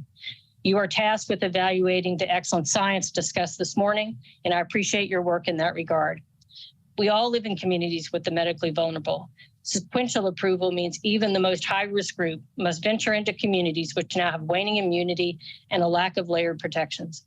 Additionally, those who are all willing to be vaccinated may simply give up before finding a site for their family, or they may be unable to take off multiple days from work for vaccines to be administered on different schedules. Consider what it might do to update if everyone from Yaya to the baby could get vaccinated on the same day. Next slide. I urge you to approve updated vaccines for all age groups. Urgency and timing matter. It might have saved my parents, and it may well save my daughters and my grandchildren. Thank you. Dear Mary, thank you so very much for sharing your personal story with us. I'm so sorry to hear about your difficulty, loss of parents, and all the other difficulties you've had to endure as a family. Thank you so much for taking time to be here with us today. Next is Dr. David Wiseman. Thank you. Please see our written remarks. I have no conflicts. Next. FDA's brief echoes recent international statements acknowledging natural immunity, rapid waning, and imprinting. Next, the death rate is low despite 17% vax uptake. Do people agree with Dr. Offit that chasing variants is a losing game? Next, mistrust blights other vaccines. Why? Next, perhaps they don't work as represented. They are gene therapies. Safety signals are ignored. Next, rather than a safe and effective standard, under EUA, they may be effective. Next, CDC shows waning to zero at 3 months, then negative VE, suggesting immunocompromise. Next, and consistently by age below FDA's 50% target, going negative. Next, 3 months after introduction, XBB alarmingly evaded bivalence in studies omitted from FDA's January brief. Next, along with Cleveland Clinic noting that they were not alone in finding a possible association with more vax doses and higher risk of COVID. They pre-printed this week that COVID risk is lower in out-of-date than up-to-date adults. Next, does FDA's brief suggest vaccination drives variants? Next, excluding these gene therapies from guidance does not change biology or safety concerns. Next, where is FDA's gene therapy group? Why did makers think their vaccines were gene therapies? Next, we respectfully disagree with Dr. Marks. Next, the National Cancer Institute shows reverse transcription is possible. Next, NIH show message and spike into the nucleus. Next, episomal transmission does not need integration. Next, regulators accede to BioNTech. Next, waiving cancer genotoxin mutagenicity studies or on gossamer grounds. Next, FDA scientists say DNA can be oncogenic. Next, Kevin McKernan's coming report of possibly replication-competent residual plasmid template DNA with antibiotic resistance and undisclosed SV40 promoter sequences suggests adulteration. Next, with minimal comparability testing, Pfizer switched processes for clinical and commercial use. Next, hardly meeting the same process criteria justifying abbreviated testing for variant vaccines. Next, Pfizer's TRIS change affected translation and likely safety and efficacy. Same process? Next, the bivalent process change yielded novel heterotrimers with untested toxicology and likely misbranding. Next, VAERS cancer reports are alarming. Next, CDC finds cancer signals. Next, they said they couldn't find stroke signals outside of VSD. But next, look in CDC's recent FOIA disclosure. Next, our normalized ratios yielded alarming signals. Next, temporal associations between vax coverage and all-cause mortality persist. Next, Dr. Portnoy's questions last year about spike production was dismissed as academic, with no FDA insistence for these studies. Next, lipid nanoparticles widely distribute. Next, spikes persists for up to 4 months. Next, an mRNA for up to 28 days. If you can't say where and for how long these gene therapies induce spike production, don't ask people to vax. Next, is this even a good idea? Dr. Fauci writes, vaccines have never effectively controlled these sorts of viruses and are not expected to do so. Next, Dr. Marks questions incrementally modifying variant-specific vaccines. Next, Pfizer's boast of flying a plane under construction erodes public trust. Next, there is no pandemic anymore. Regulate these products as gene therapies. No free passes to poorly understood platforms. Consider the cumulative toxicity of these products. Chase safety, not variants. Help the vax injured and restore public health. And thank you for listening, and thank you, Dr. Padar and your team, for an excellent job that you do. Thank you. Thank you, Dr. Wiseman, for sharing that PowerPoint with us. Appreciate it. Next is Mr. Don Ford. Mr. Ford.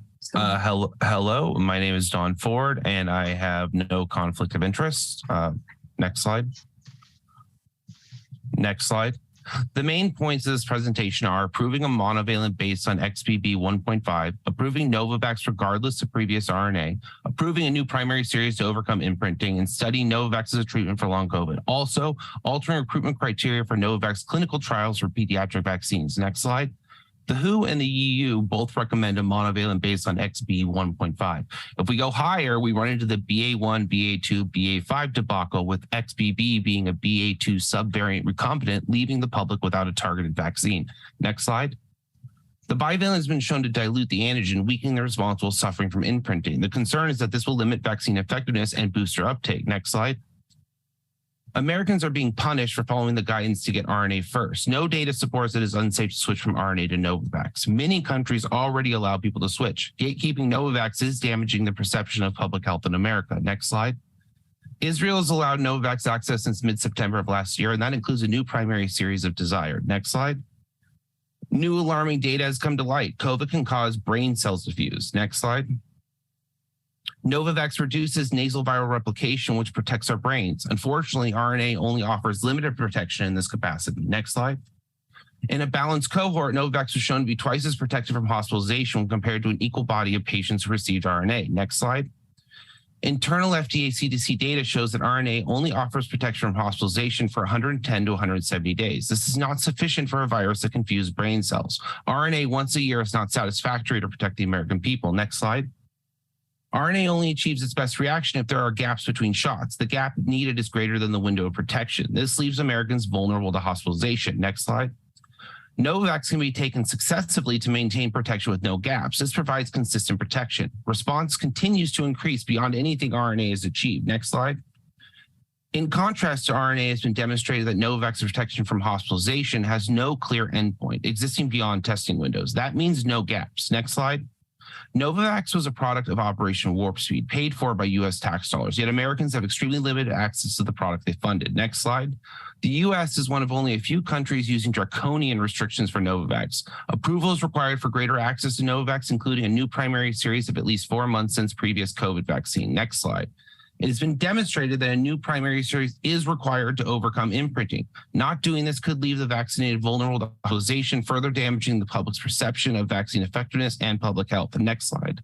It has been demonstrated that people who get Novavax see relief from long COVID symptoms. We require studies from the NIH and Novavax for the anecdotal reports showing recovery post-vaccination. Next slide. There are many examples, but far too many to mention here. Next slide. Novavax is designed to target conserved epitopes that are common among all variants, including mutated persistent virus. That means it's likely assists the immune system in finding and targeting persistent virus, which is a primary driver of long COVID. Next slide. Changes are needed to the trial recruitment for Novavax to bring a pediatric vaccine to market, specifically requirements that cohorts be infection or vaccine naive. This is not the population we'll be vaccinating and will delay protecting children. Next slide. Funding needs to be allocated from Project NextGen to expedite production of Novavax's pediatric vaccine. Spending caps created during the debt ceiling will limit Congress's ability to create investments in treatments and vaccines for at least 2 years. We cannot wait that long to protect our children from fused brain cells. Next slide. Restriction on Novavax creates a vaccine equity issue. This prevents Americans from being protected from COVID. It is cruel to limit the tools at hand. Demand exists, but the current recommendations artificially limit access. Next slide. Next slide. The next vaccine should be a monovalent targeting XBB 1.5 or allow manufacturer discretion. To avoid imprinting, allow Americans to get a variation of a primary series of Novavax when we change variants. Allocate next-gen funding and reassess trial recruitment criteria to expedite Novavax bringing a pediatric vaccine to market. Remove the regulations that will limit Novavax access. Limiting Novavax access is a vaccine equity issue that we need to fix. Thank you for your time. Great. Thank you, Mr. Ford, for your presentation. Next is Mr. Kevin McKernan. Thank you.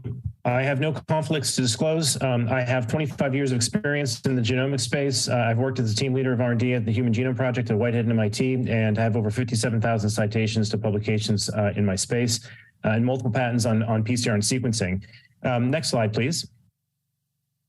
No conflicts. Next slide. In February, I used mRNA vaccines as a spike-in control for some RNA sequencing libraries, and to my shock, discovered that the expression vectors for the vaccines are still in the vials. I looked at this in over a dozen vials, and it appears that this expression vector is above the EMA guidelines and the FDA guidelines. You can see this in this preprint that's described here. Next slide. As a refresher, there's two different processes that have been discussed in this BMJ article. The clinical trials were run in process 1, which uses in vitro transcription off of synthetic DNA, but they switched to process 2 for a scale-up, which used E. coli to amplify plasmids, and those plasmids are what still remain in the vials, and were not within the clinical trial. Next slide. This is another depiction of this process. You can see getting plasmids out of these E. coli is a challenge and can sometimes lead to residual plasmids inside the vaccines. Next slide. These are the expression vectors that we discovered on the left in the Pfizer vaccines. They also exist in the Moderna vaccines, but they're a little bit different. The Pfizer vaccines specifically have this SV40 promoter, which was not disclosed in the expression vector map that was given to the FDA, to the EMA, but the expression vector has a 344 base pair promoter with a nuclear localization signal known as this SV40 promoter. Next slide. So we went to verify this by designing quantitative PCR assays that target the spike sequence and the vector sequence. Next slide. And this work demonstrated that with even 1 to 100 dilutions, you could get CTs of 22 for the DNA that's in these vials for the vector, which is not part of what should be in these vials.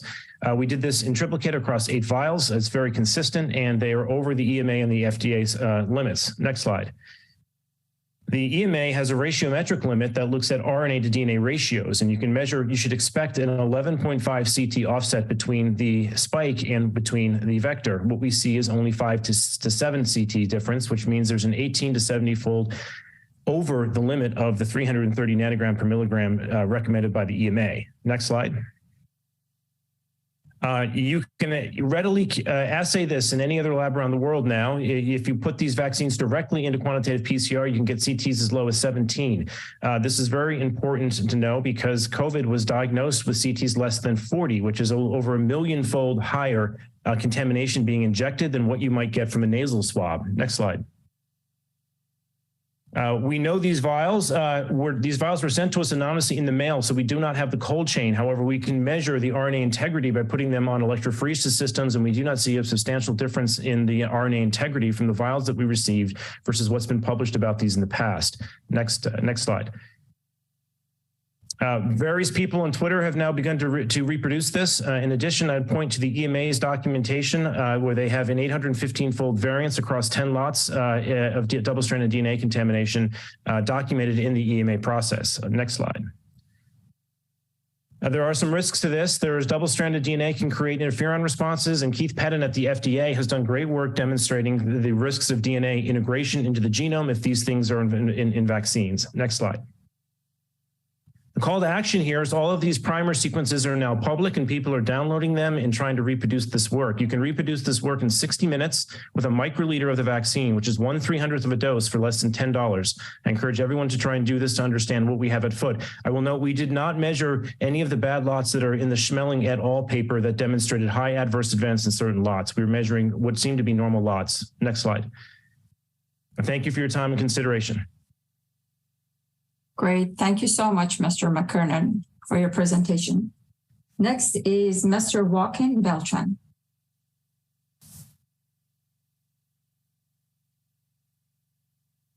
Joaquin? Thank you so much.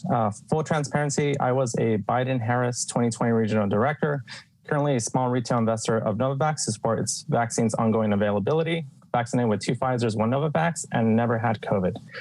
Thank you so much for having me today. My name is Joaquin Beltran, and today I am urging the FDA to 1, approve Novavax's updated XBB booster, 2, update booster guidelines for equal access regardless of booster history, and 3, expand Novavax access to children under 12. Next. As the public health emergency ends, it's clear we are now in a shadow pandemic with long COVID as its own pandemic, reinfections creating cumulative risk, hospital-acquired infections at an all-time high in some states, testing and data virtually gone, a need for improved air quality in buildings, healthcare services collapsing, mass transmission outpacing our pharmaceuticals, and economic hardship from all these ongoing challenges. Next. Although we are currently in a lull, we are at the second highest baseline during the last 4 springs, and the pattern suggests we will have a surge as soon as this summer. As we have reached an upwards estimate of 1.4 million excess deaths in less than 3.5 years, it is clear we have to act. Next. We have to use every tool available to reduce transmission. Next.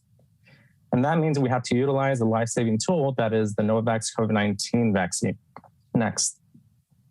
Recent data shows there is a drop of effectiveness against recent variants, making it clear we need to update vaccines. Next. Early data shows the XBB booster shows increased effectiveness against recent circulating variants. Next. Safety data remains high with a recent study showing decreased reactogenicity upon a 4th dose of Novavax. Next. Recombinant vaccines have a history of high safety profiles like Flucelvac's flu vaccine, which uses the same vaccine dose for everyone 6 months and up. Next. We also need to urgently update the booster guidelines for equal access to boosters regardless of prior booster history. In particular, language in the current guidelines has prevented many from obtaining this life-saving vaccine. This language is the following, quote, but have not previously received a COVID-19 booster, and if they cannot or will not receive mRNA vaccines, end quote. Pharmacies across the country have cited this language as preventing them from giving Novavax to those with prior mRNA boosters. Here are some examples. You can go to social media and look up Novavax, and you'll find countless stories of people being denied Novavax, with people in some cases having to lie having to lie or go to another state or country to get this life-saving vaccine. Next.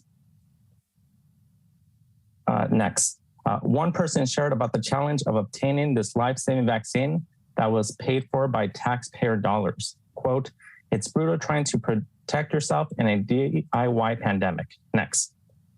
There's no scientific reason for denying boosters of Novavax. Next.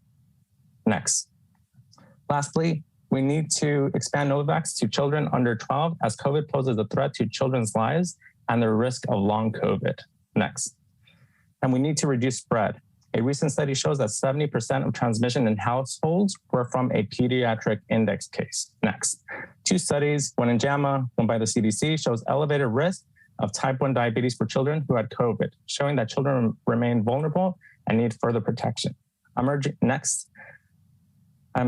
the FDA to approve Novavax's updated XBB booster, update booster guidelines, and expand Novavax access to children under 12. Next, we are still in a pandemic and we need to act with urgency to protect our families and communities. Thank you. Thank you, Joaquin. Appreciate your presentation very much. Next is Mr. Tyler Phillips. Hi, my name is Sarah Phillips and I have no conflicts. I'm the spokesperson for Seniors Speak Out, a resource and sounding board for older adults, caregivers, and advocates. Let me just interrupt you for a second. I need Devontae to please correct the slide on the left. Thank you. I want to thank the committee for your time and expertise today and throughout the COVID pandemic. So much has been accomplished, but as we all recognize, there is still urgent work that needs to be done. As I now go about my daily life, like so many of my cohorts who are in their seniority, I have a new appreciation for normal.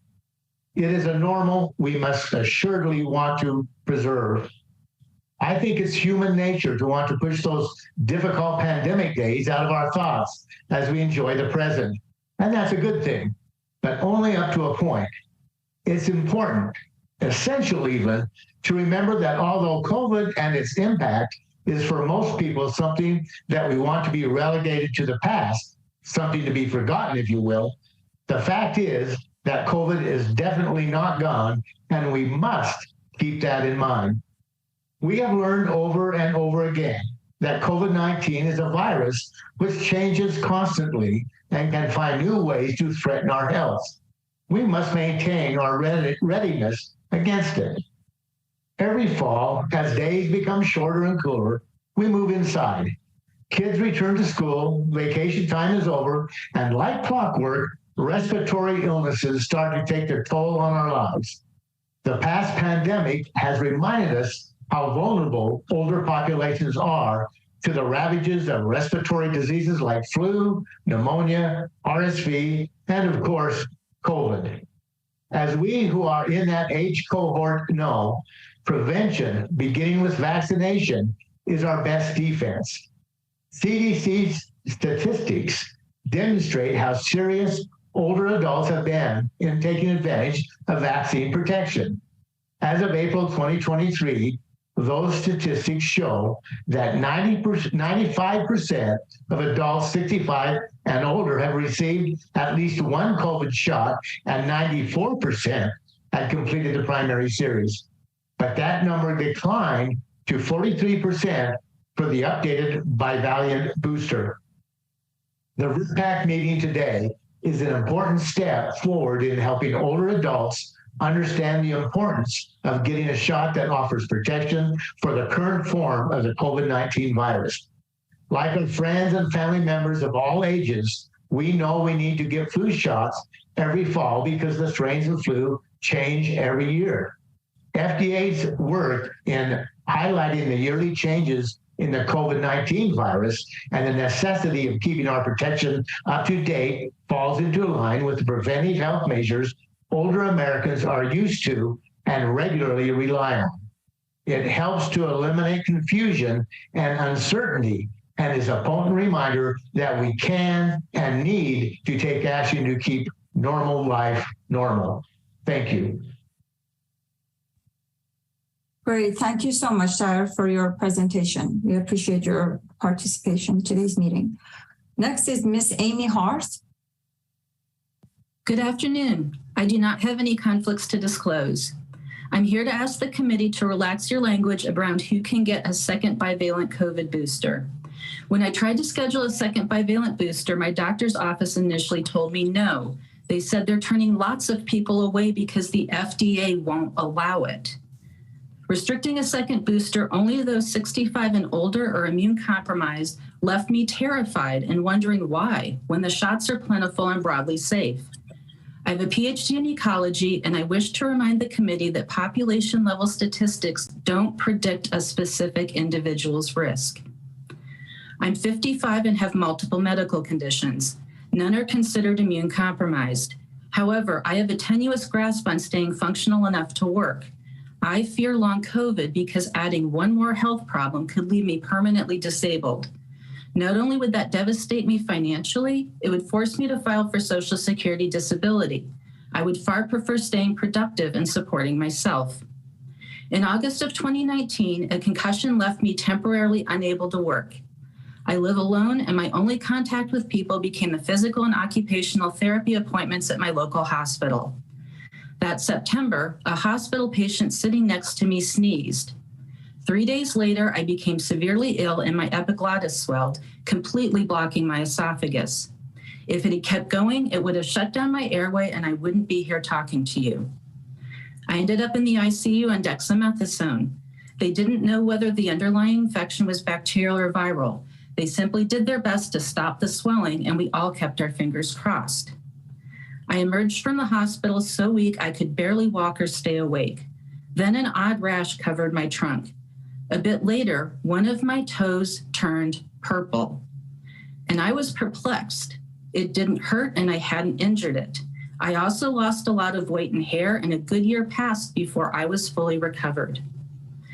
I can speculate as to what happened to me, but the reality is that we will never truly know. What I do know is that immunity to COVID wanes significantly 3 to 6 months following an infection or immunization.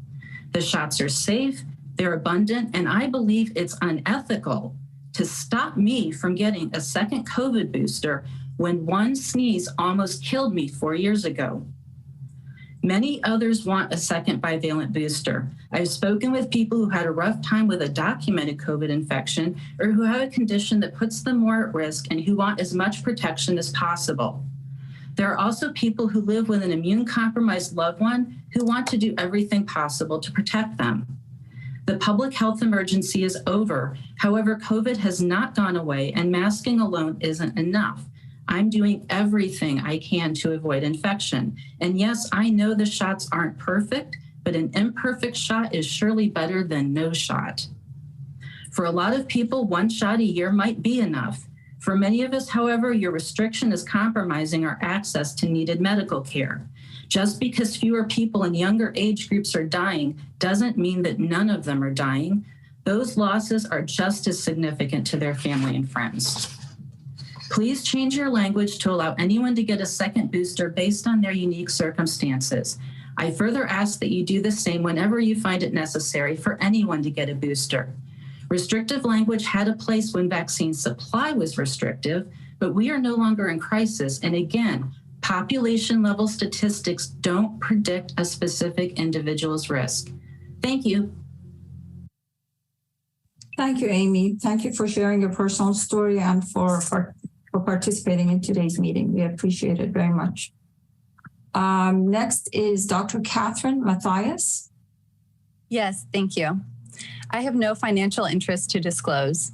My name is Dr. Catherine Mathias. I am a mother of 2 beautiful young daughters, a pediatrician, and a co-founder of Protect Their Future, a grassroots nonprofit organization dedicated to advocating for equitable healthcare and COVID-19 vaccine access for children. First of all, I would like to express my support of an updated COVID-19 vaccine from all 3 manufacturers. The more options given to the general public, the better uptake will be. That said, it is imperative that parents are given the choice to once again protect their children. I am asking this committee to approve booster doses for children of all ages at the same time as adults. I'm hoping that access to this booster will be available before school starts, which in some states is early August. Exactly 1 year ago today, this committee was reviewing data regarding the COVID-19 vaccine trials for children under 5 and voting on EUA approval of the vaccines in this age group. That day was momentous for parents.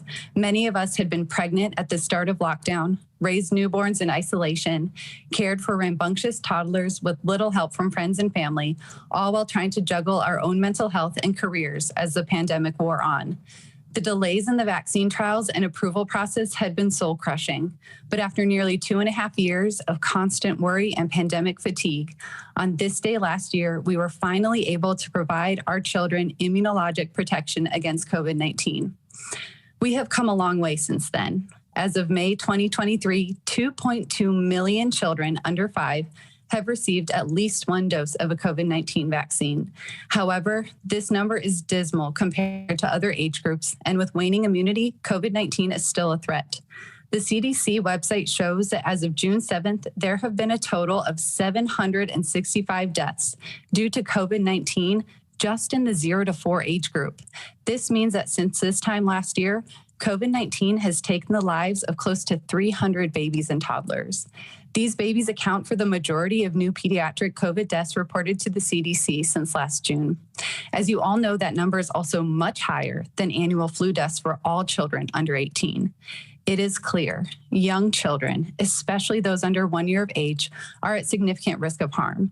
Furthermore, you must consider complications that can arise from a COVID-19 infection itself, such as type 1 diabetes, long COVID, and MIS-C, of which there have been nearly 9,500 cases since 2020, all of which can have devastating and lifelong consequences for children.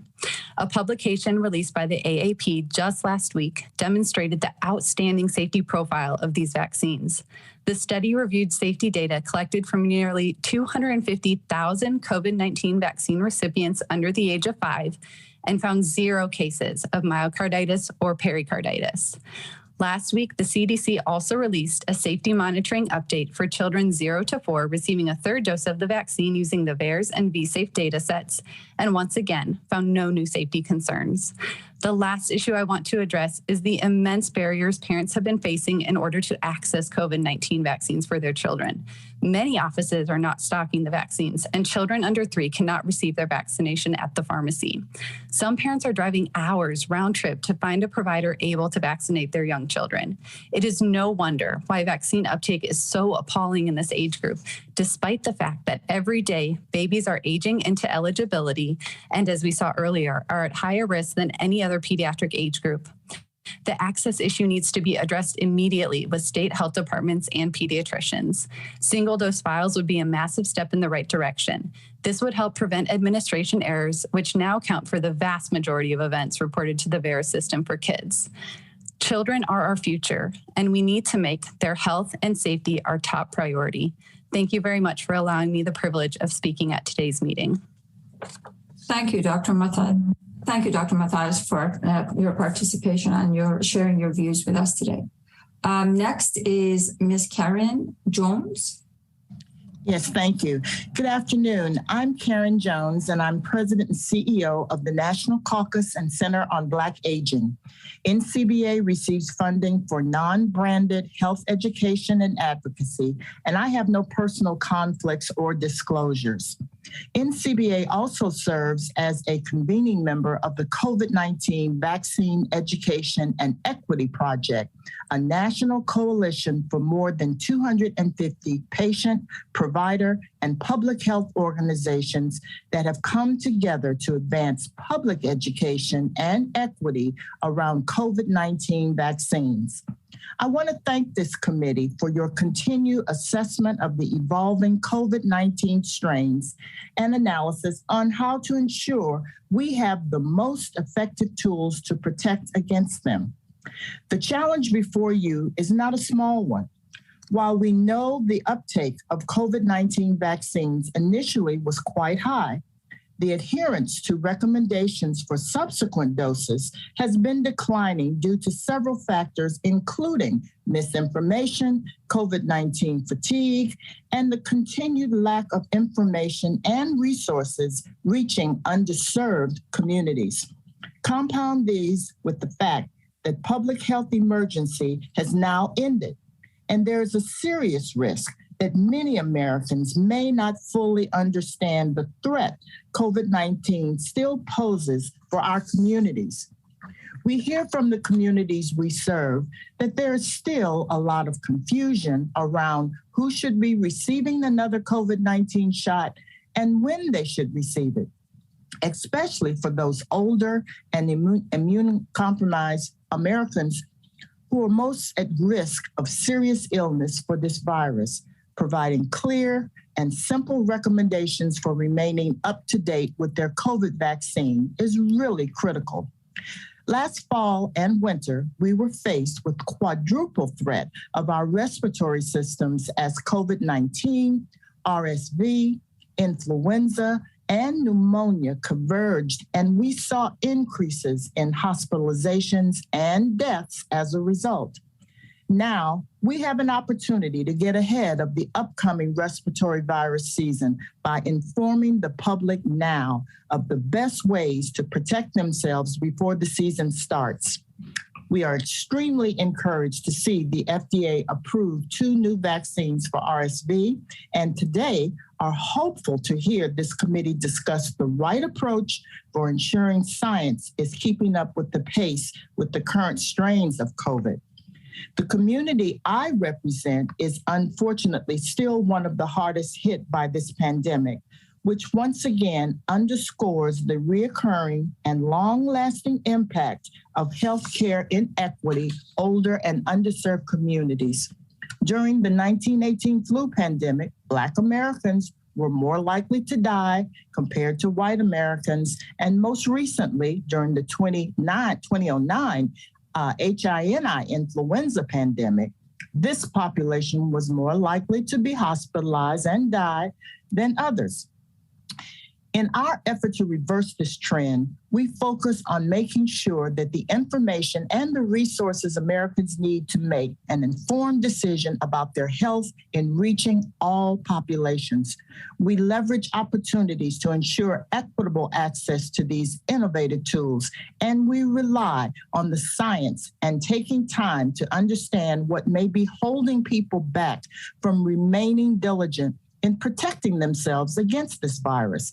This committee can support our efforts by providing us with clear understanding of how the COVID-19 vaccines will evolve and why we should ensure we keep up to date with them. We look forward to continuing to follow this committee's recommendations, and we ensure that the latest information about the protective tools is made available broadly to every community so that individuals can be confident in their decision to stay up to date on their vaccines. Thank you. Thank you, Ms. Jones, for your participation today. We appreciate your presence. Next is Mr. Burton Eller. Good afternoon. I have no financial conflict to report. The Grange is the only national organization who has, over its 156 years of existence, has focused upon all aspects of rural life in rural America. In recent decades, advocating for access to quality health care has become a vital part of the work we do in small towns and rural communities throughout the country. We are most grateful for the opportunity to speak here today and to once again thank this committee and the FDA as a whole for their service in protecting the health of our country. As we have noted before, rural citizens face enormous health disparities by virtue of where they live. Among the more significant are lack of access to care in rural America is estimated to account for 55% of preventable hospitalizations or deaths from all causes. On average, rural life is 2 years shorter than that of urban residents.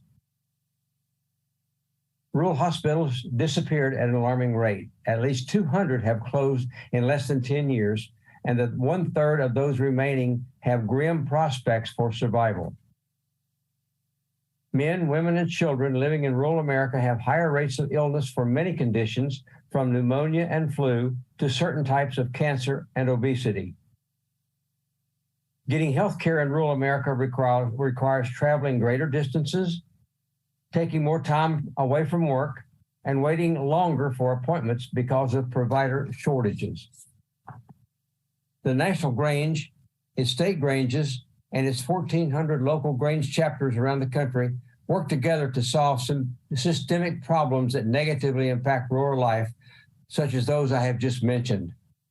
To that end, we have, throughout the COVID-19 emergency, worked to inform our members and neighbors about the importance of vaccination in protecting their health and how, when, and where to access vaccination and treatments. However, we know rural Americans experienced a disproportionate impact from COVID-19, many of which were related to the disparities we have mentioned in these remarks. We also know there is confusion among many in our communities about how prevalent COVID is and whether they should still be taking steps to protect against it.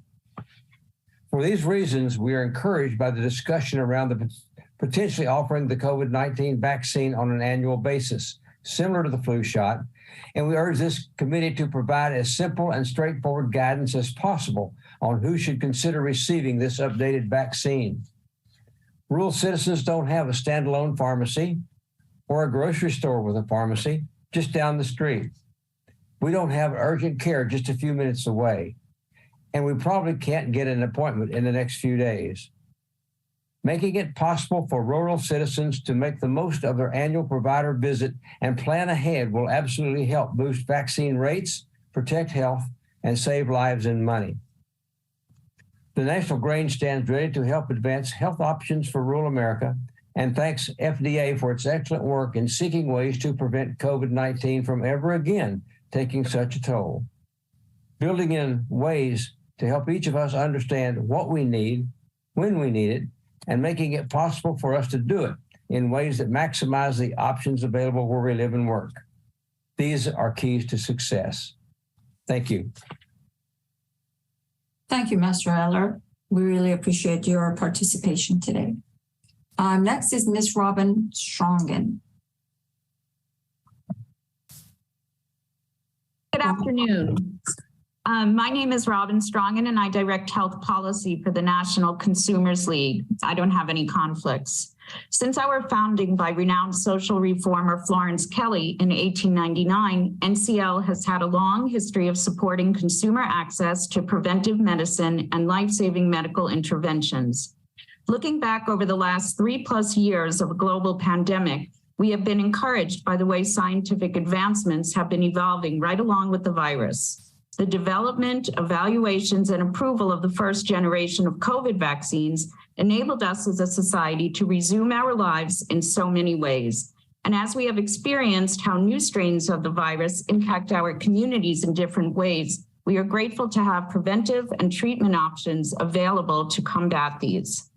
While thankfully most Americans received the initial COVID vaccines to protect themselves from serious illness and death, we know that number drops off considerably for subsequent booster doses. We cannot allow society to become complacent. The public health emergency may have ended, but COVID is still circulating within our communities, whether we want to admit it or not. That is why the work of this committee is so important as we look to you to evaluate the current threat of COVID and the impact it could have heading into the 2023 respiratory virus season. Consumers may be tired of hearing about COVID, but that does not dilute the impact this committee can have by offering clear and common sense guidance for protecting ourselves against the next strain of COVID. Since it seems likely COVID-19 is here to stay, we appreciate the committee's discussion around whether the vaccines will be treated in the future similarly to the flu vaccines and offered on an annual basis. Encouraging Americans to receive their annual vaccines before the fall and winter months has proven an effective and efficient process for not only protecting individual health, but also in reducing the spread of these potentially deadly viruses within communities. Following a more annual schedule can also help to address consumers' confusion on when they should consider receiving their next COVID vaccine. For our part, the National Consumers League will continue to focus on educating on the latest information and resources available for these vaccines and supporting steps to ensure broad and equitable access to them. As you know, we cannot effectively address COVID-19 unless all communities understand the value of prevention and are willing to take action to protect themselves. We thank this committee for your ongoing efforts to ensure Americans have the most effective and safe options to protect themselves against respiratory illness, and we will continue to work alongside you to inform and guide consumers. Thank you very much. Thank you, Ms. Strongen. Appreciate your participation. Next is, last but not least, is Ms. Elle Pierce. Go ahead. Hello and good afternoon. My name is Elle Pierce, and I'm grateful for the opportunity to speak before the committee today. I have no conflicts to disclose. As a mother of 2 incredible toddlers, a wife, and a pediatric registered nurse, I'm here today to advocate for unrestricted, widespread access to Novavax, expedited clinical pediatric trials, and authorization of Novavax for our pediatric population under 12. Additionally, I request timely distribution of all updated vaccines once they become available. Throughout this pandemic, we have repeatedly been told we have the tools to combat COVID-19. However, access to one of our most effective tools, the Novavax vaccine, is needlessly restricted. As we continue efforts to end the pandemic, it's essential to revise Novavax eligibility criteria to ensure access to as many individuals as possible, including those who wish to restart a Novavax primary series.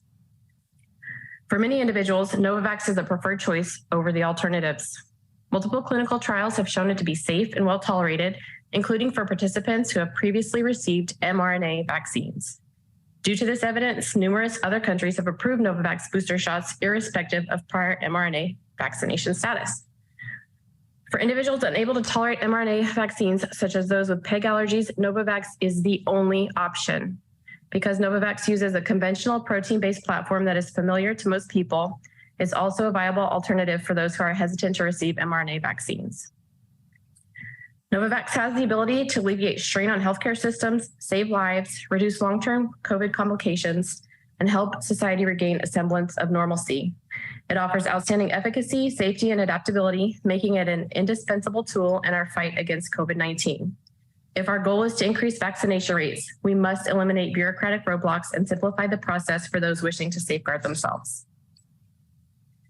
As we continue our battle against COVID, the United States must prioritize the health and well-being of our vulnerable children. Despite prevailing misinformation that suggests children are spared from the virus, it's crucial to acknowledge that they are not immune to its impact.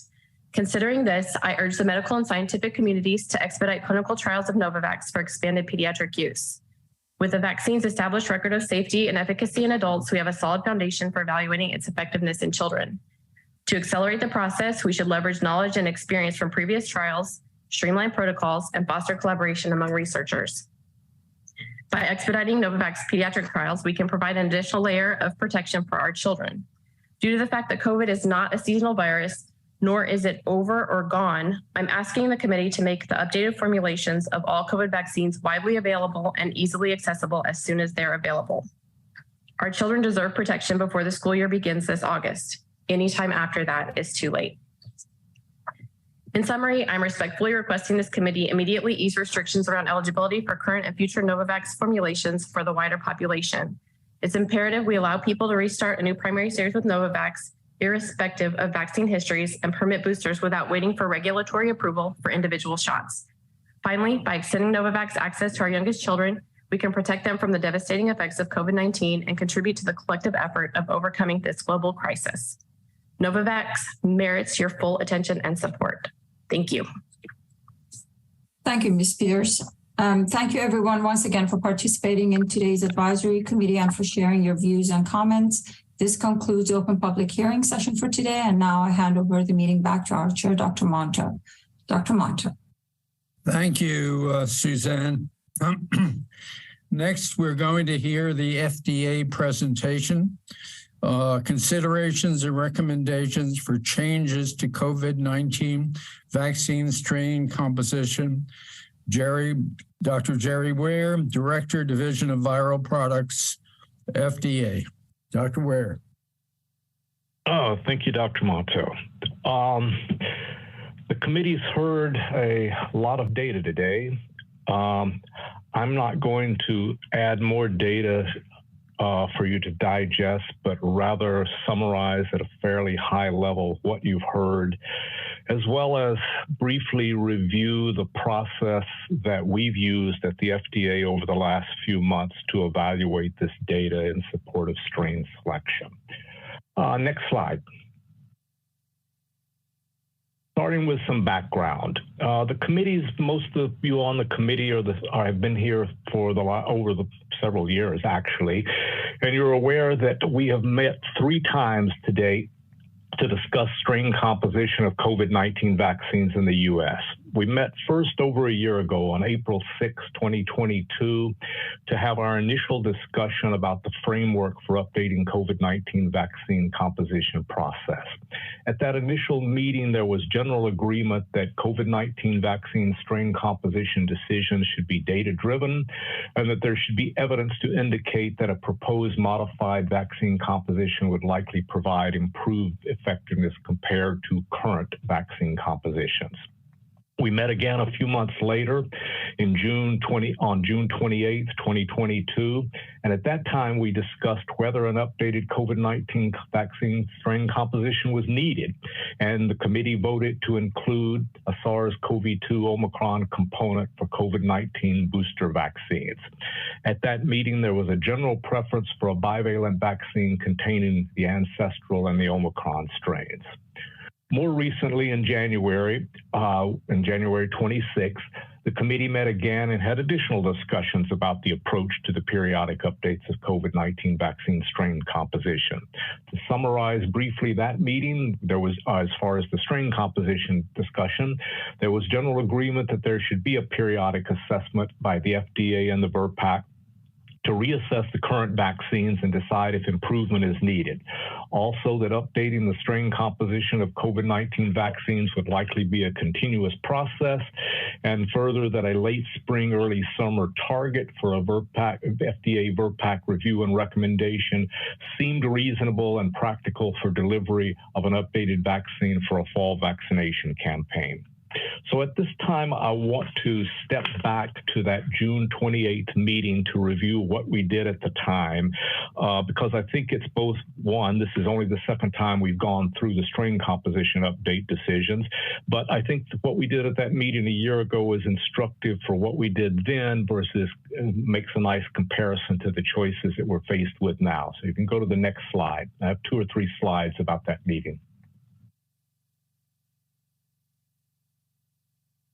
Okay, as I said a minute ago, we met on June 26, 2022 to consider whether a change to the current COVID-19 vaccine strain composition was needed.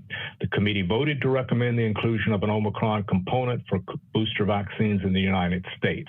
But also at that meeting, we discussed the evidence supporting a monovalent Omicron or a bivalent vaccine, which would be the prototype or the original strain plus Omicron.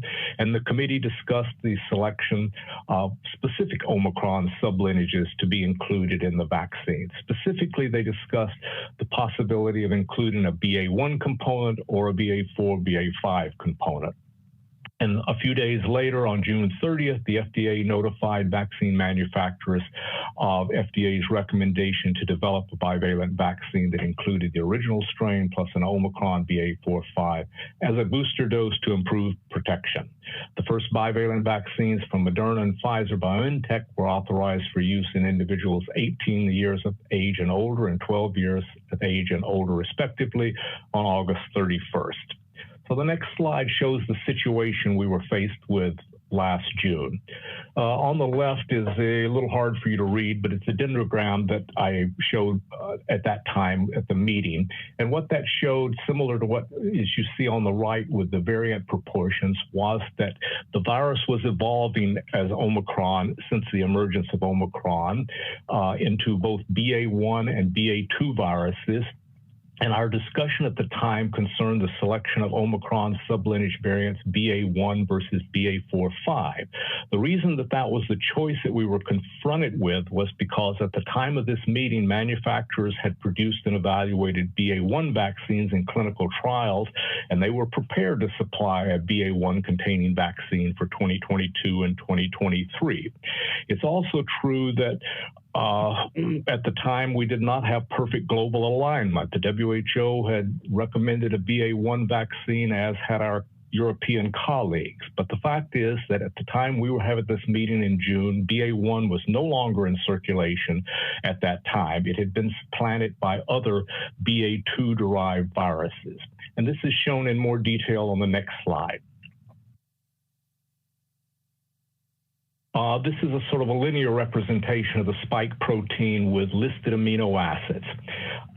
The reason that the change from BA1 to BA4-5 was the decision that we had to make. As I said, we had data for BA1. Manufacturers were prepared to make this, but BA1 not only didn't exist, but BA1 was a lot different than BA2 and the derivatives that were coming from BA2. Specifically, I have them listed on the right of this slide, there were major differences between BA1 and BA2 spike proteins. 9 amino acid changes, 3 deletions, and 1 addition in BA1 that were not present in BA2. 7 amino acid changes and 1 deletion in BA2 were not in BA1. So these two Omicron-derived viruses were quite different from each other. On the other hand, there were fairly minor differences between BA2 and the BA2 derivatives, BA2.12.1 and BA4.5. Those are shown near the bottom of the slide on the left. You see that BA2.12.1 only had 2 changes relative to BA2, and BA4.5 only had 3 or 4. It actually had 1 deletion that was present in BA1. So that was the situation we were faced with. BA1 was extinct, or essentially extinct. It didn't exist. And BA2 derivatives such as BA4, BA5 were the predominant circulating strains. So if we move to the next slide, we'll talk about now where we are today. Both a year ago and now, we listed considerations for modifying COVID-19 strain compositions for COVID-19 strain composition decisions. The key questions that were posed then that we felt needed to be addressed by the agency and the VRBPAC in considering whether to modify the COVID-19 vaccine composition are: 1, are there SARS-CoV-2 virus variants circulating that are antigenically distinct from the strain included in the current vaccines? Have currently circulating SARS-CoV-2 virus variants become, or are they expected to become, dominant and displace earlier virus variants? 3, is there evidence that current vaccines are less effective against new circulating virus variants than against previous strains of virus? And 4, is there evidence that a candidate vaccine with an updated strain composition will be more effective against these new circulating virus variants and provide an improved clinical benefit? I have one slide that mentions a summary of the effectiveness. That's on the next slide.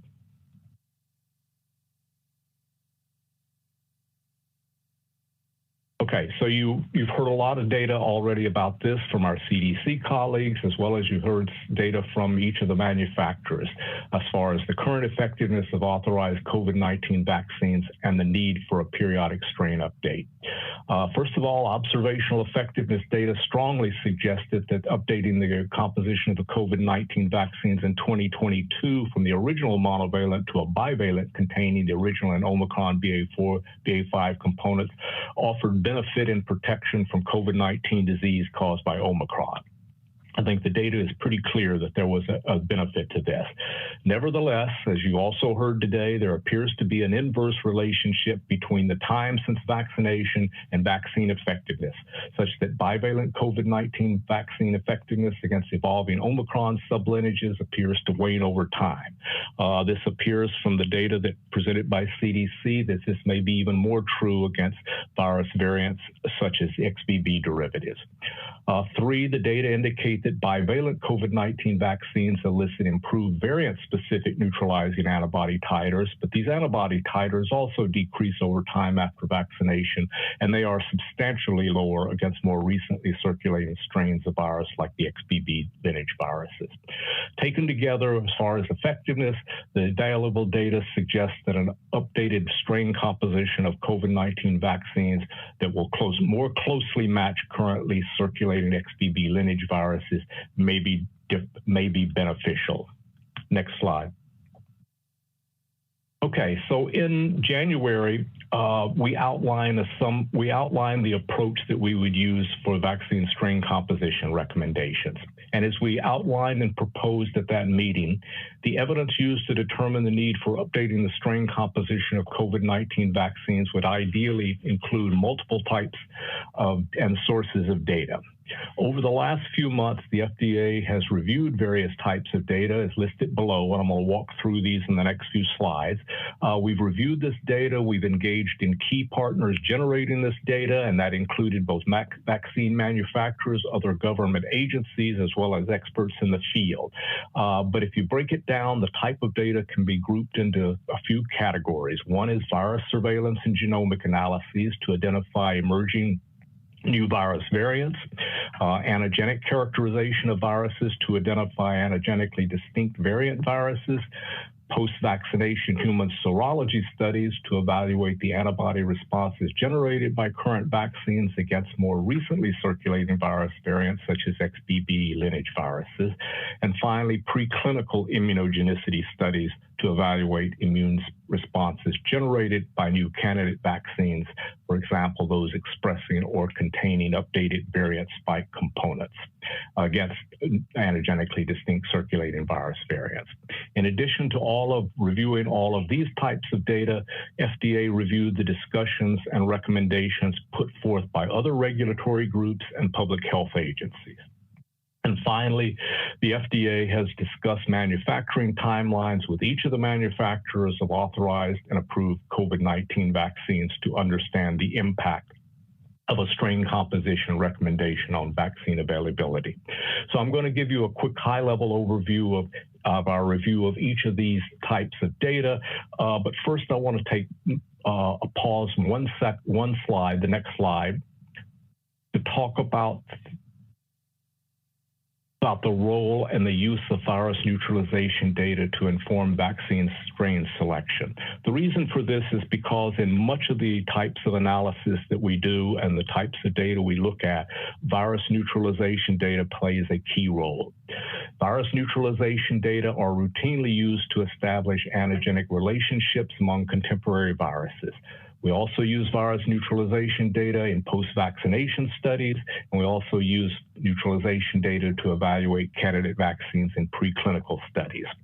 Although other immune mechanisms are important for protection, and protective neutralization titers are unknown and are likely to vary among virus platforms and for different virus variants, neutralization has been shown to correlate with protection for all spike-based vaccines.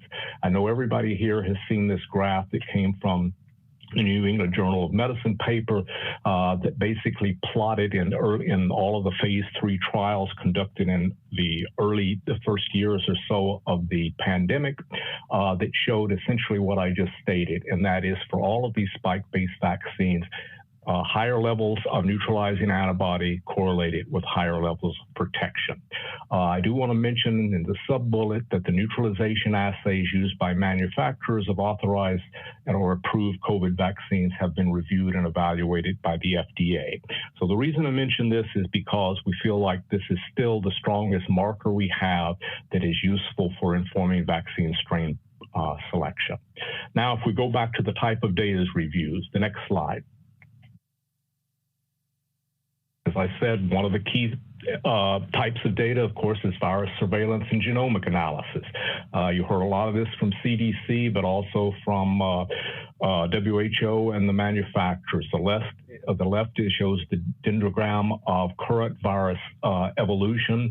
I think this was shown by also shown by WHO, but basically it says what you've already heard is that the virus continues to evolve. Almost everything has evolved now from BA2 original BA2 viruses, and now specifically from XBB recombinant viruses. The graph on the right is similar to the one shown by CDC, but it shows the different the percentages of different XBB viruses that are currently circulating. XBB 1.5 is decreasing in proportion. 1.16 seems to be increasing, as do in the very bottom other XBB lineage viruses such as 2.3. But the point is that in June of 2023, over 95% of all isolates everywhere are XBB sublineages. Next slide. So what do we know about these XBB viruses? Well, we do have some virus characterization now. This slide is similar to one I showed you that we used last year, but specifically now focuses on the XBB lineage viruses. Once again, the top two rows show mutations in BA1 and BA2 compared to original Wuhan-like viruses, and the specific BA2 viruses in line 2, mutations that are specific for BA2. Now, as you've already heard, and you know by now, XBB is a recombinant of two BA2 derived viruses, BA2.10.1 and BA2.75. Although there are substantial spike amino acid changes compared to BA2, including multiple RBD mutations.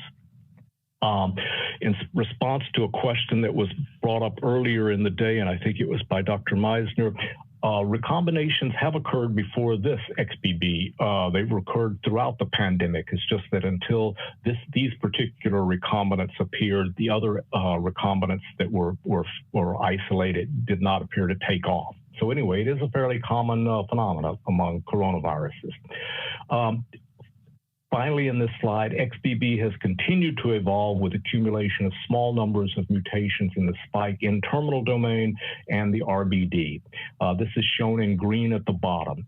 First of all, the first line, it shows the XBB mutations compared to BA2, which, as I said, are quite a few amino acid changes compared to BA2, and hence BA 4.5 that were in last year's vaccine.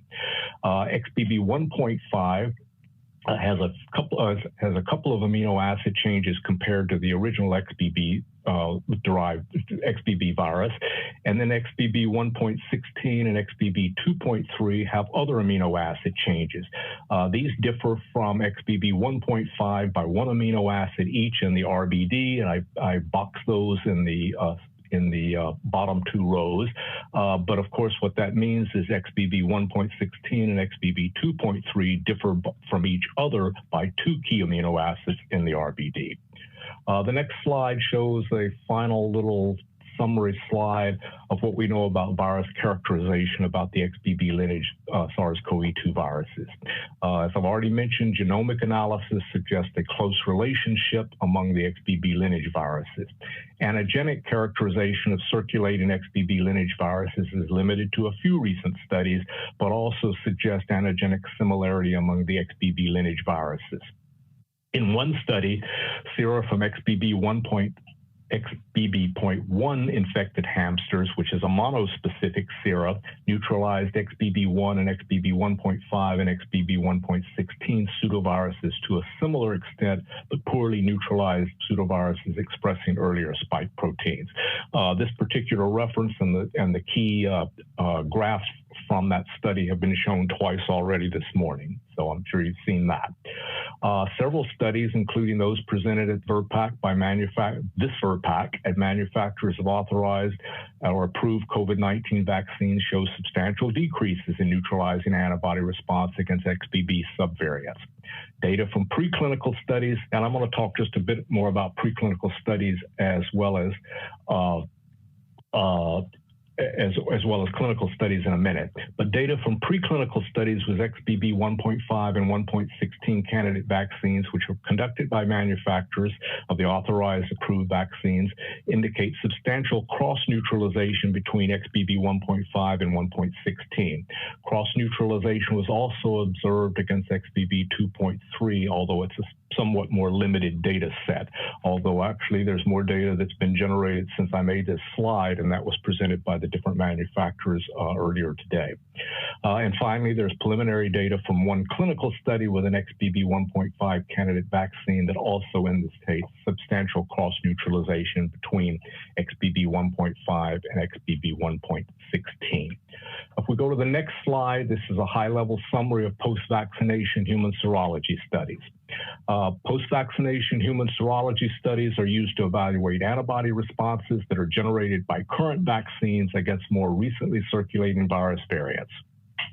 The COVID-19 vaccine manufacturers are well positioned to generate the robust data needed from post-vaccination human serology studies. Just want to remind you that sera are available only from recipients of current vaccines or infected individuals. In other words, except for the one study that Moderna described, none of these have exposure, none of these subjects and the sera from these subjects have exposure to an XBB vaccine, and there's only limited exposure to any XBB lineage viruses in this study. The neutralization titers measured in this post-vaccination human serology studies against new virus variants, such as the XBB 1.5 and 1.16, can only indirectly suggest similarities or difference between two variants. The data presented at the VRBPAC by these manufacturers of authorized approved COVID-19 vaccines indicate that recent virus variants, particularly the XBB descendant lineage viruses, are especially resistant to neutralization by antibodies elicited by prior vaccination and/or infection. Besides the results presented by the manufacturers, there are similar results showing substantial reductions in neutralizing antibody titers against XBB lineage viruses in recipients of current vaccines that have been reported in many other studies. And I think the WHO presentation listed several of these. I've listed only one more, and this was results from an NIH COVAL clinical trial. And the only reason I mention that is because the assays they use are also assays that have been submitted and reviewed by the agency. Next slide. Okay, this one is I wanted to mention about, talk briefly about high-level view of the preclinical immunogenicity studies with new candidate vaccines. Preclinical immunogenicity studies are used to evaluate immune responses generated by new candidate vaccines, those expressing or containing updated variant spike components, and used to evaluate against antigenically distinct circulating virus variants. Preclinical immunogenicity data, which is almost always neutralizing antibody, can provide an indication of how well antibodies to the spike of one strain will cross-neutralize other variant strains of SARS-CoV-2, and thus help inform strain selection in combination with other data. It is not predictive of protection. It just gives us an indication of cross-neutralization.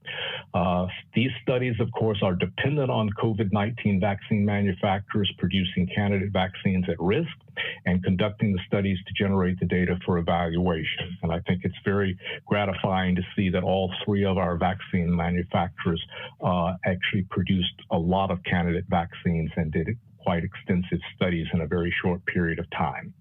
The data presented by these manufacturers indicate that updated XBB monovalent formulations of candidate vaccines elicit stronger neutralizing antibody responses against XBB descendant lineage viruses than current bivalent vaccines. So that is the summary of where we are now with the data that we've reviewed over the last few months. In the next slide, I want to briefly mention something that comes up at all of these meetings and that is important, and that's the global alignment of COVID-19 strain composition recommendations. As you probably know, there are many challenges to the global coordination of the COVID-19 vaccine strain composition. A lot of this is due to basically the virus doesn't cooperate very well. It doesn't spread uniformly around the world, and different parts of the world have different considerations and different things that they have to consider in making a recommendation. Nevertheless, global public health agencies and vaccine regulators meet throughout the year in an effort to align the criteria used for evaluation as well as the vaccine strain composition recommendations when possible. Listed three different things that have happened over the last few months. One is the WHO Technical Advisory Group, the TAG COVAC, which we heard an entire presentation from about their review and their recommendation. That's summarized in one quick sentence. One approach recommended by the TAG COVAC in early May to discuss the antigen content of COVID-19 vaccines. And a quick statement from one quick line from their statement, XBB is considered an adequate candidate for vaccines composition update. And more recently, just about a week ago, the European Center for Disease Prevention and Control and the EMA issued a statement on updating COVID-19's vaccine composition for new SARS-CoV-2 virus variants. Elements from their statement were that one, a monovalent vaccine composition is suitable to ensure adequate immunogenicity against circulating SARS-CoV-2 in both primed and naive individuals. And also the inclusion of a strain belonging to the XBB family of Omicron subvariants is adequate to ensure cross-reactivity against current dominating and emerging strains. So in spite of the challenges, regulators and public health authorities do meet, and we do try to coordinate when at all possible. Next slide. So before I summarize the main elements from this presentation, I wanted to make a couple of comments about future directions. One of which is that I think it's obvious to all of us now that updating the SARS-CoV-2 strain composition of COVID-19 will be a continuous process.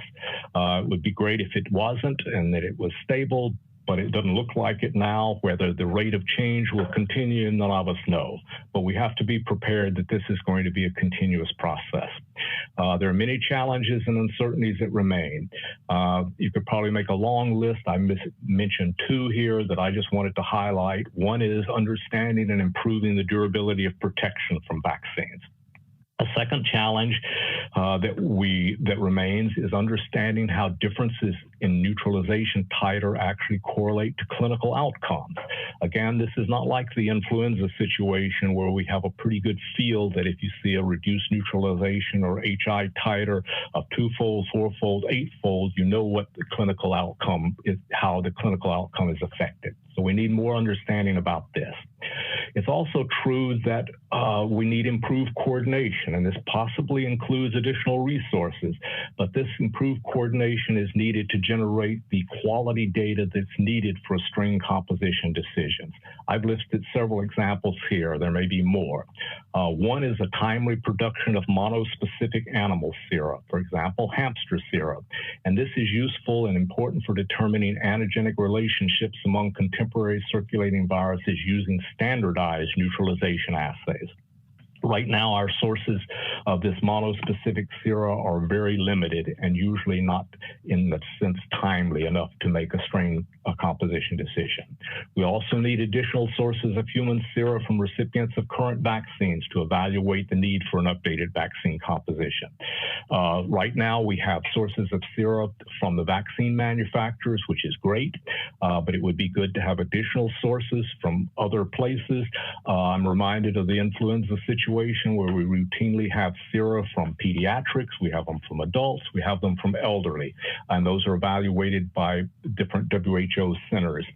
So anyway, additional sources of human sera would be important. Also, additional sources of human sera from individuals infected with contemporary circulating viruses is important to have for qualifying and standardizing assays. And finally, the last one that I've listed here, which is a bit aspirational, I'll admit, is that there needs to be a better and independent and reliable risk assessment of circulating virus variants to focus resources and better predict the need for an updated vaccine composition. So I'm almost at the end. The next two slides are a quick summary of where we are and everything you've heard. By several measures, including escape from antibody neutralization and waning protection, current COVID-19 vaccines appear less effective against currently circulating virus variants, for example, the XBB lineage viruses, than against previous strains of viruses.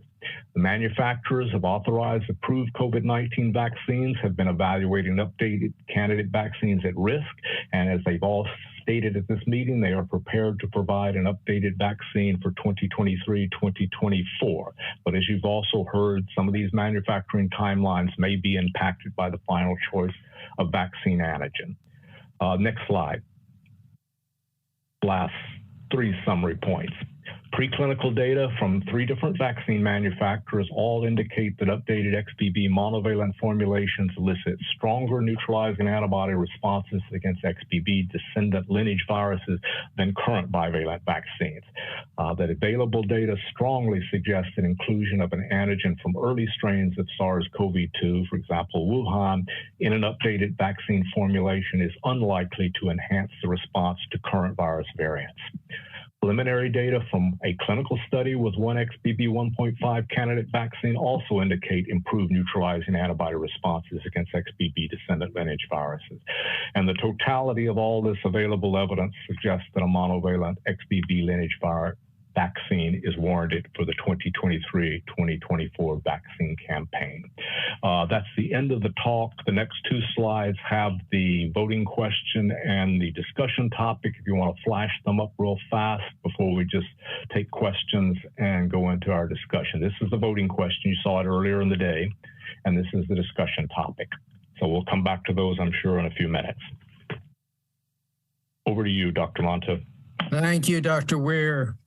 Very comprehensive and clear presentation to put us ready for our later discussion after we have some questions. And I see Dr. Levy has his hand raised. Thank you for that efficient review, Dr. Weir. A lot of information you're taking into account. This topic has been brought up several times before, but what is FDA's current view of what the correlative protection is to protect against coronavirus infection and disease? Is there any position of FDA in terms of asking sponsors moving forward to collect more T-cell data? Do you want in future meetings to be summarizing those kind of data as well? These are questions for you as you summarize immunogenicity considerations. Thank you.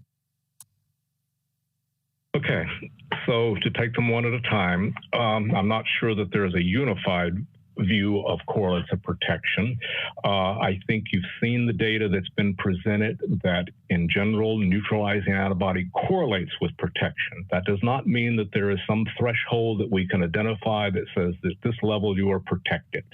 Most of those studies were done early in infection when not Omicron, when Wuhan and Wuhan-like viruses circulated, whatever the correlates of protection were then are probably not the same as they are now. And as I mentioned in one slide, I think correlates of protection for antibody probably almost assuredly vary from platform to platform.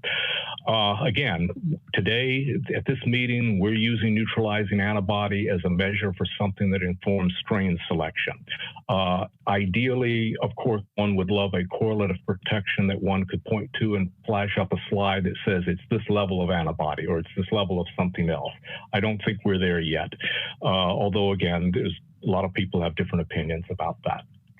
I think the second part of your question was how do we feel about T-cell analysis? I would love to be standing here next year and telling you that we have more information about T-cell responses and what correlates with protection. I don't think we're there yet. We always encourage manufacturers to do these studies, but they're difficult. I don't think anybody should sugarcoat that.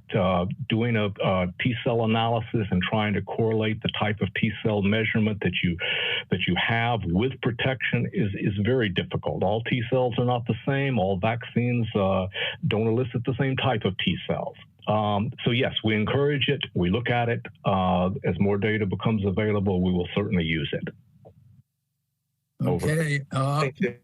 Just keep in mind as we go through the question session that if you have questions of the manufacturers of CDC, this is the time to bring them up. We'll have a discussion of the voting question and the rest after the break. So Dr. Chatterjee, I think your hand was raised. Yes, thank you, Dr. Monto. My question actually is for Dr. Dubovsky from the Novavax presentation. It is with regard to a slide that he presented, I believe it's VS9, Dr. Dubovsky. I was intrigued to see that the response in mice that were boosted with XBB.1.5 was actually greater against XBB.1.6 than when they were boosted with XBB.1.6. Do you have an explanation for this phenomenon? Yeah, you may have spotted similar toothing of responses in some of the other sponsors' presentation. XBB.1.5 is a very good immunogen. It really does its job well. Some of these differences may be due to group sizes, right? So these are groups of 10. So there may be some changes. This is a bioassay, so it's less precise than, for instance, receptor binding inhibition. Okay, thank you, because that was going to be my follow-up question on VS14, but that makes sense given what you just said. So thank you very much. Thank you. Dr. Gillen. Thanks. Jerry, that was an incredible recount of a lot of history that many were part of. And thanks especially for sort of bringing us up to speed of what the other regulators were thinking about. In all those discussions, have there been any discussion about dose? If I saw the slides correctly, the Moderna data showed that the bivalent immune response was similar to the monovalent immune response, even though the dose was different. So the question, and Kanta made the point that monovalent would give you a more robust immunity. The question is, so is there some work on optimizing the dose between immunity and maybe reactogenicity? And then for the manufacturers, does it matter in your hands, do the different XBBs perform differently so that you want to pick, you have some flexibility on picking among them for yield and other manufacturing issues? Thanks. So I think you asked both me and the manufacturers some questions in that question. I'll start with the first one, but it was partly Moderna's data. Yes, there were some data presented, and I've seen other data in the literature too, that the differences in responses between a monovalent and a bivalent were probably not as much as maybe some of us would have predicted. For example, you don't always get 2 times as much a response to the variant component as you do in a monovalent as opposed to a bivalent. But that being said, no, I don't know that a lot more has been done to optimize the response. I do think that taking out the ancestral strain will do something helping to optimize the response simply because you won't be competing with something that people have already seen 2, 3, 4 times. So I think that will help in the optimization. As far as optimizing dose, again, at this level, after a company sponsor has been approved or authorized or licensed, in would be a lot of clinical studies. So I don't know how much they're willing to invest in that, but I will basically turn it over to the sponsors to answer that part of your question. Over. Thank you for that. And so I'll put up our clinical data again from the XBB 1.5 monovalent and the bivalent vaccines. And as you, can I get CO25 up, please? Yes. And as you said, they're, both the monovalent and the bivalent vaccines have a very good response for both against XBB 1.5 and a good cross-neutralization response against XBB 1.16.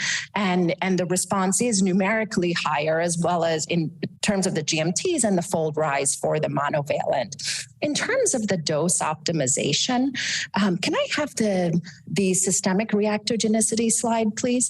I think our reactogen, so both of these doses are our standard 50 microgram dose for the booster.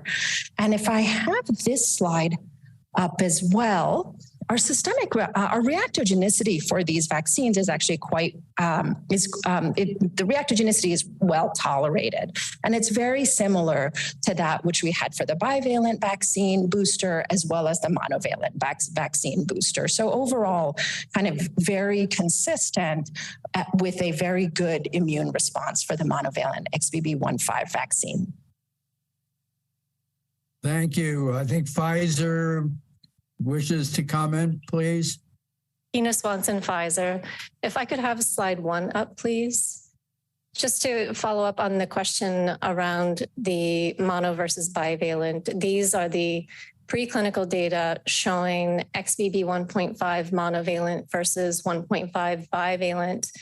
And this is a 4th dose booster. So in the context of 2 original vaccine doses, followed by the current bivalent BA.4/5. So trying to more faithfully reproduce the current immunological setting. So in that context, we do also see a trend for higher neutralizing titers with the monovalent formulation compared to bivalent. And going back to the prior clinical data that we've generated, we've seen this also in humans when we initially evaluated the Omicron BA.1 monovalent versus bivalent vaccine. And the question around the dose level, we have evaluated 30 microgram versus 60 microgram. There is a subtle trend of higher neutralizing titers going from 30 to 60 microgram, but it's not a substantial increase. So I think the collective data is showing that the current dose level is sufficient for the variant adapted vaccines. Thank you. Okay, Dr. Offit.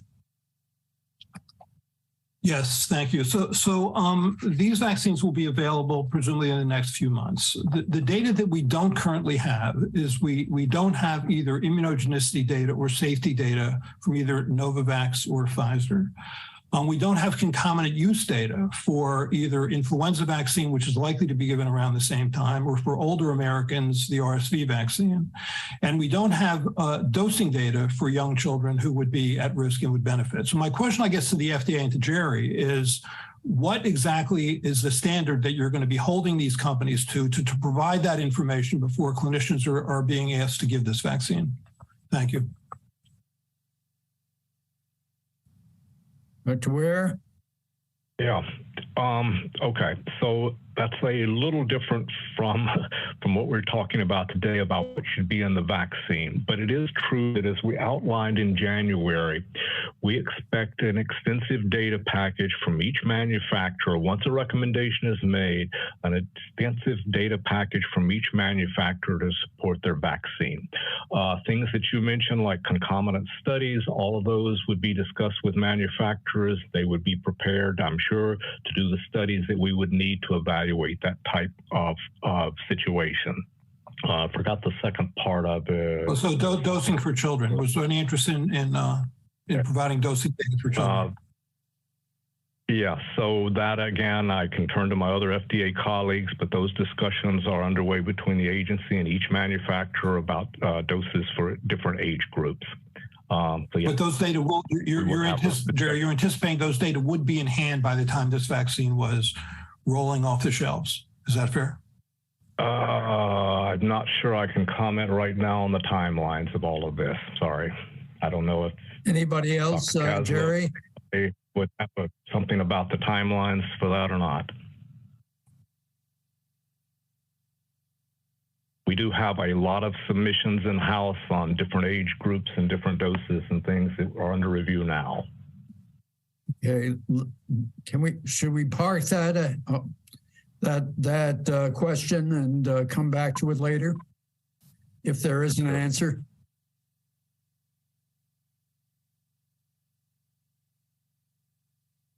That makes sense to me, Dr. Monto. Okay. Thank you. Dr. Rubin. Thanks. Dr. Gellin sort of preempted my question, but I do want to follow up then on the response to that one. The two doses that are used in monovalent and bivalent vaccines are very similar to one another. I mean, they're double the dose, but that is a rather small difference. Given that most of the population has seen multiple doses of antigen.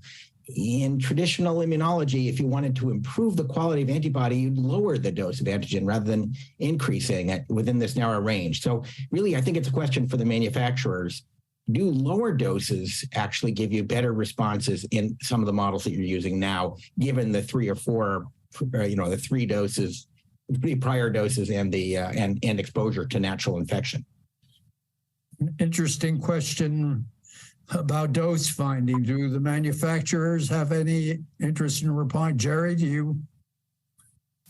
No, I think you've probably seen everything with candidate vaccines that there is, but I'll turn it towards the manufacturers to see if they've evaluated something that they didn't present. Pfizer? Put me up. Hi. So early on in the evaluation of the original BNT162b2 vaccine, we did evaluate lower doses at the 10 microgram level in adults. And we did see nice increased response going from 10 to 30 microgram. Now going into more of the variant adapted vaccine clinical experience, we've really focused on looking at whether 30 or moving up to 60 microgram, but not going down in the dose level, because if we're not seeing saturation going from the 30 to 60 micrograms. So it suggests that 30 microgram is a reasonable dose level. And that's fair. But of course, the individuals now have seen a lot more doses of antigens. So it's not the same as when you did the initial studies where I do recall those data. And I wonder if it would be the same now. Well, I think if we're moving toward more of a monovalent XBB, that will be much more of a new antigen component containing vaccine. So I think it would be in a good position to see reasonable responses with that composition. Does Moderna want to reply? Yeah. Yeah, we have worked to kind of keep the doses consistent to facilitate the licensure and kind of implementation across the populations. You're right. I mean, we have the 50 micrograms for the monovalent and a total 50 for the bivalent, which has the 25 of the XBB.1.5. And there we do see the benefit of some benefit of the monovalent. I don't know that I can comment on whether a lower dose of the monovalent would be further improved. I'm not sure. And Dr. Dubovsky, do you want to add to this? Yeah, when in the early days, we did dose finding in the seronegatives, and there we found that a low dose, a 5 microgram dose, performed comparably to a 25 microgram dose. I think we're in different times now. Everyone's been exposed or vaccinated. And I draw experience more toward influenza, where we know that higher doses in people who've been exposed many times actually lead to a better immune response. And we presented some data recently for a higher dose formulation we're working on for older adults. Because we think this will, in fact, lead to a better boosting regime. We have a very low dose vaccine right now with only 5 micrograms of antigen. And we have a lot of space we can go up to optimize the immune response. So that's something we're actively working on. Thank you. Dr. Meisner. Thank you, Dr. Monto. I first want to echo the compliments to Dr. Weir. That was a fantastic overview of the issues that we've heard about today and in the past. So thanks so much for that. I also want to recognize the CDC for their genome surveillance, because that has been so instrumental in helping us continue to think about the evolution of these mutant strains. So I just didn't want it to go unsaid that how important that is. And I think the CDC is sequencing about 750 isolates a week, and I don't know if that's accurate, but I'd be interested. But then, Dr. Weir, I'd like to ask you, you mentioned that you compare the neutralizing titers or you validate the neutralizing titer assays among the different companies. And how well do they compare? That is, how are they, because they're likely different assays, and how similar are the results from those, number one? And then number two, I'd like to ask about the duration of antibodies to XBB. And we've been talking about different doses as a way of perhaps getting more antibody. Do we anticipate, because the data that was shown only took us out a couple of weeks from the manufacturers. It was very helpful, but obviously time is limited. But is there any reason to think that there would be a longer duration of antibody to XBB, and especially to Novavax, with your matrix M adjuvant? Do you anticipate there might be a longer survival of or higher concentrations of antibodies? Dr. Weir, would you care to speculate? Yeah. Well, I can answer the first one and speculate on the second one. Okay. The first one is, when I mentioned the assays, I don't think, and we don't really compare assays that one company sends in with assays for another. We certainly don't do studies that compare them. What we do is hold them to the same standards, though. And we ask that they be qualified and validated, and we ask for the same sort of controls such that we can have confidence in the results. So it's not quite a comparative thing, and different companies use different types of assays. I mean, you hear a lot of pseudovirus type assays being mentioned, but every pseudovirus assay is not the same either. So we don't really compare them per se, but we hold them to the same high standards. And I will tell you that almost no one ever sends in an assay the first time that is perfect. They get lots of feedback from us, and we work with them so that we have confidence in their assays. That is important. And again, I'm not trying to disparage studies that come from other places, but it is something that's out of our control when a study gets published in a preprint with an assay that we have no idea of any details about. So anyway, I hope that helps with the assay question. The second one is as Dr. Mato said, will be a little bit of speculation on my part. I would guess, and I invite others to chime in, I would guess that the duration of antibodies with any variant will be somewhat similar to the duration of antibodies for some other variant. That being said, I think the higher the titer, even if the duration is about the same and call it a decay, it's not really quite a decay, but the diminution of the response goes down over time. If you start at a higher level, then you have something detectable for a longer period of time. So that would be my guess.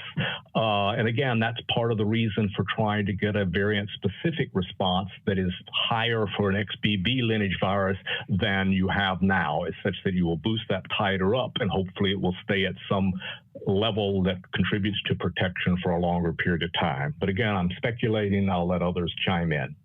Dr. Dubofsky, would you care to speculate? Sure. So we do have a fair amount of experience with the adjuvant, and I agree. The higher you go, the longer it's going to be around. But what we also observed is that we have an increased breadth of immune response. As far as these small changes and these small changes towards the variants, we seem to have really nice neutralizing responses that carry across all of those. So that may be one benefit of having an adjuvanted vaccine, not only against protection from the named strain, but also those from drift. Dr. Das. Yes. So we do, we do have some data about the durability for the BA.4/5, and I think the point is well taken about the question of the dose as the slide is coming up. That the higher you start, the better. So that may be a reason against the dose ranging. But in this slide on the left panel, the pre-boost titers are about 8 months after receiving a BA.4/5 bivalent vaccine.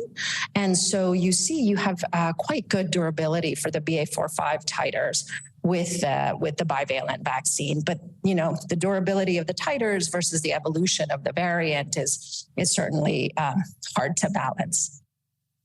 Thank you. Dr. Chatterjee. Yes, thank you, Dr. Monto. My question is actually to either Dr. Weir or any of the manufacturers' representatives we hear. I just was thinking back to our discussion a year ago, and the recommendation at the time from the WHO was, if I recall correctly, to go with BA.1 as being one of the two components of the bivalent. And based on the data presented, we chose to go with the BA.4/5 along with the original strain. This time, we're seeing a lot of data supporting the use of a monovalent BA.1.5. And I'm wondering if any of the manufacturers or the FDA has any data on using more than one of these variants, so 1.5 and maybe 1.16, or 1.5 and 2.3. Has that been looked at by anybody? I'll have to turn that to the manufacturer. All right, Dr. Pfizer, and please raise your hands if you want to give some information. So thank you, Dr. Chatterjee, for the question. We did show data where we combined XBB 1.5 with the BA.4/5 of Omicron. We did not combine the 1.5 and the 1.16 in the preclinical studies, given how antigenically similar those two Omicrons were. Thank you. Yes, and we agree with that as well. Thank you very much. Dr. Perlman. Yeah, so I have a question for the manufacturers. So we've been talking a lot about making the recommendations uniform and also about boosting, but one of the population of the 0 to 2-year-old children who may be naive, they may have some, or they may not be. But for that group, there's quite a disparity in the different recommendations from the different manufacturers. Is there going to be any effort to make the recommendations similar? So I believe now Pfizer has recommends more shots than the Moderna. I don't know what Novavax is doing, but is there any intents to try to make that more uniform across the different vaccine platforms? Doc, does Pfizer want to? Actually, I wonder, would FDA want to answer first, and then I can follow on? Dr. Ware? I'm going to turn this one back to somebody in the common room, Dr. Kozlow. I mean, yes, there is effort. It's been an effort for 6 months to simplify all of this. Over to you. Yeah, this is not an easy question. Yeah, no, this is Dave Kozlow. Yes, there's a whole effort to continue to simplify the immunization schedule. Probably first and foremost is a uniform age cutoff for children transitioning from that multi-dose initial to a single dose thereafter. I think as you alluded to, and related to that kind of first topic, is reducing the complexity in that 4 to 5 years of age in terms of dose and regimen and schedule.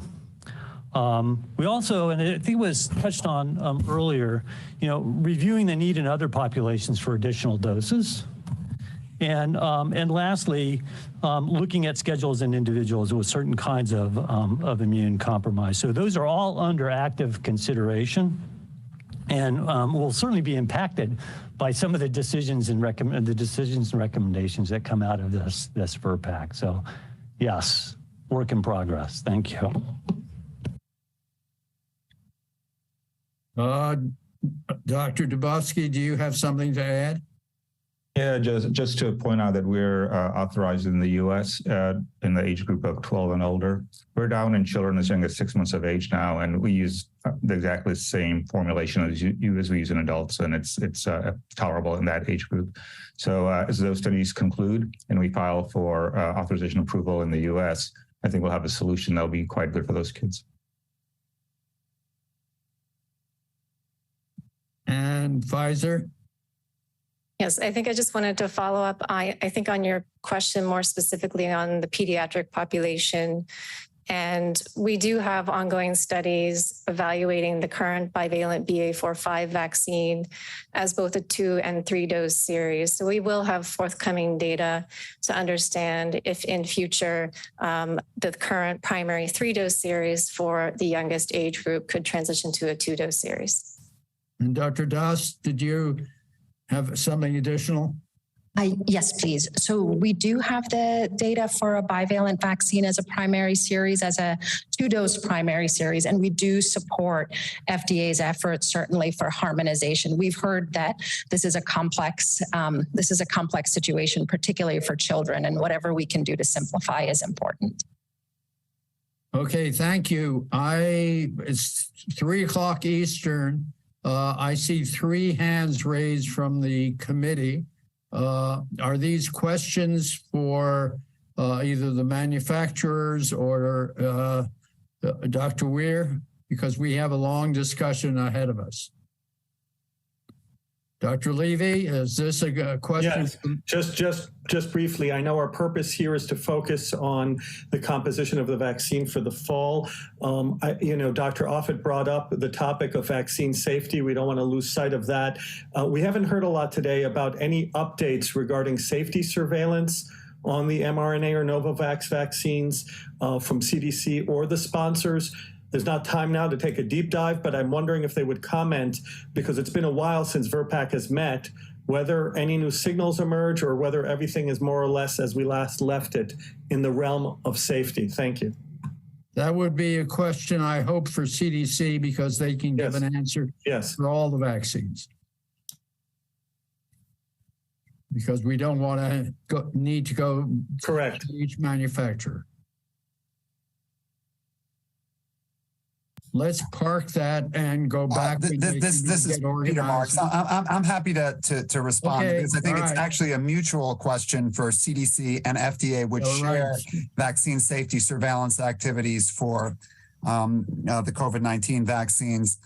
So I think it's fair to say that there are no significant new safety signals that have been confirmed since the last updates presented to the committee. And Dr. Kaslow, do you want to just confirm that my memory of that is correct? And perhaps if Dr. Forshee is listening, he could chime in. Dr. Marks, that is correct. Thanks very much. Okay, Dr. McGinnis, the last question. Thank you, Arnold. I have to say, at this stage of development, I think we should be able to have seen dose concentration curves with neutralizing antibody response for these vaccine candidates. And I don't guess I saw that. And I'm a little disappointed, because I think we should. We know for sure with flu vaccines that you can continue to go up in HA concentration and continue to get an antibody response. And so we really didn't see any of those data, and there was some fumbling around about that. I'd like to know a little bit more about that in the next section. And then just one question. We've spoken that this is not flu, that we don't know its seasonality, that yet we're calling it a 23-24 vaccine decision. And I'm wondering if some other nomenclature is maybe more suitable for these candidates, because it may not be a year. I mean, maybe we're going to be chasing this one. And so I'm just wondering about the nomenclature that has been selected.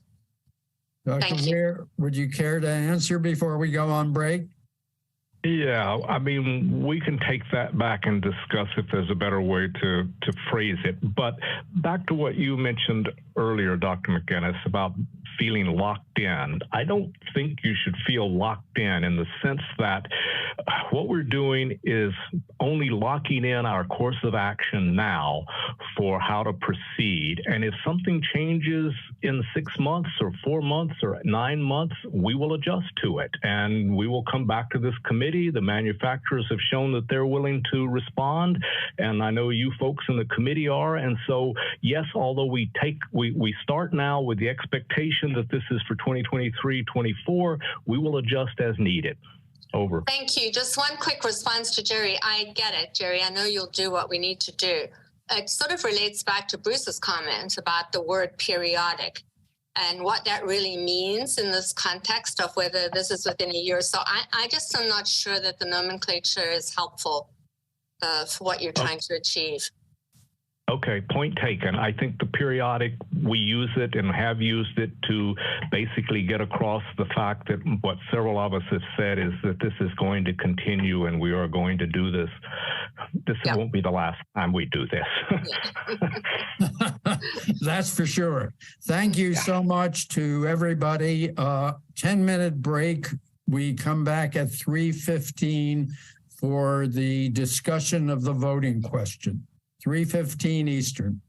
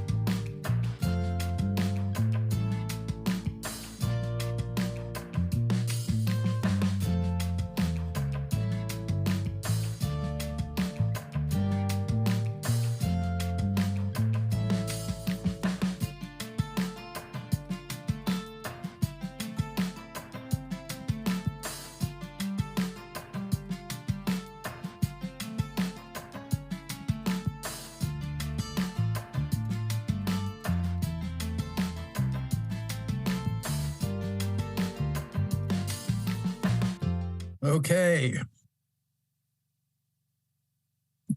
We're now going to have a session where we will have discussion and voting. We usually have the vote as the end of the meeting.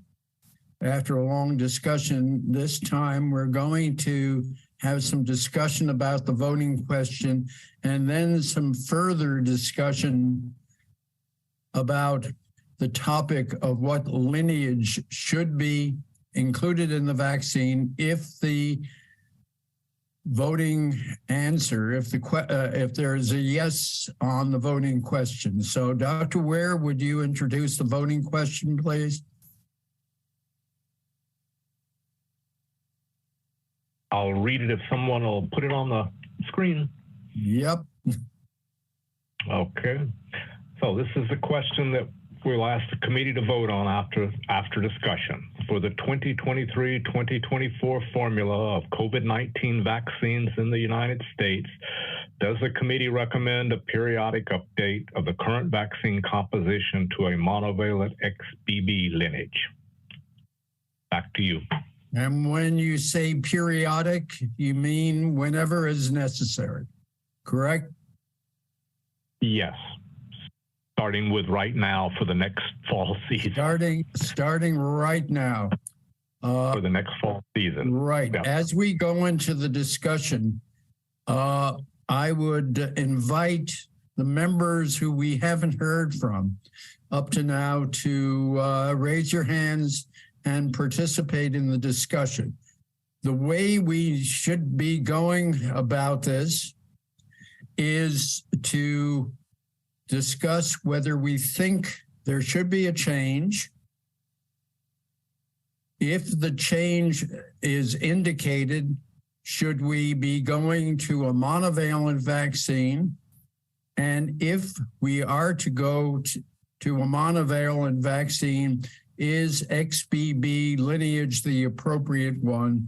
We don't have to do those in sequence. That would be a little difficult, but we should be addressing all of those components because they are the components on which a yes vote will depend.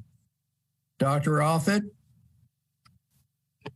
Yes, thank you. Well, I certainly think that we should update this vaccine. I certainly think that Wuhan 1 no longer needs to be in this vaccine, and to include a currently circulating strain makes sense. The word periodic worries me. I'm not sure what is meant by that, and here's what I mean by this. I think some of the language that we've used today is going to confuse the American public. And I'll give two examples. One is the use of the term waning protection. I think we need to make it very clear what we mean by waning protection, because what we really mean is waning protection against severe disease. And in whom does that occur? This virus drifts, no doubt about it. And it drifts away from protection against mild disease, but it does not drift away from protection against severe disease in people who are otherwise healthy and say less than 75. So I think that's number one. Number two, we've used the word occasionally early on, the word campaign was used. That implies sort of a yearly flu-like campaign. And this gets to Ofer Levy's question earlier. There's abundant evidence on T cells, both cytotoxic T cells and T helper cells from Alessandro Setti and Daniela Weisskopf and others at UCSD, as well as John Weary at Penn. Recently, a paper out of Australia in Immunity that clearly shows a relationship between the activation and differentiation of helper T cells and cytotoxic T cells in prevention against severe disease, and the epitopes that are recognized by those cells are generally conserved. So the epidemiology is consistent with the immunology, which is that when Omicron came into this country and we saw a wave of infections, we didn't see as much of an increase in hospitalizations and deaths. So I think, I'll take myself as an example, then my rant is over and you can ignore me. But I think that, I had 3 doses of Wuhan 1. In May 2022, I had a mild 2-day illness, probably with BA2.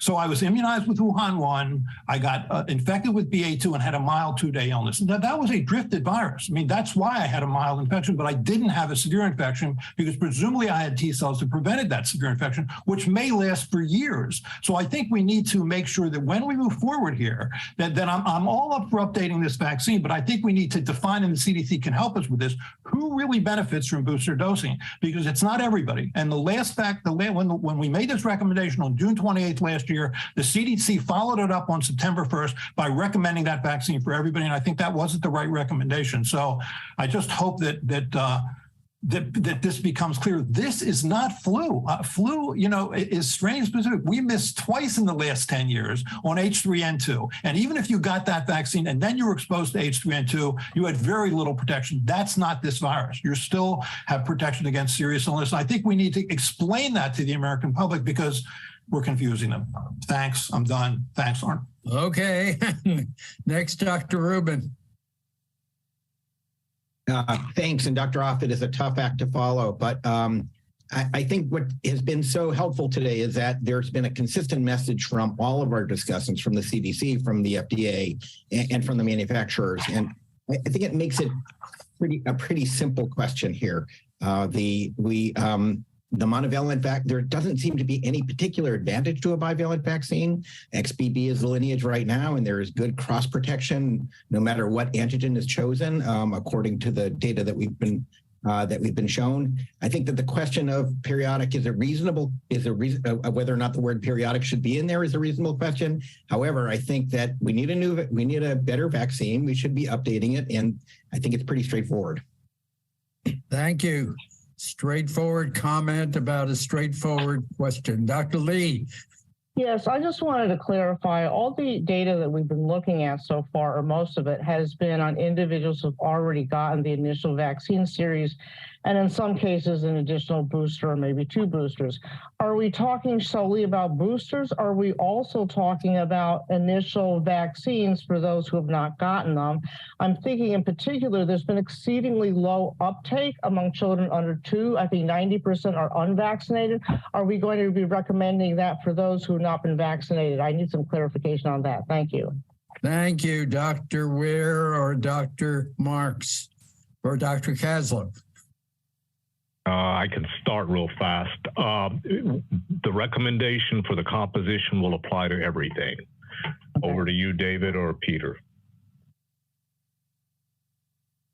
No, nothing further on my end. I think it's one vaccine composition because we think it makes the most sense because it's what's actually circulating. Okay, thank you. Simplification. Dr. Reinhardt. That was close, Arnold. Thanks. I'm third or fourth in line here. I would strike the word periodic from this question. I think what we're being asked is, do we think it should be updated for this fall? And I agree with Paul and others that we should. But as worded, it seems to be saying, do we agree that there's going to be a regular need to update it, and I don't think that's clear. So I would change it to an update as opposed to a periodic update. Thank you. And I would also just say, when it comes to who should get this vaccine, that's up to ACIP, basically. Dr. Sawyer. I agree that updating the vaccine with the monovalent strain makes the most sense. I think the data is quite clear. I'll join the choir here. I think using the word season is equally problematic. It links the campaign to influenza vaccine, and I understand that it may be convenient and most efficient to give the vaccines together, but it's only been a few years. We don't really know what the COVID season is, and it may ultimately confuse people about when and where they should get vaccinated and how frequently. I don't see that it gives us an advantage to predict what we're going to do beyond this fall, or I wouldn't even say this fall, beyond the time when a new vaccine can be produced. If that's next week, we should start giving it next week.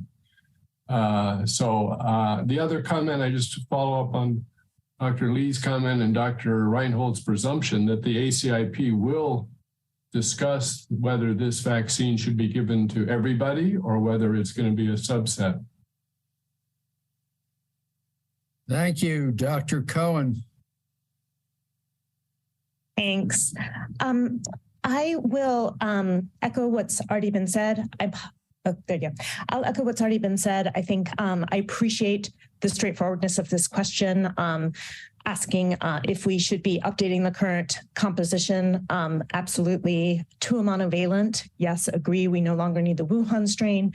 And to this lineage, I would agree with that as well. I think I do want to be careful that we don't, that we're clear that this is, for this update, it's monovalent. It may not be monovalent in future updates. And I do agree. I actually think the 2023 to 2024 formula language is more confusing than the periodic update. I think we're recommending an update. I think the language should be, do you recommend an update now? And whether or not that formula will carry through all of 2024, we can't really say. And that's it.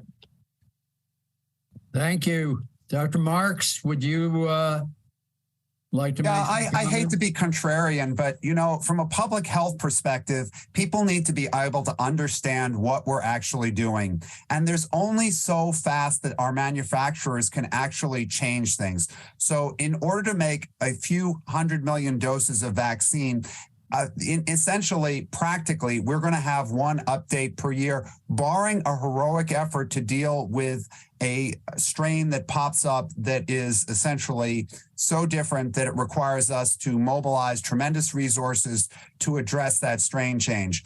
So for practical purposes, what we're talking about here, I think we can strike periodic, but for practical purposes, so that the manufacturers can get on with this and actually label their vaccines, it's the 2023-2024 formula that they're making right now, and that's what's planned. That doesn't mean, just like for pandemic influenza, that something couldn't happen that could make us need to intercede here.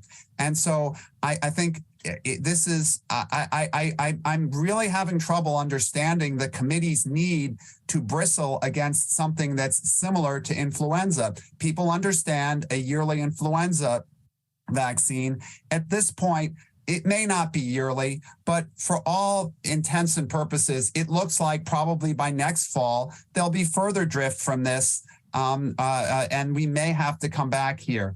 I think this is our best effort to try to help make things clear. And I have to say, we have to do better, because we have not done a good job to date communicating to the American public what's going on here, because they're still not getting these vaccines in the way we'd like to potentially see people, even those over the age of 65, get vaccinated. So this was our effort to try to clarify things. And yes, I think periodic was just meant to mean that this is not going to be what we end up with today, after today, will not be the final. It's not like MMR. This is not going to be the final formulation for this vaccine forevermore. It will probably require another update at some point. Thanks very much. Thank you. Dr. Bernstein. Well, thank you, Dr. Monto. Coming after that statement, I actually respectfully don't agree with the discussion that Dr. Marks just said. I mean, it's not clear to me that this is a seasonal virus yet. And I do agree that it seems like all the stars are aligning for a monovalent vaccine rather than a bivalent product. It's not clear to me, thinking from a public health perspective, how much complexity will be eased as we try to move forward with this, because I think implementation, who gets what, and the number of doses and all, and the communication in the public arena will be incredibly challenging, primarily for the ACIP, I believe. And so for me, the word periodic is not a great term. And 2023, 2024 formula suggests that this is going to be once a year. And I'm not sure personally that we're there with this virus that's not necessarily seasonal. And the last comment I'll make is I understood that these platforms that the manufacturers are using allow shorter timelines for production of vaccine. So unlike flu vaccine, many made in egg, or egg-based. I thought the turnaround for these were a shorter time frame, which would allow appropriate changes as needed. Thanks.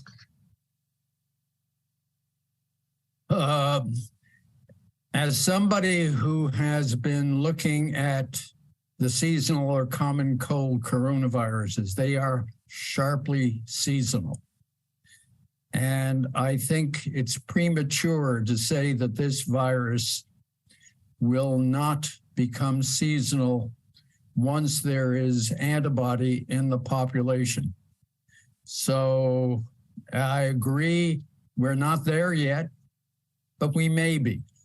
And to say that it's not going to follow a familiar pattern may be premature as well. My 2 cents. Dr. Pergin. Thanks, Arnold. I'm not sure I have much to add than what my colleagues have said. I guess I'm really encouraged by the manufacturers, the FDA, even WHO, working towards a similar idea of what would be in the updated monovalent. I think the data that is available looks as though it would be the right choice. I also like the idea that we'd have a global vaccine that would fit within not just the American public, but also worldwide, that would make this much easier for the companies to deliver and protect people around the world, which has been kind of the challenges up to this point.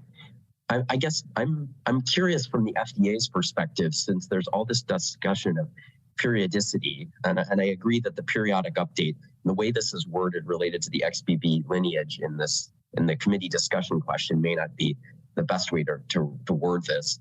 I'm curious whether the FDA is thinking similarly, whether the committee would get together on a bi-yearly basis to review data and evaluate whether there would be a opportunity to update the vaccine, similar to what the WHO is doing and similar to how we do this on a yearly basis for flu. Dr. Marks, do you? Yeah, well, actually, we don't do it on a yearly basis for flu at FDA. We actually do it twice yearly because we actually also do it for the Southern Hemisphere. True, of course. So we would probably, I think we agree with you completely that we would probably follow the WHO here and probably look at this twice yearly as well, because it probably does make sense. And I think our sponsors would probably like us to do this as well, because I think Dr. Rye's point was very well taken. That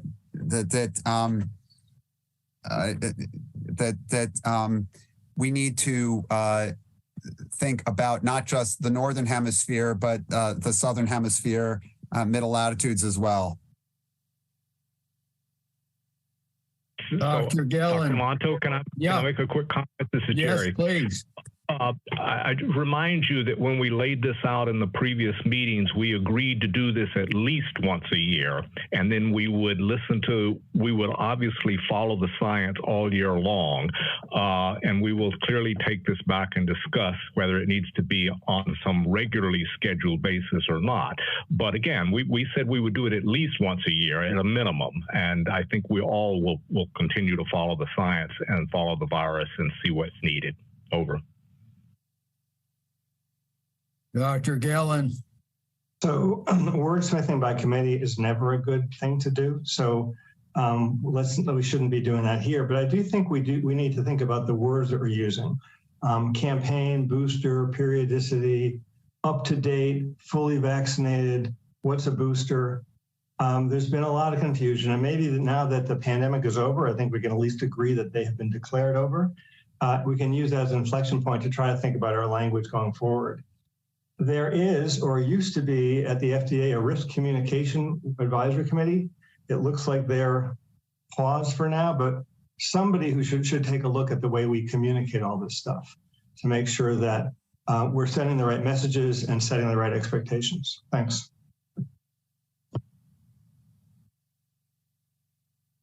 Dr. Levy. Yes, thank you. Can you hear me okay? We sure can.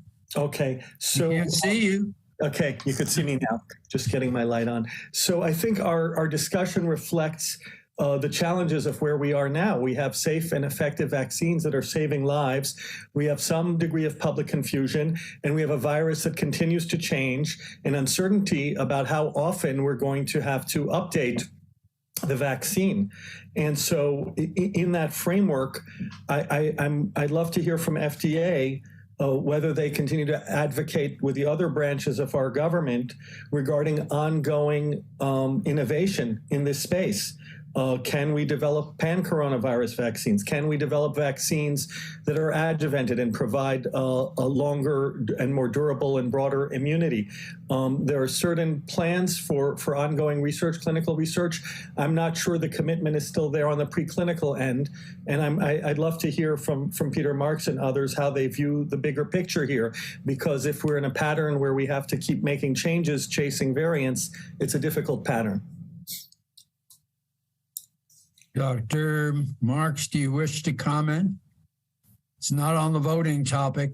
You know, I think if the question is, do we think that we need a better generation of COVID? Is that? I mean, I think no one will disagree, and I certainly won't, that we need a better generation of vaccines that would offer a better breadth, duration, depth of protection.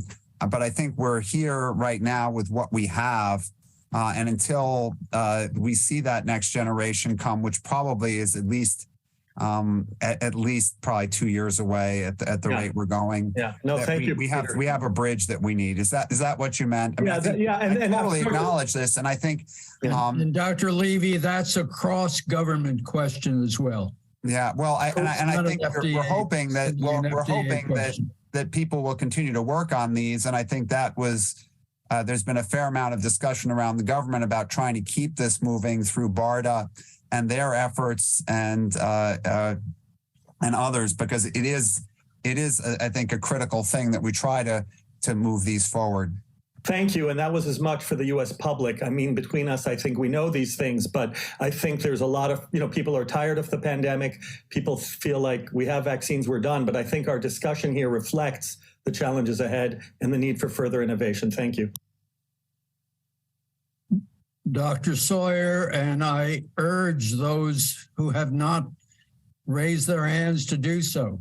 We have a recycling of the same questioners, and some of our members have not been heard from. I'll be very brief. I just want to raise another point about the confusion the language may create. It'll depend on what ACIP recommends, but the use of seasonality and campaign automatically links this vaccine to influenza, because that's the only virus for which we have a seasonal campaign at the moment, RSV pending. And so I do think if ACIP were to recommend this vaccine only for a subset of the population, and we're using this word campaign to talk about something influenza that everybody gets, is going to create confusion, and vice versa could happen if people, if a subset of the population is recommended to get COVID vaccine, that same subset or those not in that subset may assume they no longer need influenza vaccine. So I think the language is important. Dr. Chatterjee. Thank you, Dr. Monto. I thought I might try to offer a friendly amendment to the language of the voting question, if that is allowed, to say something like, for the 2023, no mention of 2024, for the 2023 version of COVID-19 vaccines in the US, does the committee recommend an update of the current vaccine composition to a monovalent XBB lineage? I believe that would take out some of the language that is troubling to my fellow committee members. And I'd just like to point out, there's been, yes, a number of people have mentioned seasonality and campaigns and things, but those words do not appear in the current version of the voting question. So it is important, I think, to communicate clearly and better with the public at large to explain exactly what we're talking about here. But I believe that if we change the wording in the way that I suggested, that might take away some of the concerns that have been raised. Dr. Marks? Sorry, I would respectfully say that we will be stuck with this for 2023, 2024, because the manufacturers will, as Novavax has said, if we decided, for instance, now even that we were going to change the composition, this vaccine will be used into 2024. So with all due respect, I think we are selecting something that will be used in 2023, 2024.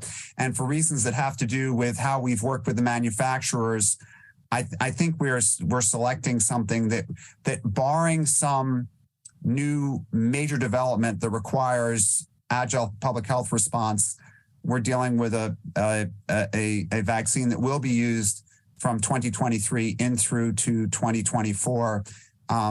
For practical purposes. It's not, I very well take the point here that we don't want to talk about seasonality, that we don't want to talk about periodic, but for practical purposes, this is the vaccine composition for 20. I mean, if we want to say that do we believe in a monovalent XBB vaccine for the 2023-2024 vaccine composition, leaving aside periodic and leaving aside anything else, I think I can certainly live with that. But I think it for practical purposes, it's 2023-2024. And I'll turn it over to Dr. Kaslow to see if he has any. I'm happy if you disagree, David, but let's just try to make sure we're on the same page on this. I'm just wondering if we're all conceptually on the same page and we're dealing with, word details and that sort of thing. I think what we'd really like to hear is conceptually, are we all on the same page, which is we're going to move. First, we need a periodic update. Second, it's time to move from the current bivalent to monovalent. Yes, we may need to move to a bivalent in the future if the evidence suggests that, but the evidence today suggests that it's a monovalent.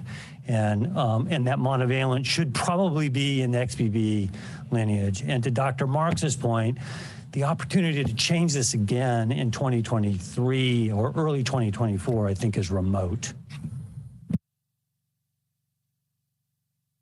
Remote, but possible if there are dramatic developments. That is correct. Okay.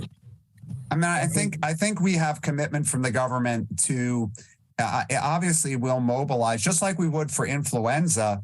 We would mobilize and move as in dramatic measure if a variant appears that escapes the ability of our current protection. In other words, starts to cause mortality in young individuals who are immune to the current who have been previously immunized or who previously had COVID-19. In other words, an escape variant. I think we would mobilize to try to get something, regardless of when it would be, as quickly as possible. But for practical purposes, I think as fast as it can be done, it's probably a 90 to 100 day lag between when we see that variant and mobilize to do so and when we'd actually have it. So even just for practical purposes, you can see that this current selection will likely take us into the new year, and hopefully we won't have something appear in the next 2 or 3 months that will require us to scramble. Thank you. Dr. Wharton.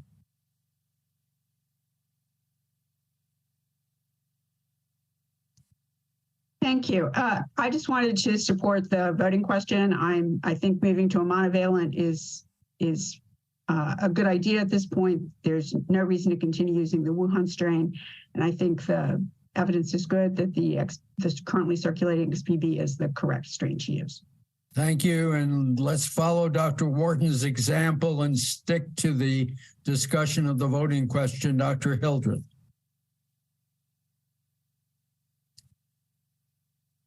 Thank you, Dr. Monto.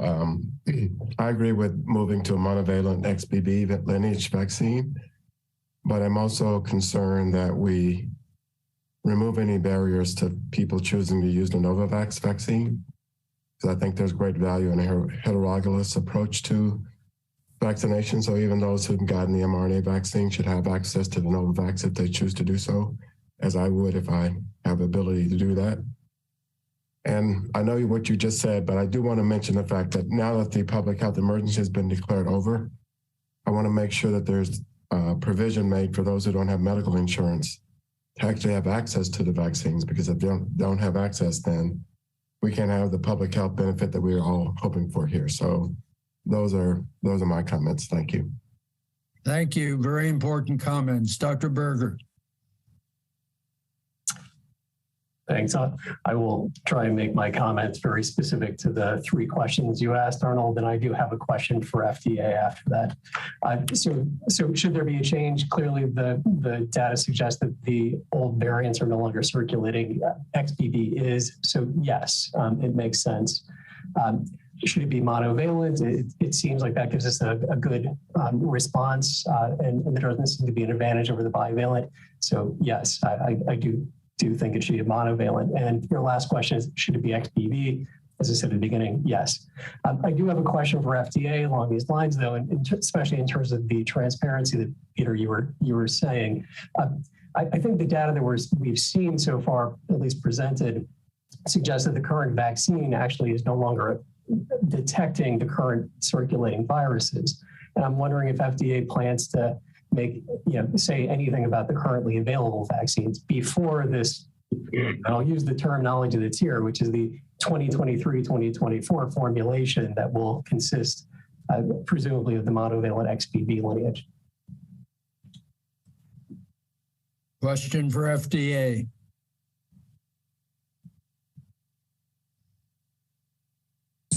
So if this is Peter, I just want to make sure. So what you're saying is, given the decreased effectiveness of the current vaccines relative to what we expect from this new generation, what would we make some statement at this point?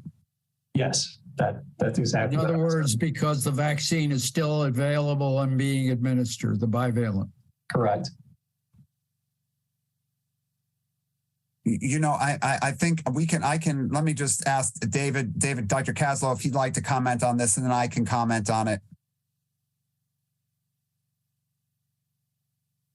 I mean, currently what we have available are 3 authorized vaccines, 2 of which are bivalent, one of which is the original monovalent.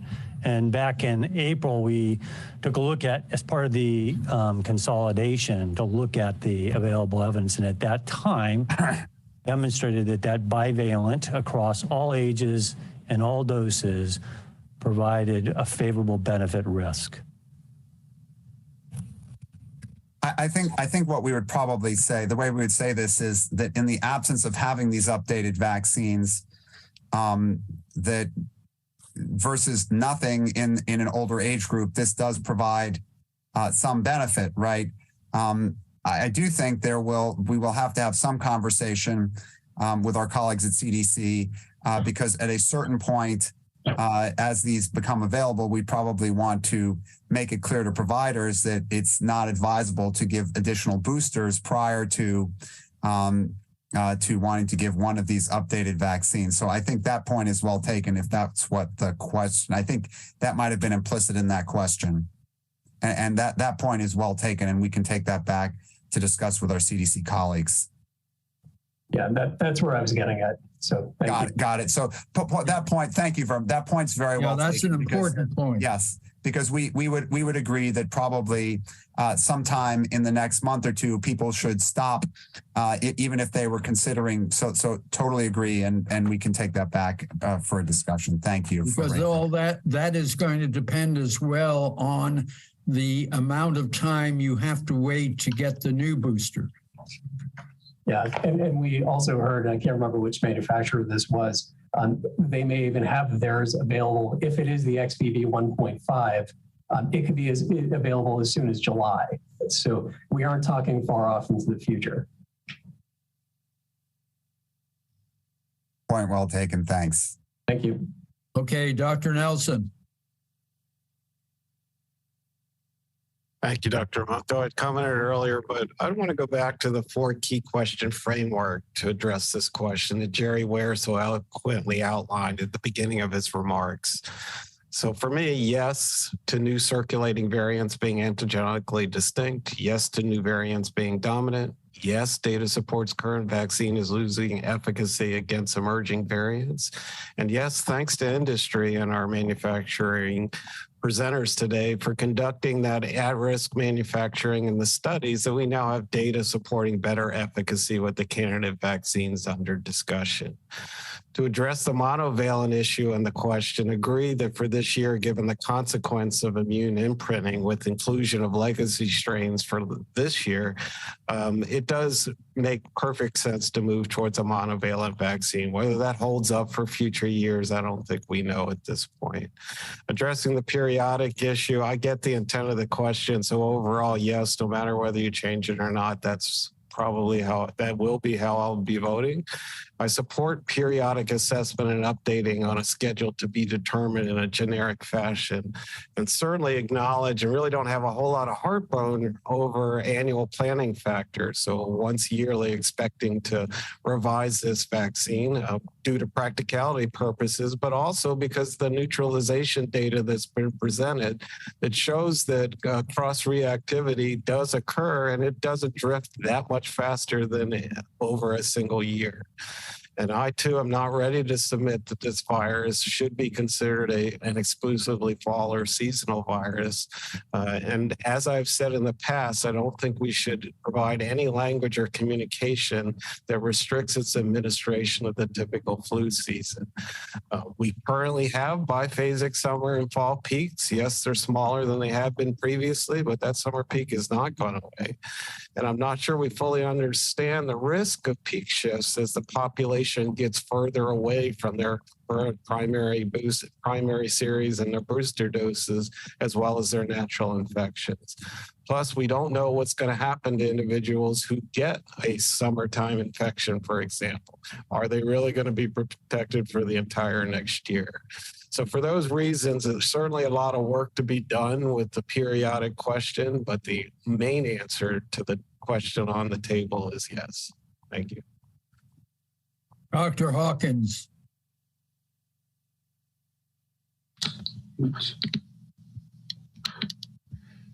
The data is not coming. Well, thank you very much, Dr. Monto. So I agree with the update. As we know, persons are still dying of COVID or having severe illness. We also have a substantial number of people who are vaccinated who are having mild to moderate symptoms. I had 4 or 5 in the last 2 weeks. I believe that the FDA remains committed to surveillance, evaluating the science, and I believe they'll be as agile as possible, something that Dr. Marks mentioned a couple or statement back.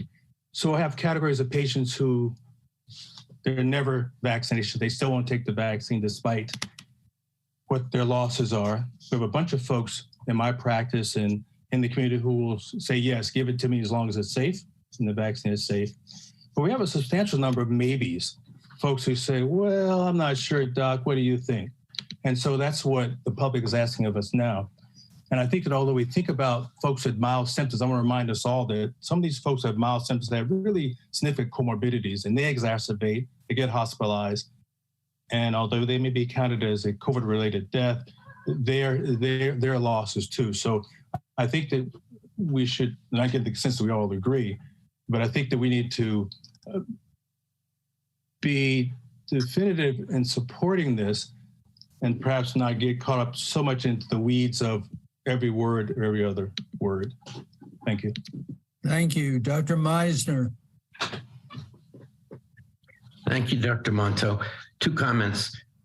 First of all, Dr. Levy raised an important point, but as Dr. Marks said, BARDA is laser focused on next generation vaccine and spending an enormous amount of time and effort on what we can do to improve the current generation of vaccines. Secondly,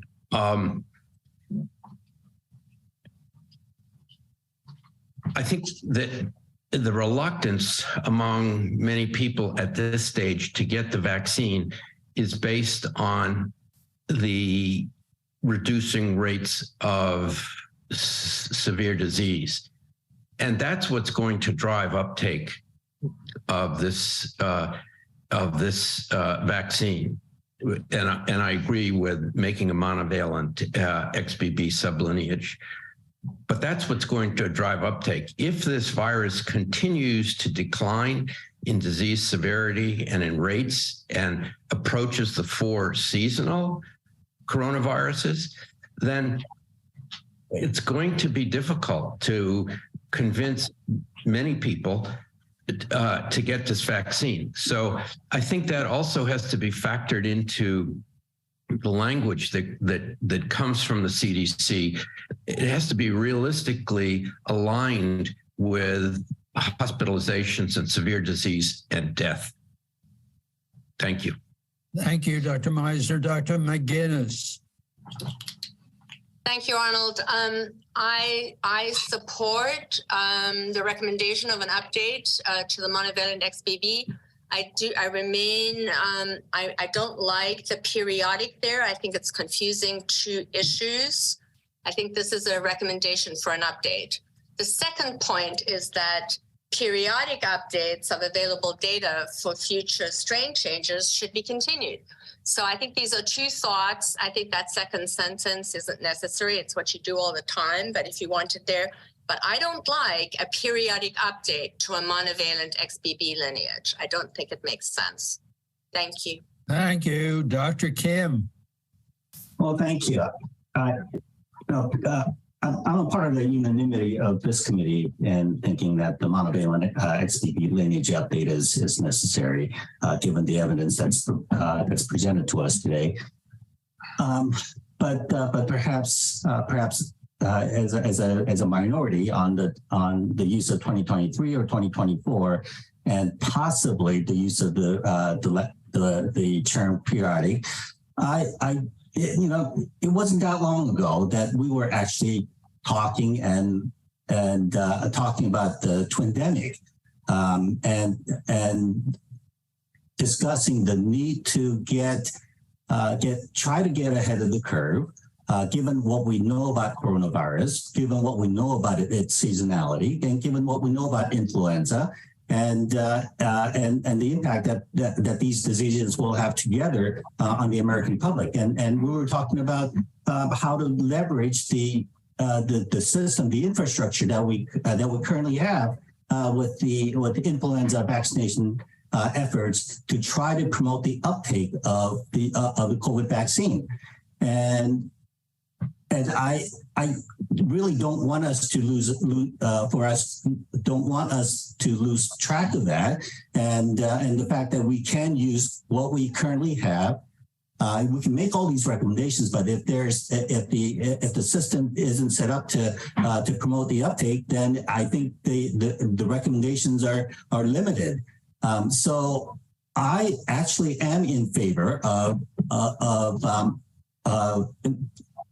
using some of the language that we are using for influenza to see about adding more oomph to the campaign to promote the uptake of the COVID vaccine along the lines of influenza vaccine and anything else that we might deem necessary based on what we currently know, not necessarily based on what we expect to happen or hope to happen or the things that might happen down the line. So I think we really do need to try to be consistent with our messaging, and that has been our message in the last 2-3 years. Thank you, Dr. Kim. And Dr. Perlman, last question before we vote. No additional hands raised. Voting is going to come. Yeah, so I just wanted to comment because I agree with both the input or the goal of this question and also some of the caveats that have been raised by the committee. I think that one thing I'd like to just agree with even more is the comments that Dr. Offit and Dr. Meisner made about who should get this vaccine, because this is part of the messaging. And in the rest of the world, I believe, I didn't hear Dr. Subarao talk about this, but I believe even the WHO said that only select populations should get the vaccine. And so we have to deal, I think, with both the worldwide situation and the fact that so few people are getting boosted with the bivalent vaccine. So I think the messaging that the FDA and the CDC do together is really critical in moving forward. But I don't know that if this virus keeps circulating to high levels, it may well be that people are boosted all the time and that the need for a vaccine will be less apparent for those people, not for everybody. But anyway, that's all. Thank you, Dr. Perlman. So now, can we pull up the voting question so I can read it? Dr. Monto, this is Peter Marks. Because I think we can certainly make one change to this to try to make it a little bit simpler for people who may be having heartburn. Not that I want to deny the makers of calcium carbonate products some takers, but maybe we could remove the word periodic there. Just recommend an update of the current vaccine composition, and that way some people might just feel better about this. Right, it really is unnecessary. Right. Okay. Dr. Monto, if you would be kind, let me read my statement, and then we will have you read the voting question. Does that make sense? So, we have 10 regular members and 11 temporary voting members. A total of 21 will be voting in today's meeting. As you can see the names on the slide. With regards to the voting process, Dr. Monto will read the voting question for the record, and afterwards the AV staff will move all non-voting members and FDA staff out of the main room. Only the voting members and the DFOs will be in the main voting room. For those non-voting members, please do not log out of the Zoom. We'll be with you after the voting has concluded. Once all non-voting members are moved out of the main room, all regular voting members and temporary voting members will be shown the polling pod on their screens, and I will ask that they cast their votes by selecting one of the 3 voting options, which includes yes, no, or abstain. You'll have 1 minute to cast your vote. After the question is read, please note that once you have cast your vote, you will change your vote within the 1 minute time frame. I'll announce when the voting poll has closed. At that point, all votes will be considered final. Once all of the votes have been tallied, we will broadcast the results and read the individual votes aloud for the public record. Does anyone have any questions related to the voting question before we begin? If not, Dr. Monto, if you would be kind to please read the voting question for the record. Okay, are you going to put it up? There it is. Okay. For the 2023-2024 formula of COVID-19 vaccines in the U.S., does the committee recommend an update, no word periodic, an update of the current vaccine composition to a monovalent XBB lineage? Yes, no, or abstain? Great, thank you. At this point, I ask the AV team, please go ahead and move all non-voting members out of the main room. Please don't log out of the Zoom. We'll be with you in a few minutes.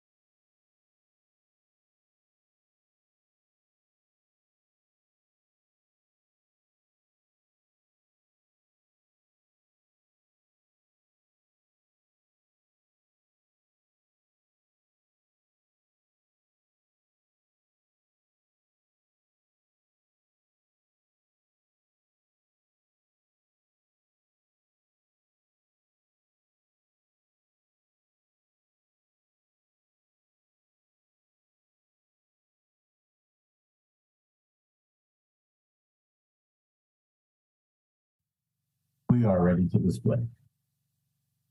Great. May I see the Excel sheet, please?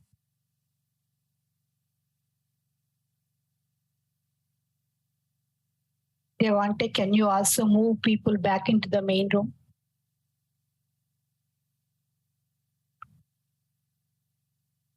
I need the Excel displayed so for the public to see.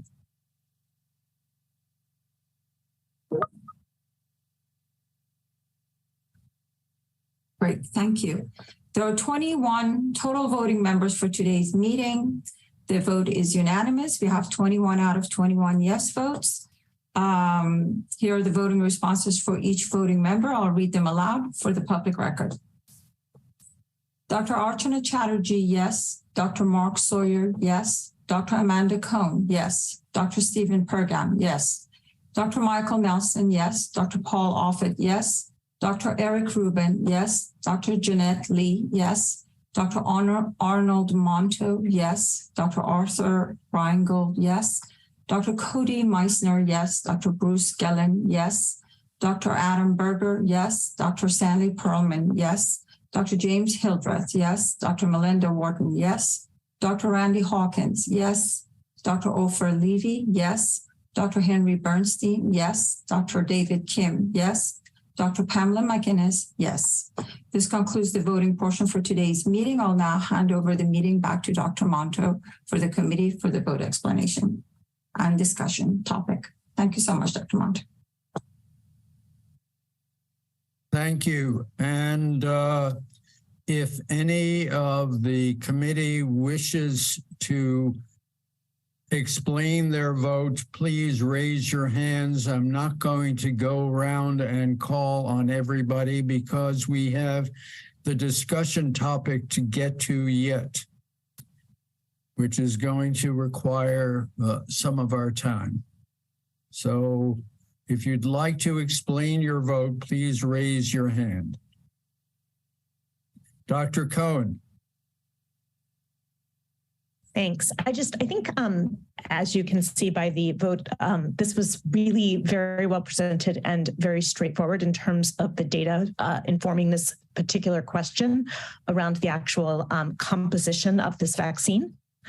I do just want to say that I really appreciate FDA and Dr. Marks's explanation around this expectation that we should only anticipate a strain change under normal circumstances once a year. I think that actually helps frame this better in the future. And I hope that we can get to a place where there's at least a regularly scheduled knowing in advance when you're going to review the data with the committee so we can get in a pretty a regular routine of looking at this. So thank you. Thank you. Now let's move to the discussion topic. Dr. Ware, would you like to introduce that?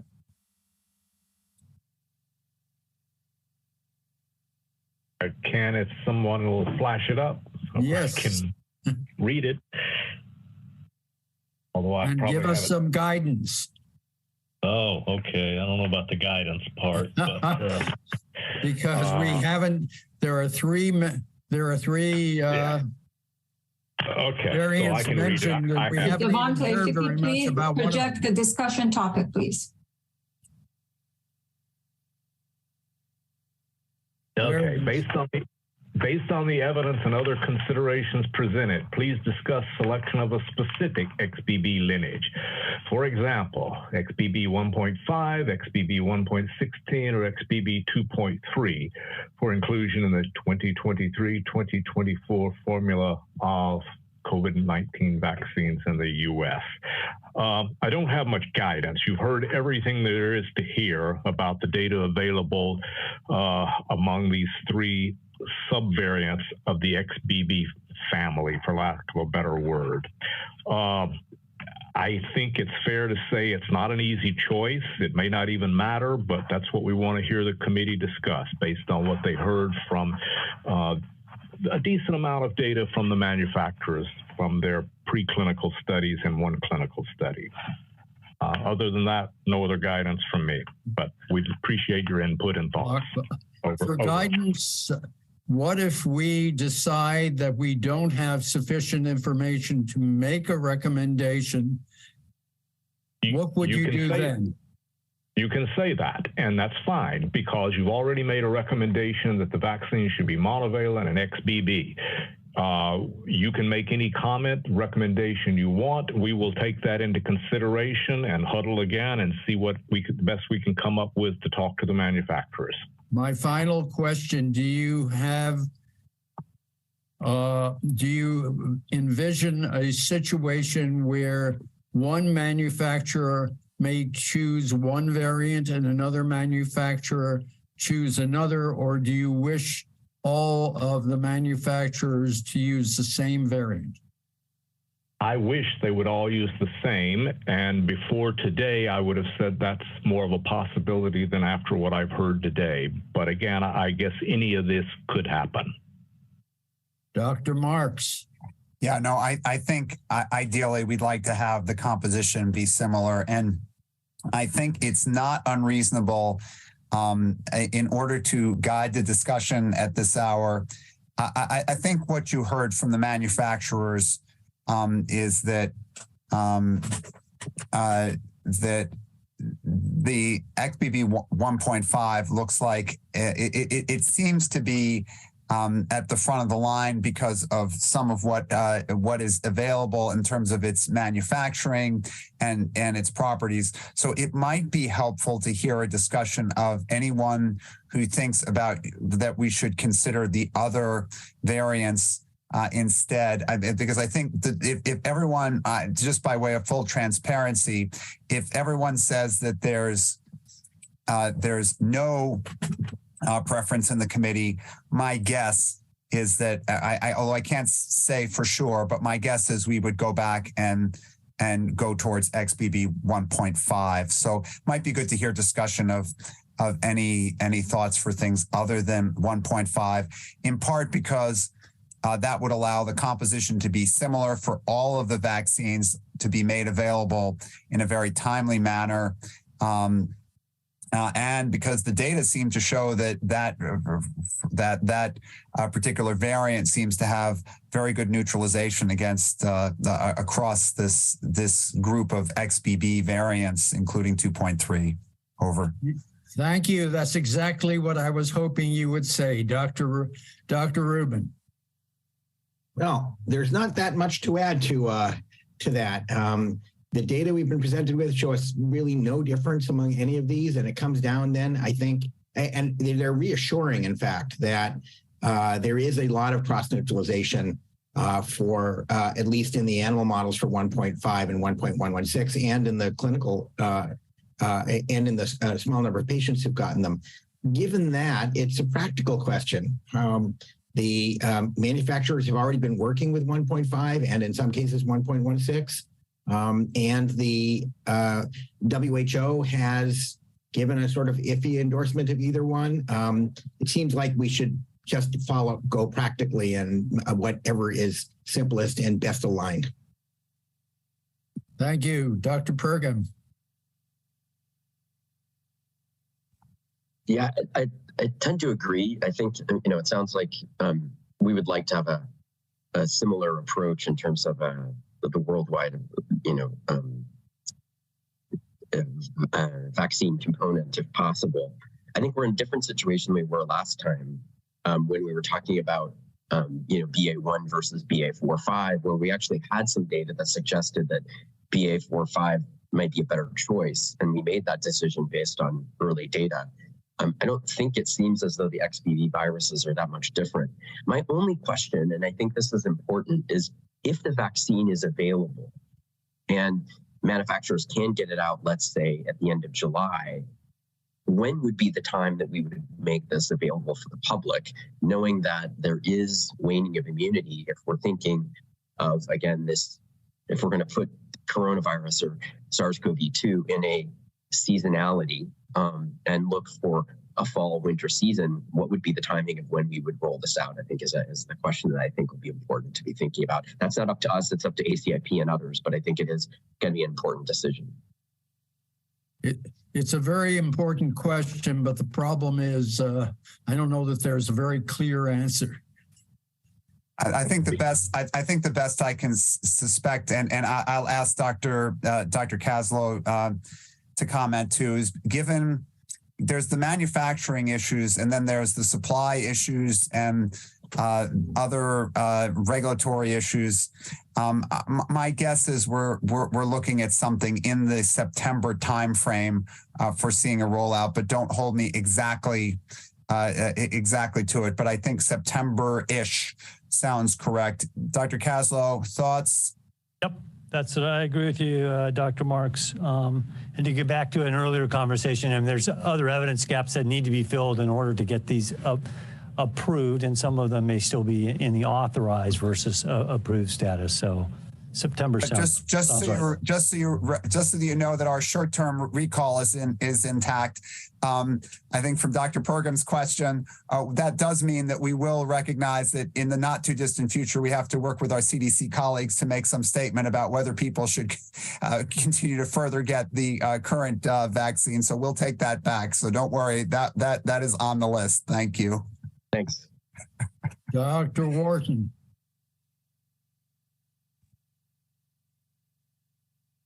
Thank you. What we've seen suggests that there's not much difference in terms of the immune response with these three specific lineages. The 1.5 looks good. It seems like it's the most feasible to get across the finish line early without resulting in delays in availability. And the vaccine we can use is the vaccine that we can get. And so it feels like this would be a good choice. And it's great that we've actually been able to see as much information today about it as we've been able to see, including the one clinical study. So thanks to everybody for providing a pretty robust body of data for review today. Dr. Sawyer. Putting aside the discussion of seasonality and periodicity in campaigns, we all expect this infection to come back in the wintertime. So I agree with Dr. Hildreth's comments that it's important that people have the choice and that we have as many vaccines as possible. Given the timeline for the Novavax product, I would argue that we should at least include 1.5 among the recommended strains because that's the one they've already started producing. I'm indifferent as to whether we allow the other manufacturers to use 1.16 or 2.3. Thank you, Dr. Gellin. Yeah, echoing sort of what Peter was saying, I think consistency is a good thing, but I would look to, I was glad Jerry gave us the language from the other regulatory bodies. We might want to look at some of those because for the most part, they implied the flexibility. So I think as Dr. Rubin was saying, I think it is a practical one for which one of these work best in the hands of the manufacturers. But I'd also want to make sure a couple of things, that there are systems in place down the road to actually evaluate if there are differences, what we might learn from them during the season. And as far as labeling, you hate to have people say, well, I got 1.16 and you got this. So somehow we should signal that these are interchangeable, whatever the right word is, so that these are seen as equivalent. Thanks.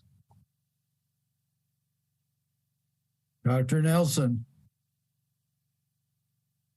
Thank you, Dr. Monto. I would throw in my support for 1.5 rationale for it. First, we heard data today that 1.5 is the best immunogen overall of the three under consideration.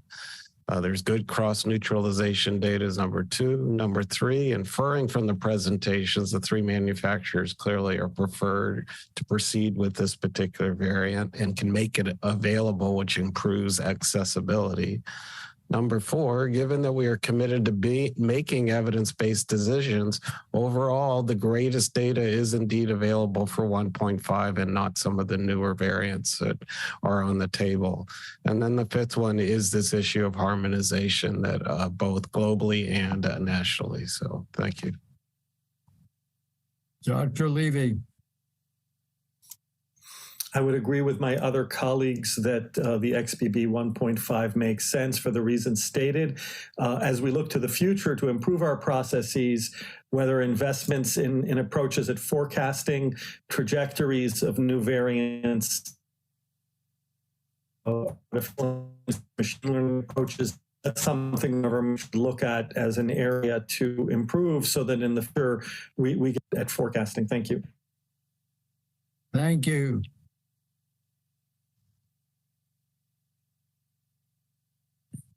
Dr. Perlman. Yeah, so I agree with that recommendation too. I think one point is that we may well in the next month find that XBB 0.1.16 or XBB 0.2.3 become more dominant than XBB 0.1.5. And this doesn't matter though, because I think we have good data that there's really good cross-reactivity within the S protein, and that other parts of the virus may matter. So as we communicate this, we should make it clear that even though the name changes for the S protein, there's not that many changes. So this should work just fine. Thank you. So in summary, we in general feel that the XBB 1.5 would be preferred. We don't have any strong feelings about using other variants, but the fact that most of the manufacturers are ready to work on an XBB 1.5 is an added reason to select this strain or this variant given the immunologic data. And we've always made the point that we're not chasing variants, and even if other variants in this XBB lineage become more prominent, the XBB 1.5 seems to elicit appropriate antibodies. And I think that is a wrap in terms of our meeting. I'll turn the floor over to the director, who I think is going to make some closing comments. Thanks, Dr. Monto. I first of all, let me just thank people for a minute. I want to thank all of the advisory committee members for a really good discussion. Really appreciate the input. And I think we're very sensitive here to making sure we try to do our best to get it right, to get the most people who should be vaccinated, to have the most confidence in those vaccines that are deployed. And we'll do that working with our CDC partners. So we'll look forward to that.